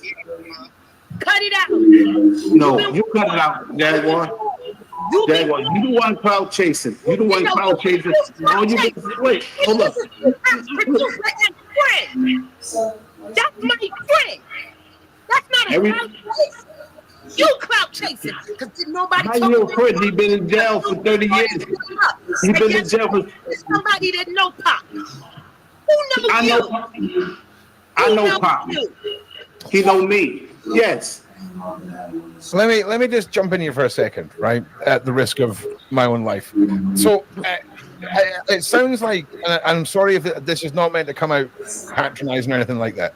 So, Jaguar, your response is to what has been put in the additional segments of this book that exposed a lot of the alleged activities of Kim, her kids seen it, all the rest of it. Courtney, you're denying even having any part in writing that segment. And I believe, and I'm just taking this from what I took on board when you said you were doing this for your friend Tupac. I believe you meant handing over the drives and doing your part for all of this. I'm not taking sides. I just want to make that clear. Okay, I'm not taking sides. Okay, I can feel your eyes burning through me, Jaguar. Like I can feel them, right? So is that? Oh, I was just pointing at me now. Like, is that where we're at? Because I feel like when you said you were doing this for your friend, it was the broader actions, and you're not a witness. You were called in to hand over evidence. At no point are we saying that you witnessed or were a part of the evidence gathering or anything like that. I'm not trying to give anyone a way out of this. I'm just saying, for me, it felt like when you said you were doing this for your friend, you meant walking into the court and handing stuff over. And I feel like Jaguar is saying that she is raging, rightfully so, about what was put in that book. And you're saying that you never put it in the book. So I'm going to step back now and hope that I didn't say anything wrong. No, you didn't say anything wrong. You said everything right. Jaguar just yelling for no reason. She's just yelling just to be heard. She's a passionate woman. Yeah, passionate woman of a loser. Oh, don't make it sound like we're on the same side here. I'm scared now. Did you just call me a loser, sir? I never. Yes, I did say it. Don't bite my words. Your mother's a fucking loser. How about that? You said She what gave you want to me say. blackhead. You should have minded your fucking business. My mind You is my should've business, Jaguar. You want to be a pass around nigga? Pass the shit around and do it quietly, G. Do it quietly. But for a nigga that don't nobody know, you know a little bit too much. And now you don't want to know anything at all. And then you want to sit up there and say you doing all of this for Tupac? I got Tupac's friend and producer on the phone. He's calling bullshit on you, G. Hey, All you doing is pretty talking. like that, his ass is gonna be cooked. Ain't nobody got to do nothing. There's enough motherfuckers that is tired of the bullshit when it comes to Pop. So Stop. Stop. I didn't hear anything. You being called up the real ones, G. And guess what? We ready. We ready. I wore this hat for a reason. Because you rehearsed. You told somebody you rehearsed, Jaguar. I just called this man. I don't know who that is. I don't even hear. Showed you the text messages between me and your lawyer. And now you ain't got nothing to do with nothing. I can't hear what you're saying. I don't do nothing. I don't know nothing. Didn't I tell y'all? Somebody owes me some money because I know y'all took bets. What did I tell you before he came up here? He about to be the stuttering is me again. No, it ain't nothing. You a stuttering nigga. No, I'm not a stuttering nigga. Jack, I'm gonna let you get your prop. Listen, take your roses. Leave Pop out of it. You ring your mouth too much. Listen, I'm telling you. Jaguar, I'm gonna let you get your fame for now. Wait a minute, Meech. I'm gonna let you tell him yourself. Okay, my man. This gift from God. This is a blessing that this woman is spending this time trying to drill this in your head about this Tupac shit, bro. Don't do that. I did the movie, dog. We didn't play with no bullshit when it came to the movie. Nothing to do with Pac that we play with, dog. So I'm just letting you know. Please believe there's a tribe out there that's gonna back what she's talking about. I'm letting you know. You can't let me know anything, brother. Gave you a heads up, bro. Leave that Pac shit alone, dog. I'm trying to tell you, man. Listen, Meat. Yeah. Let me tell you this. I don't hear you, what you're saying. You can't tell me to do anything. All right, that's what he said. All right. That's what it is. He just gave you advice. That's what it is. Then it is what it is. So can I just say that? So you basically what you're saying It's that real. It's real. That's okay. Just listen to me. Whatever shit you've been running on, it just got real. Now your lawyer right said hi. What shit else to say? You a punk ass motherfucker running around pump faking on greatness, sitting there using a dead woman so that you can do whatever you got doing in the background. You're a fucking punk bitch. I don't want to hear shit. You didn't hear what it is. Keep my name out your mouth. I got to hear. Come on now. I want to see some of you bitch ass niggas say my name. I don't care what she's got to say. I get say my name, nigga. Then see how quick the noose end up around your ass, stupid nigga. You stupid as fuck, dog. I'll take some bitch ass nigga. Fuck. All right, nigga. Get money, nigga. Get money. Let's pull this, Jaguar. Let's pull this back round. We good, baby. Right, Just let it. let's pull this back round, okay? Because I mean, and I'm just saying this how I'm observing it, Jack. Right? So you're in complete denial that at any stage Courtney is justified in saying that he had a friendship with Tupac, and He ain't got no right to say shit that ain't nobody that's back in Pac ain't saying. If ain't nobody back in Pac that's talking about this Kim Porter stuff, then anybody that's a true friend wouldn't be doing so. I told y'all this nigga ain't nobody's friend. Listen, I'm not your friend. I'm not here to create myself. Listen, I'm not here to create myself. You better Listen. stop talking about. I'm muted up. I done said everything I need to say. I'm gonna see You ain't saying anything. All you doing is yelling. You ain't saying anything. Did you hear what that grown man just said to you? Did you hear? What he said? That part. Go be dumb. Listen. Yeah. I'm not saying anything. Mute is the word.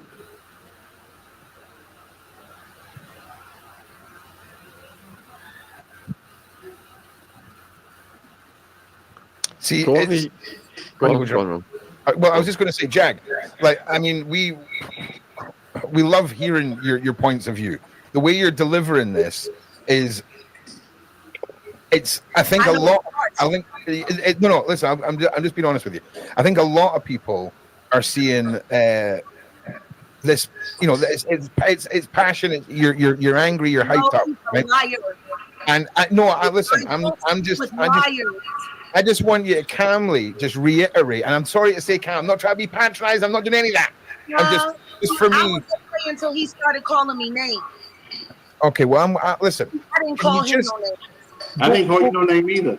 Yeah, you did. You called me a loser, and I'm far from it, sir. If we can just, can you bullet point cliff note it for me? And I mean, don't just keep it super simple for me. Anyone who are true friends of any of these people that are attached to this tabloid sensation would never have agreed to or corroborated or confirmed anything that has been leaked out in this very confusing book. The book, I believe, was disinformation meant to confuse things, to buy Diddy a little bit of grace in the jury pool when the jury is finally picked. Okay. I don't know who this man has an issue with or who he on the hook for. Okay. To apologize to Al B. Shore, he needs to apologize to those children, and he needs to keep Tupac. Okay. So let me ask you one more thing. Let's take all of the book stuff and just put a big rubber band around it for now. Now, things definitely got heated between those three, man. That is crazy. This is the first time, man, we really actually seen this go down live, and this thing is blowing up even bigger and bigger, man. I definitely don't think it's smart to mess around with Big Meech. You know what I'm saying? Hey, but a man's got to be a man. You feel me? So, yo, I will be on the Sean Atwood show tomorrow, man, at 4 p.m. Eastern time. Make sure y'all check me out on there, man. They're gonna be bringing me on there as a guest. So make sure y'all check out Sean Atwood, and also make sure y'all subscribe to this channel as well as his channel. And I'll peep y'all on the next one. Holla. Someone said that when they did the raid, I'm on them tapes, and there's multiple A-list celebrities running a on me, including certain people that are presidential. Now, peeps, I sat down today for a super exclusive interview with one of Diddy's accusers, Adria English. She's been in the media a lot lately with serious allegations against Sean Diddy Combs, accusing him of despicable and horrendous acts. The disgraced mogul is currently in custody, housed at Brooklyn MDC, one of the most notorious prisons in the US, that was also the home of Epstein, where he was mysteriously taken out. Now, this is an interview that you don't want to miss. She revealed the dark secrets of working for Diddy, the feds telling her she was found on tapes with famous politicians, Diddy having threesomes with his mom, and more. Be prepared to be floored, and make sure you watch this whole entire video.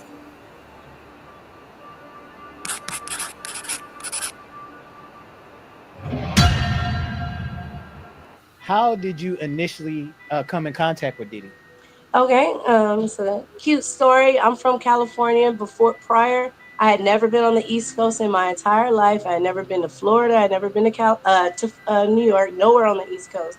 And a guy I was dating, Anthony Gallo, he's from Cali. We were both from Cali. He got an opportunity. He got scouted by a guy in LA who was a reputable scouting agent.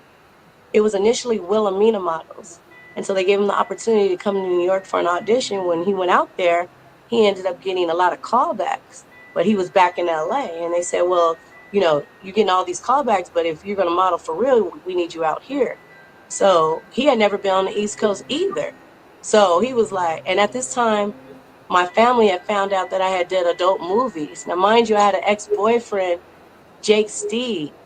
He was my boyfriend at first, and he manipulated me into the adult film industry. I only did 8 movies in a 6-month period of my life in the year 1999, but those 8 movies in 6 months follow me to this day. And I signed a residual contract, and Jake Steve been collecting all the money. He done put me on Pornhub. I'm everywhere. And they said he hiding out in South America. He been collecting my money the last 20-some years. I'm the one that gave Ray J and Kim Kardashian the connect. If you look at the production team, you can see we have the same production team. You see mine was filmed first. Me, Ray J, Brandy, we all grew up in the same church, Church of Christ. Brother Norwood, their father is my vocal coach. So that's how we already knew each other. But they got famous with theirs because Kim Kardashian had a little bigger of a name because of her dad. So when Anthony got scouted, we ended up, my family had found some member of our church, my church from 9 years old had found out I did adult movies. They brought it to the minister who brought it to my parents. And when I came home from work, I was working as a telemetry technician in the critical care unit at Hoag Hospital in Newport Beach. And when I came home from my shift, my parents had it on the big screen. Me with a it in my mouth. No. Your The parents had that on there? firstborn, the valedictorian, literally, the sheltered one from the suburbs who had never even had sex before in their knowledge. The innocent one, their love child on the big screen with it. So when I shame my family like that, What was that like walking into there and seeing that on the screen? it was the worst day of my life. I still feel the memory, and it haunts me the same way Diddy haunts me to this day. I can still remember the way I felt, how my parents looked at me, and then so when Anthony got the opportunity to move to New York, I was like, man, hell yeah, because I did the movies in 99, but they didn't find out until 2004. And that was the same time Anthony got asked to move to New York. So I said, man, I'm going with you. And then when we got out there, Anthony was going to go see whatever. He ended up getting an audition with Ford Models, and then Ford signed him. That was Cassie Ventura's same agency. And so we were from Cali, and we had an apartment in the middle of Manhattan. So all the models in between their go-sees and their auditions would come hang out at our apartment. And we had the weed, and that's when weed was hella illegal. So we was from Cali, we had the weed. Anthony looked good. I was working at Larry Flint's Hustler Club, so I was already the hottest stripper because Manhattan is only 11 miles, about 13 miles. I'm from Cali, the West Coast. All the East Coast people grew up together. They don't know me and Anthony like that, so they're intrigued. I look good, he looked good. It's 20 years earlier. I'm 46 right now. I'll be 47 in January. So imagine me in my 20s, you know what I'm saying? Body was extra banging. And even now, everything's real, butt real, lips real, nose real. I've never had a million behind me. So just imagine that. So tell us a little bit more about how you guys actually got into doing these Diddy parties and him propositioning your dude. Anthony is signed to Ford Models. Cassie is coming over to our apartment, hanging out. We're all friends. We actually start Oh, you telling. was hanging out with Cassie? Yeah, she would come over our apartment too, because her and Anthony were both signed to Ford Models. We were convenient right there in the middle of the city. So in between your auditions, your casting, you would come smoke weed and hang out at the bomb couple from the West Coast. You know what I'm saying? We had the doorman building. We was popping, and so so we all had our own private stories of because you know East Coast music was a soundtrack to our lives, you know, from the West Coast. Like we was fans of everybody: Mary J. Blige, Biggie, 112, Craig Mack, Mace, you know, Black Rob, you know, Dirty Money, Diddy, you know, everybody, you know. Lil Kim, shout out to Lil Kim. I got to meet her with T-Pain. She's very nice. She was very nice to me. So when we got there, we all had our own like fan. When me and Anthony got there, we had our own vision of what we would do if we ever met these certain people, Jay-Z, Diddy, and all that. And then Cassie did too. Her and Anthony were inspiring models. And Cassie wanted to sing and stuff. Anthony, he just more wanted to model, smoke weed, look good, get his dick up type shit. Cassie, she wanted to model, but she wanted to sing. She wanted to be an entertainer. And so we all had dreams to meet Diddy. So then fast forward, Anthony ends up getting called to audition for Diddy for the Sean John campaign. So he never invites me along to his auditions or his go-sees, but this particular day he invited me because he knew I was a fan. Like he knew I was gonna be mad that you went to the damn thing and you didn't take me. You know what I mean? Because I you know, wanted to meet people and stuff. I was already a dancer. I was already moving and shaking. I already had a gang of athletes and whatever, but the music industry, because I rap and sing, that's where I wanted to get into. So long story short, we sitting in the waiting room and one of his homeboys that frequents our apartment comes out of the thing and he's looking mellow mad like shh. And so low key me and Anthony laughing, we like, he must not have booked it, like he's salty, like we laughing to each other, like, you know. And then they called him, and then when they called him, I'm like, yeah, you got this, my nigga, like, you know, I'm dapping on you. And then that's when two-way pages was out. So when they called, I flipped my two-way up. So I'm on my two-way lining up some money for later on. All of a sudden, I just hear, man, fuck that. And the door that flew up, and it was, I'm like, what? And like Anthony is a very good-looking guy. His mother is, you know, African-American Black lady, and his father is an Italian man. And actually, the wine, Gallo wine, that's his family. And allegedly, his dad got like basically shunned from his family for choosing up on a Black woman. And he went on to have a few kids, and all of them are boys, and they're all very good looking guys. But his dad chose to be poor to follow his heart and be with a Black woman. And so allegedly, his dad still to this day rides a bike in Northern California. He's from Northern California. He had moved down to LA. And so even though he was a good looking guy mixed with Black and Italian, he wasn't no punk. Like it wasn't no gay in him. It wasn't no, you know, bitch in him. Like he like a thug, but he a pretty boy. So like, I guess they underestimated him, thinking that because he was so good looking that he go that way. So he was more than offended. He was on some gangster shit. Like he got me fucked up. So when we were in the elevator, I was like, man, what happened? He was like, man, like he gave me that look like, man, shut the. And I was like, all right, because it was people in the elevator. So I was like, all right. So when we got, you know, out the elevator, I'm like, what's up? I'm like, why are you tripping? He was like, man, nigga asked me to suck his dick. I said, who asked you to suck his dick? He said, Puffy. It was calling Puffy back then. Puff. And I said, no, he didn't.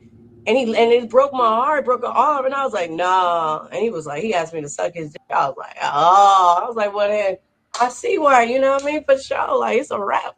That he's like, I don't need that job that fucking bad. So I was like, for sure. You know what I mean? We got in the cab. We went back to our apartment. His homeboy ended up coming through. We smoked blunts. We laughed at it. We was like, that, you know what I mean? But then because I was a dancer, I'm also in the regular go-go club scene. And I ran into Tamiko Thomas, who ended up being, I call her a handler, one of Diddy's handlers, wranglers.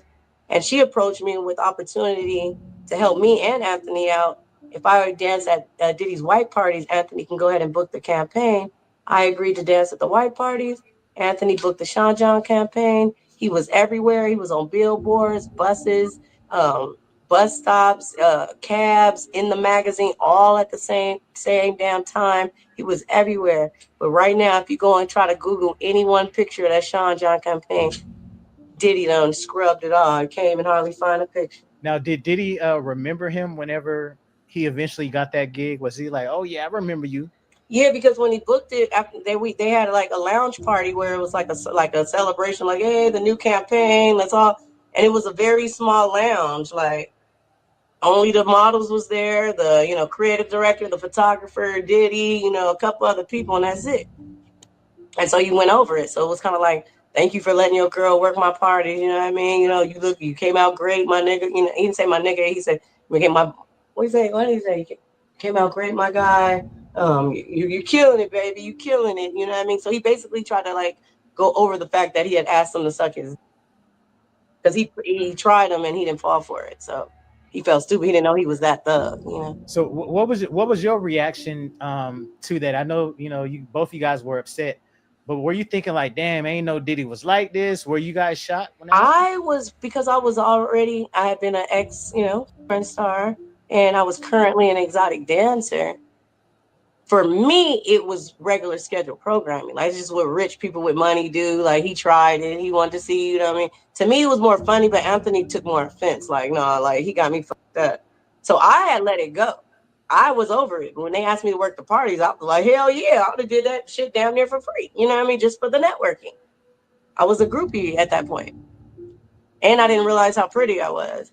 I didn't realize they looked at me like that. And I extra didn't know that Diddy had gotten word of my former career in the adult entertainment industry that I was manipulated into by an ex-boyfriend that I only did for 6 months out of my life, that I wasn't trying. I didn't have aspirations to be a P star, none of that. I got manipulated into it so somebody could basically get my residuals and be basically caking off of me the last 20 plus years. I was very sheltered, naive. My parents are from LA, and so they raised me in the suburbs because they didn't want me to experience anything they saw growing up in the hood. And so when I went to Long Beach State and they put me in the co-ed dorms, to the left were the athletes and to the right were the girls who were stripping to get through school, because they were all from LA, Compton, and Long Beach. I'm from Chino, California, a little nerdy girl with valedictorian. So when they were stripping to get through college, I kicked it with them. And that's how I ended up with Jake Steed. And he saw the innocence and naiveness in me. He got me to do their movies. And then when Diddy found out about it, they used that against me. And then he viewed me as somebody that was sexually exploited, worthy. And yeah. And he played on my heart. It's called Coercion of the Heart. When I told him that I rap and I sang, and he said I was dope. And he said he was going to bring me and I had a girl group out. Like, I'm the Beyonce of my group. They even told you that I was the dopest one. And it's called Coercion of the Heart. And he played on the fact that he knew I liked to rap, sing, and perform. And that's why he would bring me back year after year saying, you're getting closer, like initiation, you're getting closer. But it never happened. But he kept making me, sexually perform while he was wheeling and dealing, and getting jewelry from Jacob the jeweler, cutting a deal with this person, recording me and him over there so he can extort that person out of woo. We all didn't know, but he had a plan the whole time. And that's why he made people sign NDAs that said, you can't talk about what we went through until 20 years after I died. But I never signed that. Aubrey O'Day and Danity Kane, and then they got hit with that. I was already out the game. I was done from 2004 to 2009. By the time he was running around with them, I was already, on the way out. So if I understand correctly, so basically he had you setting up people, man. Some of his high profile people, he had you go over there so he can get video of certain. No, he wouldn't say go over there so I can get video. He would hire me to work as a go-go dancer. They had 3 stages, positioned throughout his mansion. It was where he lived. It was his residence. It wasn't a club. It wasn't a lounge. And so it just makeshift stages, 3 stages set up in his house, like for us to be checkpoints. Like my stage was over by the bar. Tamiko's stage was over by the food. Old girl's checkpoint was over there by the rooms if you wanted to go do something. So it's like I think he kind of told the guests, hey, if you want to drink, look for, just look for a stage and you're going to find something you need. You know what I mean? So we were elevated above the crowd. And so, but that we were instructed to only drink from certain liquor bottles. It's the girls' champagne, it's the guys' champagne. Girls don't drink the guys' champagne. Girls don't drink the boys' champagne. And all the champagne was laced with ketamine, like horse tranquilizer, ecstasy. That's not allegedly. We were all doped up. And to this day, I believe we all, and I know I do, have a chemical imbalance. Like whenever I drink anything, it could be one glass of wine, all of a sudden I'm a stripper, I'm a P star, like in my mind, I just black out and I'm that. I'm She Diddy. Oh, wow. Orlando Brown running around like I'm Puff. He not really act like it to everybody else. Everybody looking like he want attention, like he wilding, like. But it's something about when he drugged you that he stood over you, like infusing himself into you while you laid there unconscious, and it's like it became a part of you. Because after a certain amount, they started calling me She Diddy. They're like, man, she act like Diddy. She just like Diddy. And hence, I've been She Diddy for the last 20 years. So I feel Orlando when he be like, man, I'm Puff. It's nice to meet you. I'm Puff. Because when we get faded, like, it's like he come out in us, like, and that's forever. That's why it's haunting us to this day. How do you think he was able to, but besides all the things you guys were laced with, you think he put maybe his DNA or something kind of strange into that concoction? Yeah, the reason why he like to take, we have a chakra in our anus, guys and girls, and your chakra is a pathway to your soul. So because he's working for Lucifer, his goal is to take souls to hell. So that's why straight men, he wanted to turn them gay. Even if a gay man was gay, he wanted to make him be a pedophile and be with a minor. His thing was to take the soul. So that's why after a certain amount of time, he would make an announcement like, you better go on home because, the party really about to crack now. And all of a sudden, everybody's demon would come out. And that's on God. Like, have you ever gotten like so faded or drunk where your body is doing stuff, but in the morning you have literally no recollection? Like if it ain't from your homeboy showing you it, like, man, I recorded you, nigga. If it wasn't for him showing you would swear up and down you didn't do that shit. But then when he show you the video, you like, what the? I jumped in the pool. I don't even know how to swim, my nigga. What? Like, I don't even remember that bitch. Like, what? It was like that. That's that blackout drinking Right, where you don't but he remember had anything. imagine everybody blacked out though. It doesn't matter if you a celebrity or that's why J-Lo left the country. He had her sticking bottles and stuff up in my homegirl. She was only 11 years old. She the girl that they put on the private jet. They her with the jelly beans. They put on the private jet. They took her to the studio in New York and then had the nerve to dress her up in a D&G sweater, do her hair, put makeup on her, and take a picture like a trophy. She only 11 years old in that picture, and that's not allegedly. And then the same girl, J-Lo was messing around with. Man, there's so many. I drop names on the neck, man. We talking about Diddy right now. But yeah. And then that's the same girl that in the magazine is laying on the table butt naked with fruit and food and stuff off of her. And we all eating off of her. I sucked the strawberry off her. She 14 years old laying on that table. She had a body like a grown woman.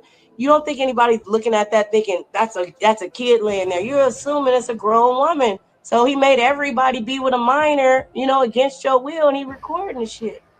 Same girl needed to do a number 2 on stage. She performed and she told him, I need to go off stage. I need you to bathroom. He told her no. She ended up shitting on stage. It was a wet, went everywhere. And Denzel Washington grabbed up his wife, mobbed up to Diddy, and was like, man, you don't respect nobody. Had to run up out there.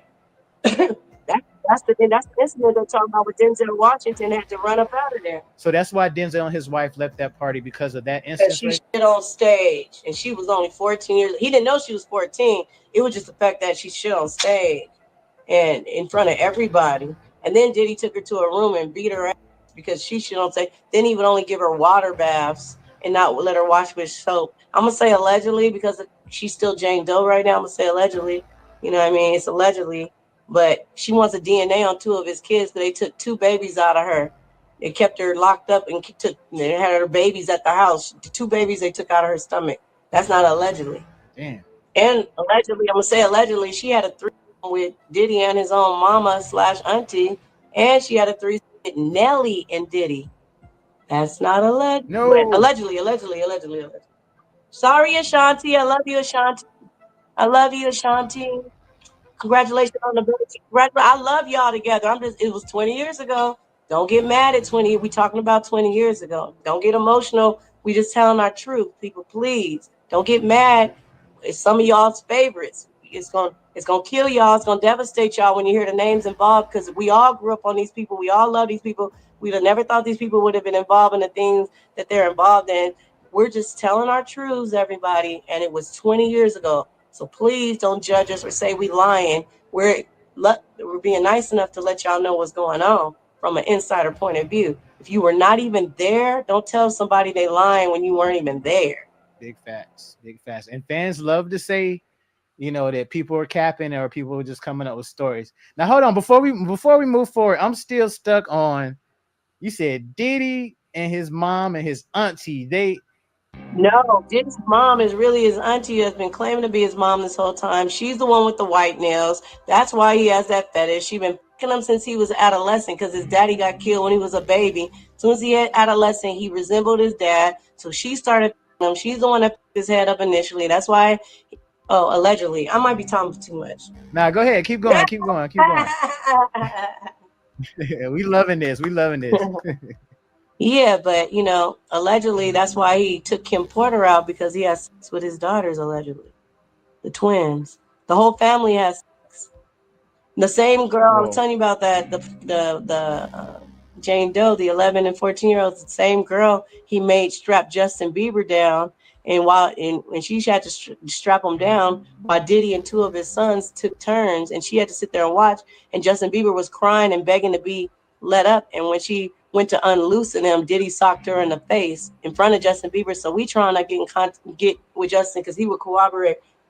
Allegedly. Justin, get at me, Justin. We'll be confidential. We ain't got to tell the press, nobody. Holler at me, Justin. I'll put y'all together. She was there, you was there. I was already out of it. She told me that story, but Justin, I got you. Yeah.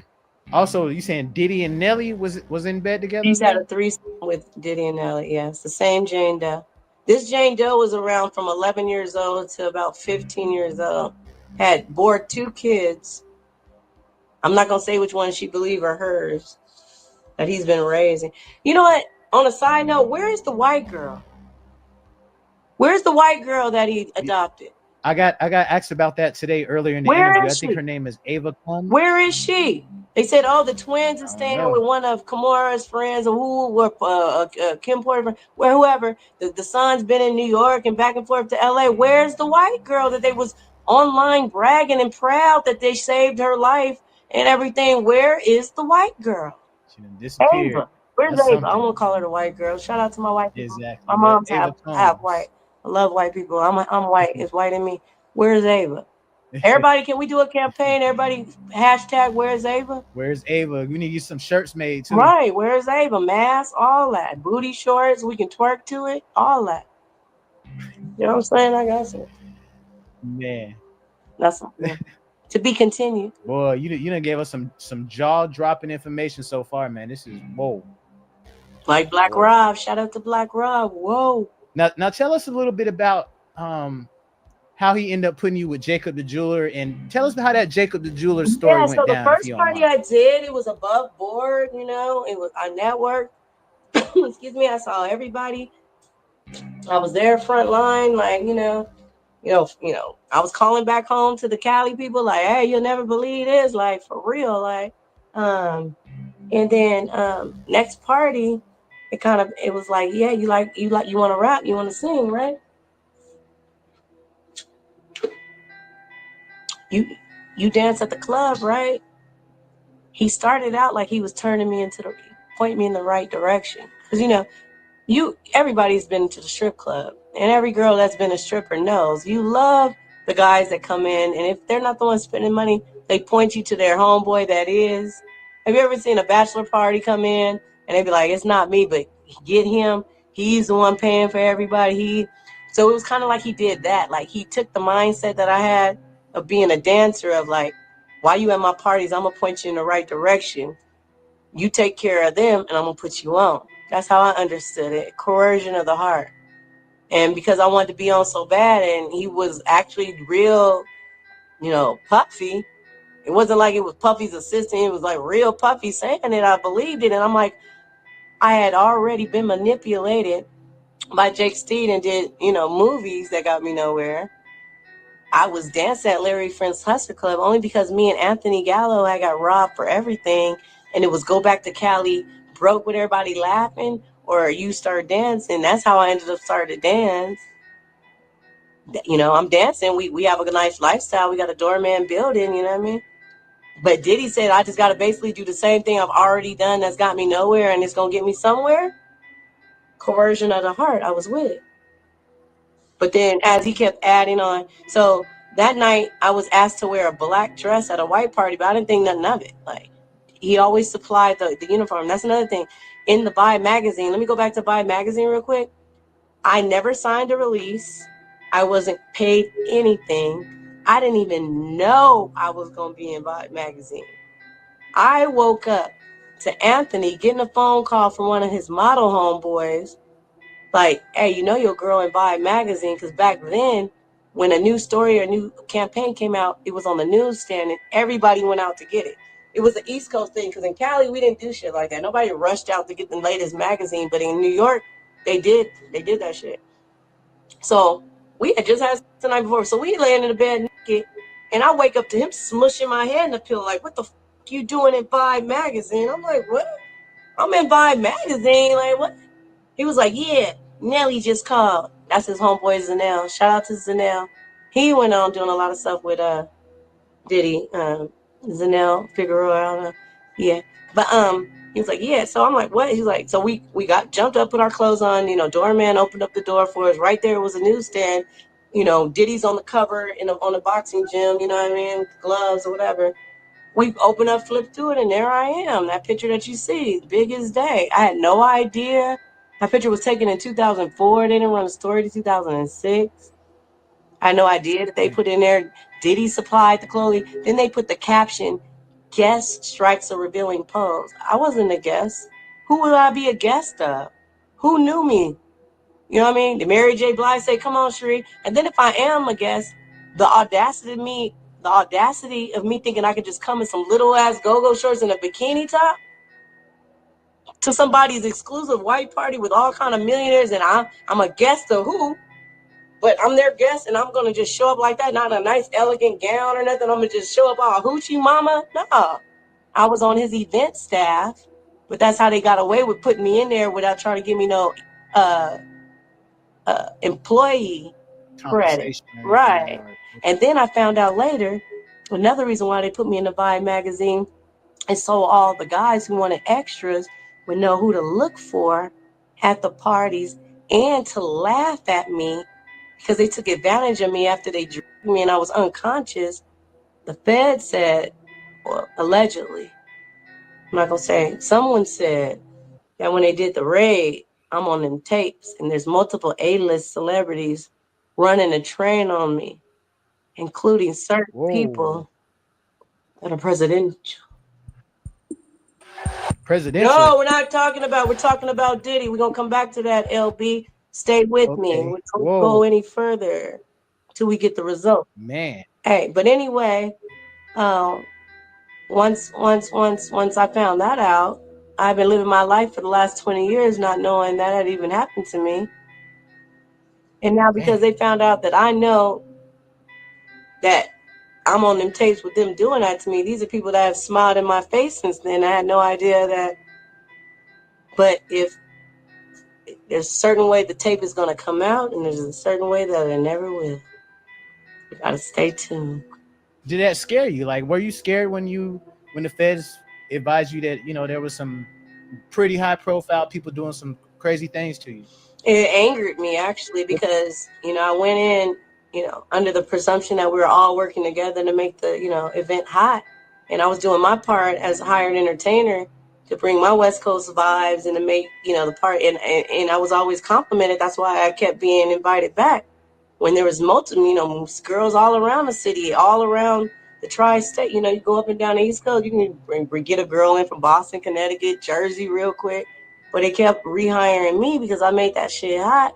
and I was, I was genuine, naive, and I was like a fan, and they played on it. I didn't realize how pretty I was, and they took advantage, and he likes to steal your light. He's an energy vampire. He steals your light. He takes a piece of you, and then he infuses the devil's seed in you from him, and puts a little evil from him into you that you can never take out of you. It's like soul ties. I want to be hypnotized, actually. I want to be hypnotized, and want y'all to tell me what I said and what I did while I was under. Now, what you were telling me about Diddy, that kind of reminds me of that movie. I don't know if you ever seen it, Rosemary's Baby. I never saw it. What happens Whenever, in that? well, basically, this lady, man, this is back in the 60s. This is a really dope movie, though. But they move into this brand new apartment, and the husband's an actor. So, in order for him to advance his career, he has to do demonic, satanic stuff in order to advance his career. So, one of the things he sacrificed was his wife, and he allowed these demons and devils to impregnate his wife, so that way she could have the devil's baby. And that's a lot, and that's what's going on within the Hollywood and the music industry, and that's why people are leaving the country and everything, because that's what they do, is practice in satanic and demonic activity. That's why when they're blessed with the highest status, the most money, the best cars, the best food, the best everything, they choose to spend their time on a daily basis doing evil, not doing good, not going around to the homeless shelters for single moms, the single mom shelters, and saying, I'm gonna pick 3 women who ride the bus every day, who got 3 kids or more. 3 kids, three women getting cars today. That's what I'm gonna do when I get my money. I'm gonna wake up and go to the women's shelter, and they say you have a good report, and you ride the bus every day to get to work, and you paying your kids daycare and all that. You get a car. You get a car. You get a car. Just I don't want no press. You won't even know I did it. I said I want to wake up every day doing shit like that. Fuck a Gucci bag. I don't need a bag to fix my teeth. My teeth already straight. I need a bag to fix my streets and to save souls. That's my goal. As I look back on it, and now everything is coming out, I would almost say Jacob might be a victim himself, because he already did that time back then for helping laundering that money. That's not allegedly. He did time. So now he's back in a twist that involves, Diddy and his association, and his wife was there that night. And maybe Diddy set it all up and lined it all up so he can get footage on him to blackmail him, use me, have me thinking I'm gonna come out, you know what I mean? And maybe like Jacob is a butt. It did go down. My dress was flipped up. They had me wear a black dress that night when everybody else was wearing white. They put Tamiko in the pink dress.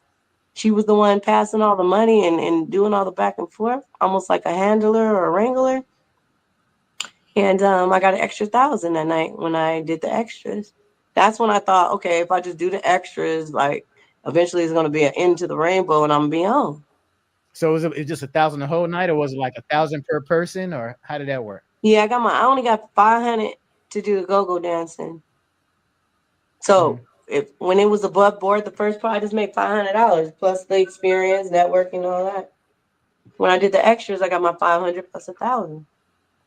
But next party, it was, 3 niggas. And the next party was 7 niggas, and I still was only getting my 500, allegedly. You know what I'm saying? So no extras, no extra 1,000 and any of that. They was just 500. He was getting the extras, allegedly. They was shooting him the $100,000 chain. They were shooting him the keys to the yacht. They were shooting him the penthouse. They were shooting him the awards, while I was sucking in the fucking, allegedly. Now, what was your boyfriend's reaction? Because was he at some of those events, or were you just there solo? He went to a couple, but he wasn't privy, because I didn't tell him. I didn't want him to know I was doing that shit. But if he did know, Diddy and them had told him, and he would just, maybe he had a side deal, but he knew I was in the game. He knew I was a dancer. He knew I was networking. He knew if the money's there, go get it. But he wasn't like pimping me or anything or saying, go get it, He was my boyfriend. Now, with all this information that you're putting out, many people are wondering why would you come out with this information now versus. Well, when I moved back after they jumped me in Harlem in December 2009, I had to move back abruptly to California after Anthony Gallo was cheating on me with Rihanna and Megan Good and all his model bitches, after Diddy and all them had me jumped in Harlem, after I left Anthony and got my own spot in Harlem, they had me jump through my same Jane Doe I was telling you about. That actual Mark, Diddy's attorney, signed us out because she was in the mental hospital at the same time. And I heard, now that we're back like Voltron connecting, I'm finding out that Diddy's attorney, Mark, doped her up a gang of times because they took her off the country a gang of times, allegedly. But she about to pop out with her name in her lawsuit. So as far as your legal proceedings, where are you at now with your Oh, lawsuit and right things like now, that? I'm in consultations with new legal, legal. I have until December 11th to assign a new attorney to my case. I'm taking my time. I'm in consultations with very big, high profile attorneys. I'm working on the settlement so I can pop out with my new attorneys who help me settle. Because I already know as soon as the criminal starts in May of 2025, all civil cases are going to go on stay anyway.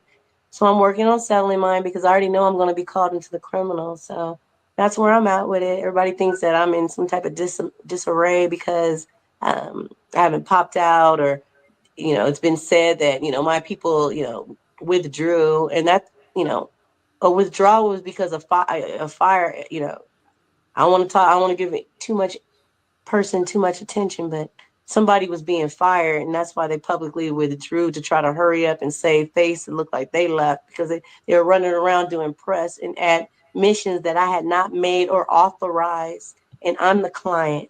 I can have as many or as little attorneys as I want, and if I feel like I'm being ignored or not paid attention to, and I want to hire additional representation, that's my prerogative. That is not for somebody to control me and tell me I can't and run around doing press that they're not even letting me do. We're not even doing press together. So yeah, just let that go. And now I got my own legal strategy. And worst case scenario, I go in there and represent my damn self, because the press alone will be great. And I don't care if I win or lose, because I've been rich. My daddy just died, LAPD. I got an inheritance. That's what's up. That's what's up. Imagine me in court. Imagine me in federal court representing myself, LB. I'll just have you there. LB, I need you to cover it, LB. That's some shits and giggles on I the got gang. you. Mustard on that beat, I huh? got you. I got you. Hey, tell DJ Mustard to call me, because I want them to bring me out February 2025 in New Orleans on stage when Kendrick's performing West Coast We Up. Just let me say, mustard on that beat, huh? I don't know if this is a rumor or if this is something that was just on the internet. Were you were married to Al B. Sure's son, or no? No, Quincy. We're flirting right now. We met and we're fancying each other. And what better way to get at his daddy who killed his mother allegedly than to date the woman that's about to take all his money? How you gonna have a relationship with Quincy? You know Quincy loves love Mr. Combs, man. He do. How He that's gonna do. work? He trapped in the middle, and he been doped up his whole life. Imagine if you've been getting dope out the bottle. Allegedly. All right, thank you so much, man, for coming on the Lionel B Show, man. You gave us so much Man, I information love out there. you. I love Anything you. else you want to add to the viewers? I love Lionel B. I was already a fan. I appreciate you taking the time and acknowledging me and popping me out. I look forward to more interviews as we go through the trial. I'll give you some exclusives. Jeez. Now, guys, she definitely didn't hold anything back. Already promised you guys an exclusive. And guys, we did it. We got one of Diddy's actual accusers on the channel. So I definitely hope y'all enjoyed this interview, man. Make sure y'all don't forget to drop those comments, share this video, share this to all your people, man. Text it out to your people, because there's a lot of groundbreaking stuff that she talked about that hasn't been talked about anywhere on the internet. This is an exclusive with the Lionel B Show. Now, I want you guys to let me know in the comments exactly how y'all feel about this whole situation. And do y'all feel like, man, Diddy, how much time do you feel like Diddy is actually going to get behind all of these allegations? Now, peeps, thank y'all for tuning into this amazing and groundbreaking interview. There's definitely going to be more interviews to come, so if you haven't hit that subscribe button, what you waiting on? Go ahead and hit that subscribe button, and also click on the video that's currently on your screen right now, and make sure y'all subscribe to both channels. That's the Lionel B Show and the Lionel B Show clips, and I'm gonna peep y'all on the next one. Holla. How did you feel like knowing that, you know, or dealing with those presidential people? How did that feel? Isn't it interesting how you guys are upset just hearing about it, but we actually lived it? So imagine how we feel. And then now we have to defend and prove it to y'all that we went through what we went through when y'all have nothing to do with it. We already lived it. And when we were living it and going through it live, y'all were nowhere around. So it's just interesting that it draws emotion from you guys and you weren't even there and we actually lived it and we have to explain ourselves and beg for y'all to believe us. It's interesting. Now, peeps, for all of you who've seen part 1 of my viral interview with Adria English, where she sat down for an exclusive tell-all, this is part 2.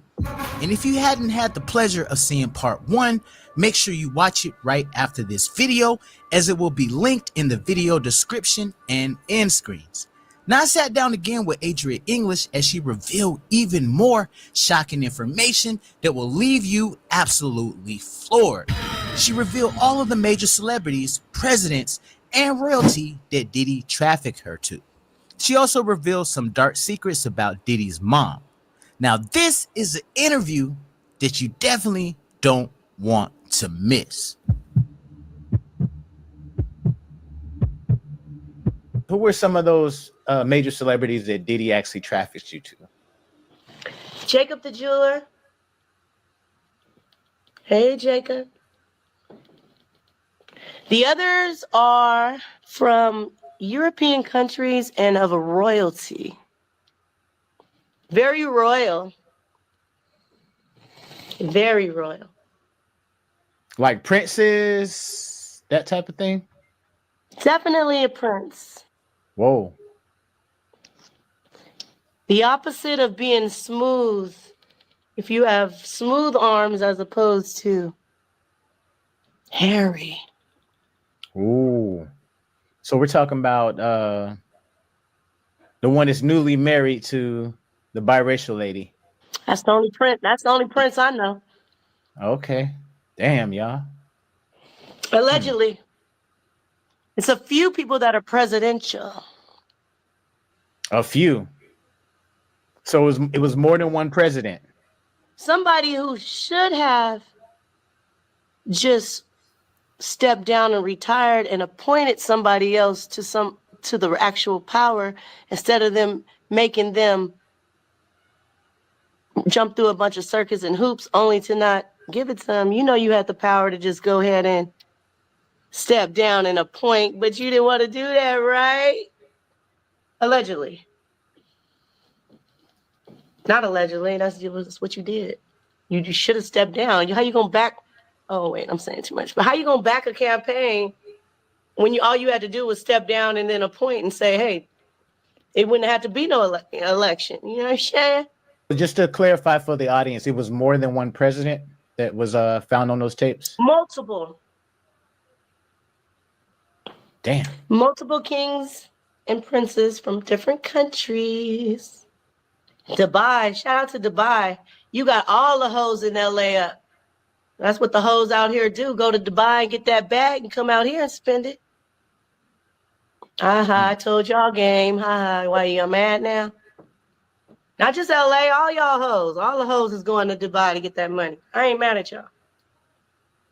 That ain't allegedly.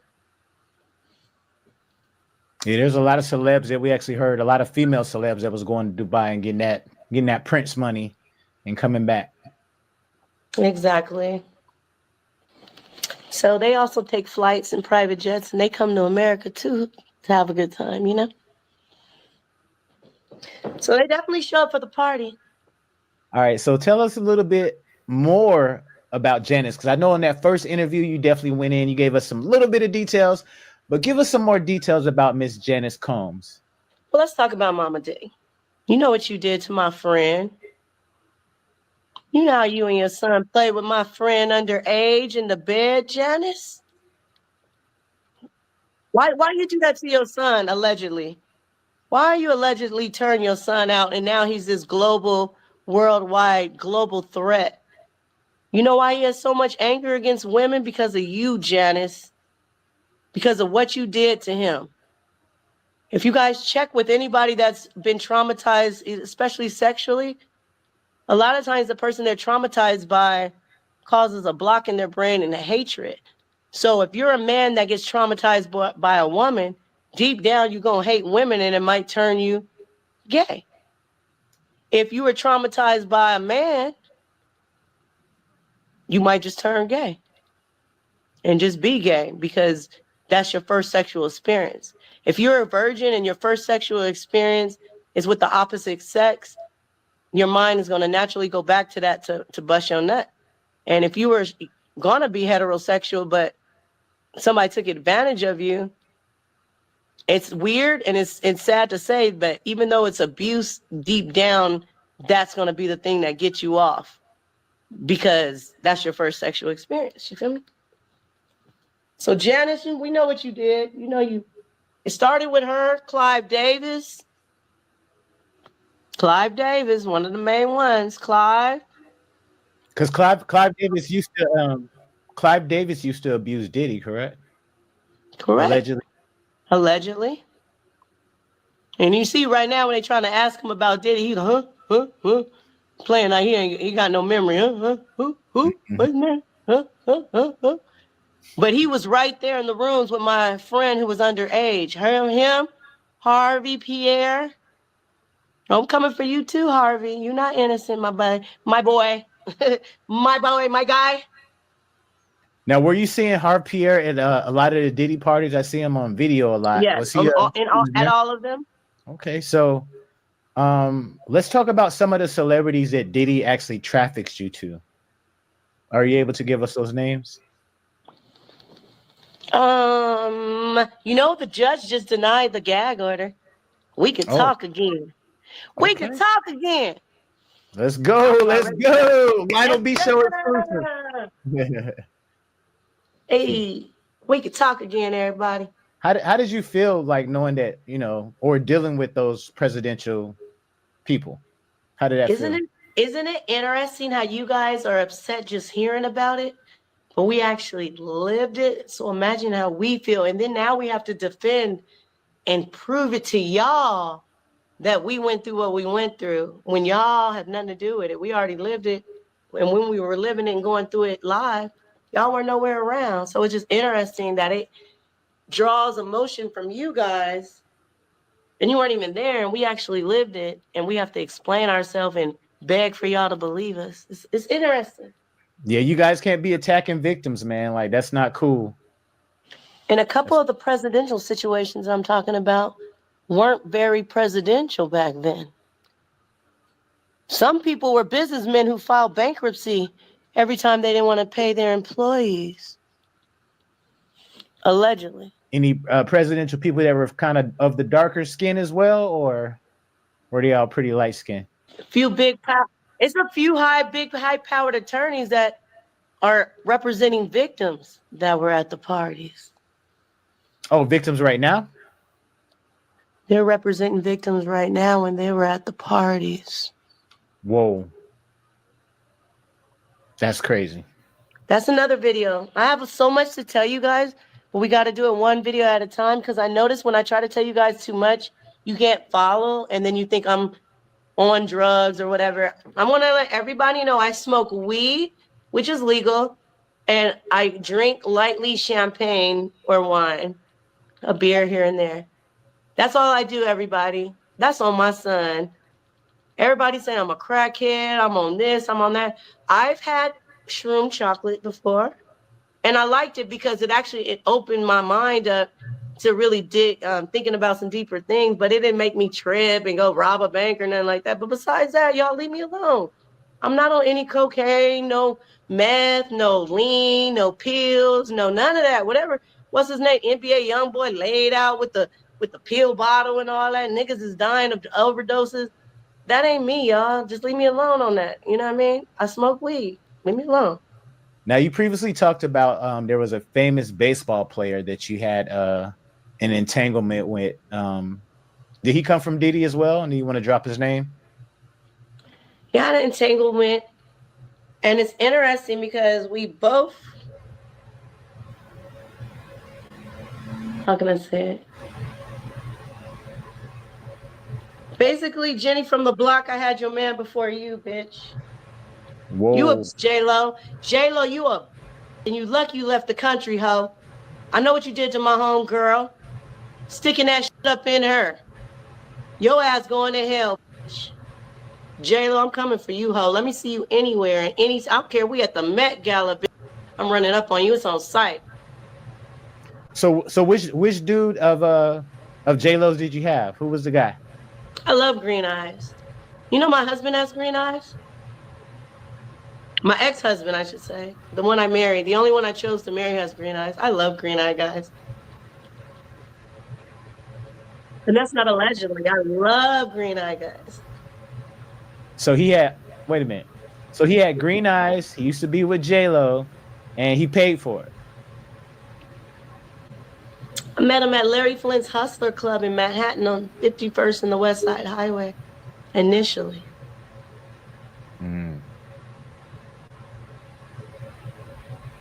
A lot of people paid with their credit cards. That's why I have so many receipts. Damn. And this is before like Cash App and Oh yeah. Zelle and all that other stuff. Years, and it was none of that available. It was only cash and credit cards, actual documentation. And every time they paid with their credit card, they gave us money. It was called funny money, monopoly looking money. And what we were to do with it is at the end of the night, we cash it back. This is how scandalous the club is. If a guy ain't got no cash, he come with his credit card, they gonna charge him 15% to get however much he want off his credit card. Then when they give it to the girls, when we turn it in so we can get because we got paychecks. I paid taxes off my money. I didn't just get dollars and all that thrown, like all that's new to me. I was professional with mine. Yeah, so when they would pay with their credit card, they would give us this funny money, and they would charge them like 15-20% to use their credit card to get the money. Then when we had the money, when we wanted to get our paycheck, we had to turn in the money. However much you turn in, they took another 15% from us. And then they had the check cash in place, literally directly across the street, like steps away. That was 24 hours. And then when we took our check over to the check cash in place, who didn't ask us for no ID or nothing, they were cool with the club. You didn't need an ID or nothing, because a lot of the Russian girls that were coming there didn't have no identification. And then they would charge you another 10%. So they were just taxing everybody. Everybody getting hit. Damn. Everybody. By the time you got your money, that $1,000 turned to like 700 and something, but it was all good. Now, there's been a lot of talk online and all that Jigga Man could possibly be involved. Can you speak to any of that? Well, what I do know is that there's a trap house in Texas that has been allegedly funded by the Diddler and Jigga. That yellow bee, yes on me, baby, is running. And I heard there's a whole bunch of minors up in there, girls and boys, but they're not fucking the boys, but they are fucking the girls. And somebody needs to run up in there. It's in Dallas, Texas. I got the address for y'all if y'all need it. Yeah, I said it. What y'all gonna do? Come kill me? You gonna send me back to heaven faster? So you can go to hell even faster and even more hotter? What you gonna do? Think I'm afraid of death? I'm telling all y'all wrong. Minors, you don't even let them have the chance to develop their mind and be something positive. You teach them that this is the life they're supposed to live, and you fucking the little girls. That's on me, baby. I'm coming for all these niggas with hair just on the back of their neck. Who do that? Just right here. The fuck is that? Come to LA. Come to LA. I got something for you. That's on me, baby. Did you ever have any interactions with Jay-Z, like physically? Oh, yes. Oh, yes. Anthony Gallo ended up booking the Rockaware campaign. I'll tell you a cute story. We're going to leave it to this story and maybe one more, but I have so many stories, but I don't want to jamble them, and then it's too much for people to keep up with. So Anthony Gallo ends up booking the Rockaware campaign. Now, that hasn't been scrubbed. You can find that. And we went to the, release party for it. It was at a lounge. And this is cute. Jay, what up, Jay? So when he tried to get with Aaliyah, my homegirl Aaliyah, right? And she chose up on Dame Dash, then he approached me. I'm dating Anthony Gallo though, right? So Anthony books the Rockaware campaign.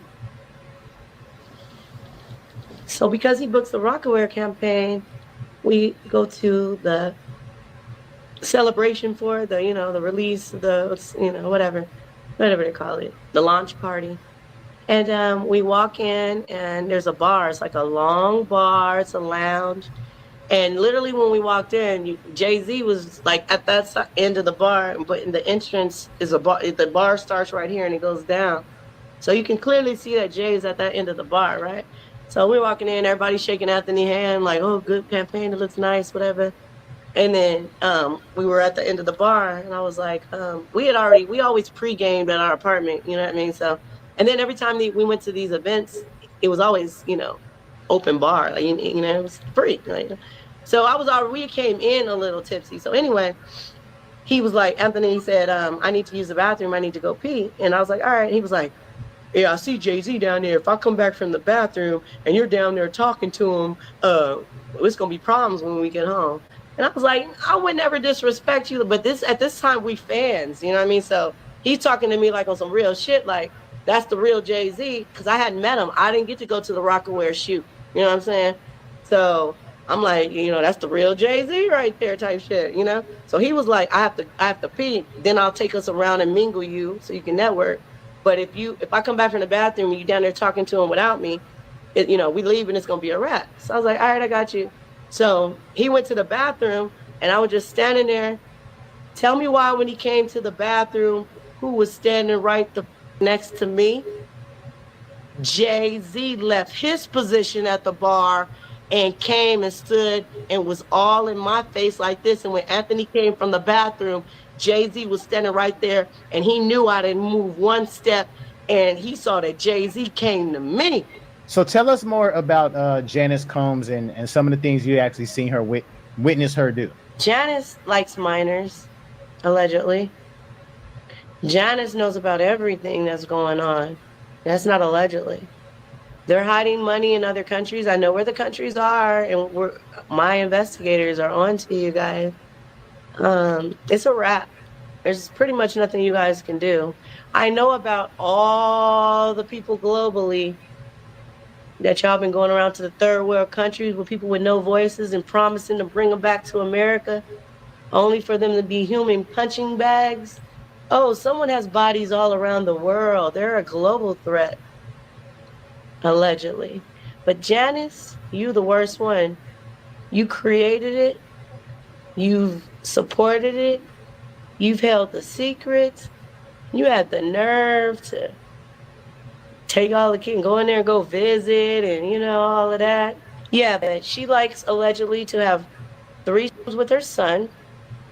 My friend has had 2 kids for them that we're trying to figure out where the babies are. She likes to drink breast milk, allegedly. Wait a minute. Janice likes to drink breast milk? She believes it makes you younger. Damn. Like how babies need those nutrients to, develop. Those same nutrients, she believes, rejuvenate you or whatever, allegedly. She believes that allegedly. Have any interactions with Jennifer Lopez at all, or did you just kind of see her in passing? She would be at the club. She was at the parties. We ain't never chopped it up. I chopped it up with Kim Porter, though. I had a fight with Superhead, Corinne Steffens. Oh, wow. That's another day. That's another. I can't talk. I know. I got to give that to y'all on the next one. Okay. Because it's too long. We got to stick to what we're talking about, the topic. I have so many stories. We have 2 years to 3 years worth of stories, you guys. And I'm going to give you guys everything, the truth. Before Diddy actually trafficked you out to these other celebrities, did you have an intimate relationship with Diddy as well? Multiple times. Was he into like really weird, freaky, crazy stuff or? Animals. Exotic animals, allegedly. Even fish. Fish? Freaky ass niggas. Imagine spending thousands of dollars to fly an exotic fish. Allegedly. Saving Nemo around this bitch. Hide your wives, hide your kids, hide Nemo. Hide Nemo. Damn. Look, and the little mermaid around that bitch. Now, Adrian, do you feel like Mary J. Blige is going to be taken down as well? Yes, You do. because she had to with my friend Danny Boy at 15 years old. The one that sang all the hooks on Tupac shit. I ain't mad at you. Can't get enough? Click on the video that's currently on your screen right now and watch part 1 of Lionel B and Adria English viral video where she tells all.